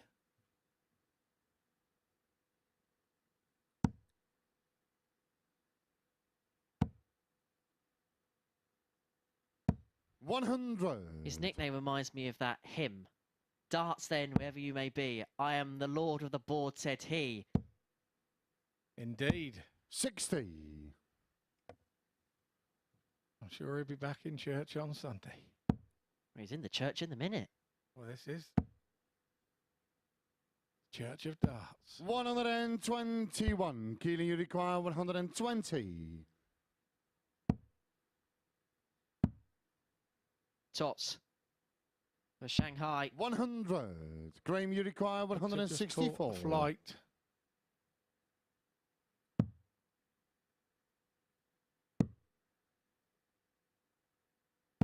$64. Keelan, you require 20. So he's hit it twice already. It's double 10. Walk to himself. 10. Graham, you require That was 100. awkward. Really awkward. The second one was awkward because it had kicked up and he had to aim at the top half of the bed, but 40. Keelan, you require 10. Graham Hall going for tops there and throwing the one over the top. He's done that already today. That came short in the fifth flag. And that only Keelan gives your Kay. opponent confidence to go and hit the dart. I hit the double. I don't get that. If he'd have stayed there and scored 60 going for the treble 20, I think it's a different mindset for your opponent. And with that situation, he didn't even leave himself on a double. 45. And the initiative now is very much with Keelan Kay. Very much so now. 140. And like I say, Keelan's been around long enough, although he's only a young lad. He knows that. He's seen this before. And now I expect him to jump on top of this, jump on all over this. 58. Without wanting to put the commentator's curse on him.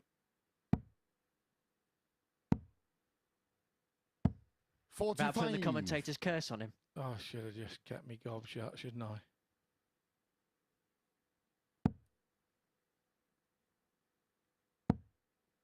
And when you miss, the other player hits. 140. And that's what you find as you progress through the ranks.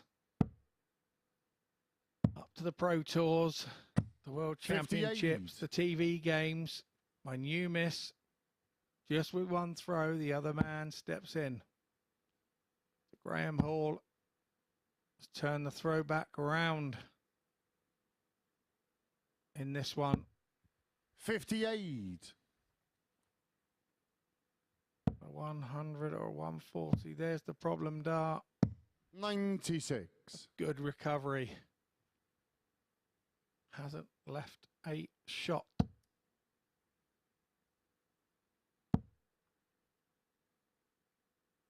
$140. Graham Hall has with that 140. 60 after 15 for him. 162 for Keelan. It's 82. 105. Graham, you require he'll 60. come back to. It's Hall on 60. Heading back to that double top. Is that one in the way? He's going to one side of it. 20. And hasn't made Keelan, it. you require 57. So Keelan Kay. 17 for double top. Game, shot, and a match. Keelan And the Kay. Lord of the Board ends his Group A campaign with a win against Graham Hall by 4 legs to 2 with an average of 85.13, 2 maximums to his name, 4 out of 12 on the doubles, a 57 high out. And so Keelan Kay ends with a win, but we're going to take a short break, and when we return, it all comes down to the final game of Group A. It is a straight shootout, a decider between Neil Duff and Jared Cole. Join us for that after this short break.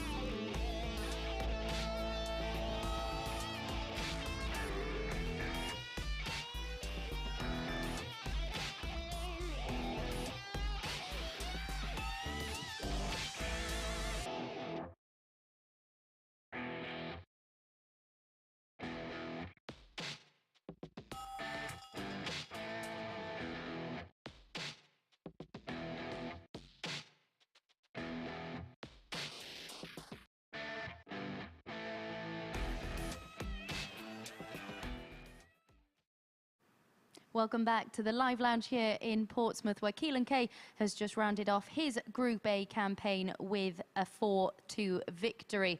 But it all comes down to the final game of Group A, doesn't it, Scott? For a place in the finals night. There we can see, though, confirmation of Keelan Kay's 4-2 victory. Superior average to his opponent. You know him well. How will he be feeling after this campaign in Group A? Well, he's probably pretty disappointed with what he's done so far this week, but he's now got to draw a line under that, or draw a line in the sand, step over it and start again. And that last little win there could help his confidence going into tomorrow. Yeah, you mentioned confidence there. This next match is crucial, of course, because whoever wins it, Neil Duff just needs the 2 legs in order to secure his place in finals night. Jared Cole, of course, needs to win by 4 legs to 1 or 4-0 in order to progress through via Group A. Who do you think is going to hold their nerve in this one? Well, the bookies will have to say that Neil Duff needing just the 2 legs is the man for the job, but I've been in these situations in Grand Slams. I've only needed 1 or 2 or 3 legs and messed it up. So he's got to go out there thinking that he's got to win the game. Jared should be looking at it pretty relaxed and going, do you know what? I didn't expect to be here. I could relax and let's go and do it. Yeah, and we've mentioned Jared Cole's finishing, haven't we, over the course of today and yesterday. It's been the aspect that's maybe let him down at times, but he has done what he's needed to. The head-to-head, as we're seeing both of them in action against each other so far this week, the head-to-head is 1 apiece, but the thing that doesn't go in Jared's favour is that they have both been in last leg deciders. That won't be enough for him, will it? But his finishing, do you expect it to be more clinical in this one? It's going to need to be, really. I mean, but both players, you can't even separate them today. Both won 3 out of 4 today. Jared's highest average winning is 91. Neil's is 90. There's just nothing between them today. It really is a shootout. And with your players' head on, do you think both players will be aware of exactly what they need to do, or do you think they'll just be going out there going, just win? No, with us all around, they know damn well what they've got to do. So, yeah, they'll be both fully aware of what they've got to do. Right then, let's get into this one. It is our final game in Group A, and it will determine, of course, who qualifies via Group A for finals night. So it's a huge one. Henry, back over to you. Game 45 of 45 in Group A will dictate who the victor of this pool of players will be. Neil Duff, the reigning WDF World Champion, needs only 2 legs to secure the first spot into Saturday night's final. The 50-year-old from Ballyclare is on the brink of qualification. The Duff man just needs 2 legs to do it. Up against him, the 22-year-old Jared Cole, nicknamed the King of the Castle, former development tour winner, who needs to win 4-1 or better if he is going to be the first man to progress to Saturday night's red carpet occasion. Marco Meyer is the man in the middle in charge of proceedings, and so the final game of the group will determine the victor of it. 47. A 4-1 win for Jared Cole would mean that both players would be level on points, legs difference, 97. and legs won. The metric that would decide the group would be a head-to-head record, which currently stands at 1 apiece between the players. And by virtue of winning this game, that would mean Jared would have the better head-to-head of the week. It is finally poised. It is set up for this showdown, and Scott Mitchell is alongside me in the commentary box to talk us through the darting drama that is to come over the next few legs. And you're right, it could only be over the next few legs. If Neil Duff wins this first one, with the throw, 40. that's going to make life very hard for Jared. He's going to have to reel 4 off on the spin. So 174. What a great shot to leave a 170, the big fish. 98. Jared to require 170. And every single outshot for Jared has to go. Because already, if Neil Duff wins this leg, Jared has to win the lot. 95. Neil, you require 76. And both playing with an amount of freedom. 56. Jared So, requires first 75. chance to Duff. You have to feel that this 75 really needs to go from Jared. And it goes. Yeah, that's came short in the first leg. First leg and a breaker throw to Jared Cole. That will give him some confidence. Second leg is Jared And it is the distinct advantage Neil Duff has. In a leg where he knows he has to win by a margin, to have the darts is a huge advantage. 134. When your opponent has to come out and attack, to have the darts and just say, well, I just need to hold a couple of times and I am through. That is a distinct advantage, and both players will know that. 100. Yes, they will.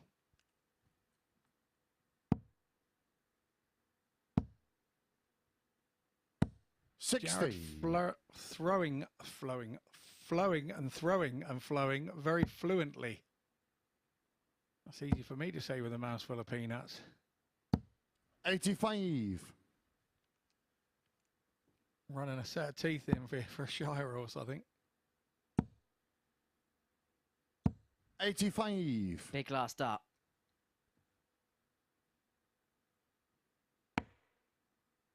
Well, that is precarious. Has to go downstairs. That was one of those darts where we've been saying today's hit right in the corner, where sometimes they fall out. 95. Big 95 there, but you can see the tension coming into the King of the Castle's throw. He's going with the dart a little bit here, with the tension. 100. Jared, you require 127. Even a ton at that point is a good one for Duff. So, treble 19 leaves the bullseye, and this 120 87. is very Neil, you makeable. require If they have to go, 120. Cole's on tops.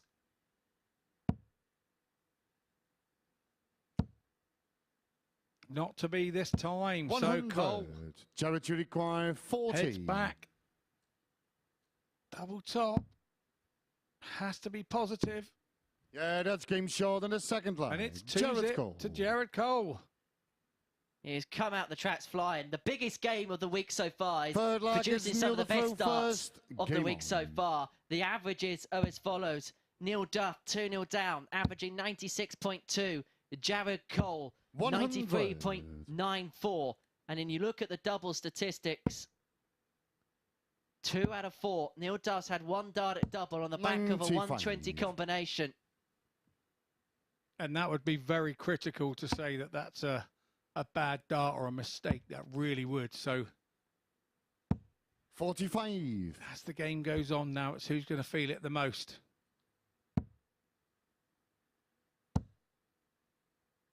Jared's got to be feeling absolutely lovely here. 140. Stops, breaks, wipes the sweat off the palm of his hand, and then hits another treble 20. Here comes Duff 140. to return the pressure. All he has to do, Neil, is just be in and around, because he knows 96. that Cole cannot make a mistake. And he's not making mistakes at this particular moment in time. He's leaving Duff under pressure. He really is 60. turning the screw on Duff here. 170. He really needs to turn the corner, needs a treble visit. Couldn't get a second treble visit. Another bounce out for him. 80. That could be Neil crucial in this leg. If Duff takes out this 156...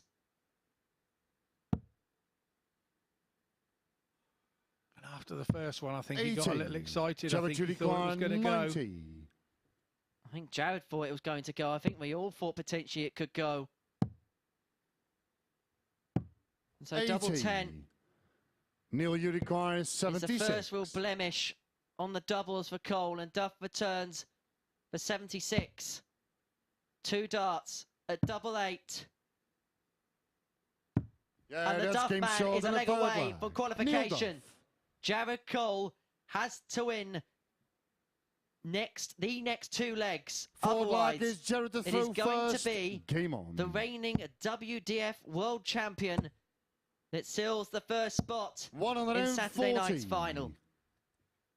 And I have to say, an impressive double 8 there under the severest of pressures, with Jared having already had a dart. 82. Although a strange way to go for 90, I'd have gone 20-20 ball. And had words with anybody that didn't. And then when I saw the 25 go, 42. I thought, where's he off to now? But I understand that by hitting the 25, he still had a chance of the 15 to go back for the ball. So he was still getting his dart at it.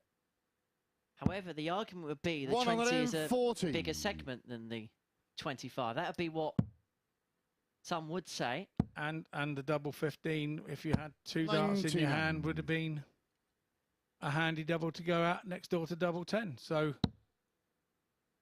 but that's over. Now we're back to the Duff man really turning the screw.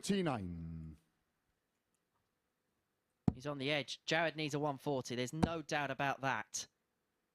140. Neil, you require 140. This is far from over. A ton here. And to be fair, those first 2 darts 100. are set perfectly fair for that. 80. And so Neil Duff is sat on tops to go through. This 80 has to go. He's only going to get 1 at double top to make it 3-1. And this this leg is effectively a shootout leg. Jared Cole wins it, he goes through. Neil Duff wins it, he goes through. And after 45 games of darts in Group A, it all comes down to 1 leg of 501. 60. You'll be calling me your lucky omen next, H, my first week, and we've gone down to the last leg of the last game. We had a 9-dart shootout last time. We've got a 1-leg shootout today, and Cole has kicked off Merks. Is he going to steal this at the last moment? 55.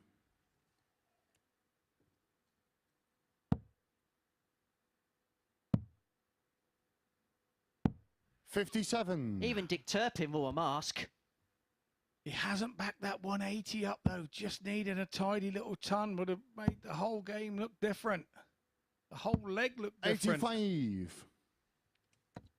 So Cole has turned the throw. He's 35-40 in front with that one, but that's not enough. 29. That's a terrible visit in the situation. He's handed the initiative to Duff. Needs a treble. 60. Doesn't get one. And so it's handed back. You can sense the tension, you can sense the nerves, you can sense the significance. You can sense the tightness of the arm at this moment. 90. Massive dart, massive dart. 100 in front now, but Duff comes back. He's up against the ropes, but he's not letting Jared it go. require 145. So Neil Duff is going to get his opportunity at 144 89. to head through. Neil, you require To 144. become the first man into the finals tomorrow, but Cole will return for 56. He should get 2 darts 44. at tops Jared, to you do it require himself 56. and to pip Duff on the line. Double top for Jared Cole. Double 10. Game. And the king shot, of the and the castle match, snuffs Jared Cole. Duff right at the very last. Jared Cole wins Group A on a head-to-head record. They couldn't be split on points. They couldn't be split on legs difference. They couldn't be split on legs one. And you could see the relief on the face of Jared Cole as he wins through by 4 legs to 1. My word, Scott Mitchell, was that dramatic? Well, we predicted it right at the start of the day that it could come down to this, and everything has just fallen into place. What an exciting climax to Group A. It couldn't have been tighter, and you still can't divide them only on head-to-head. What a Group A it's been this last 3 days. And here's Jared Cole that goes through, but just a word for Neil Duff, who has been absolutely spectacular the last few days. He has, and I'm sure that he's going to be very disappointed with that, but you've got to hand it to the kid. He went up there, he knew what he had to do, and he did not shut off. That was probably the most impressive game I've seen him play in a long while. And these are the stats, a 93.56, the gain solitary maximum, 4 out of 8 on the doubles, a high checkout of 80, and we can hear from the king of the castle, your group winner, speaking upstairs with Abigail Davies. Yeah, thank you very much, Henry. Jared, that was absolutely spectacular. Just talk us through how you were feeling during that game. Nervous.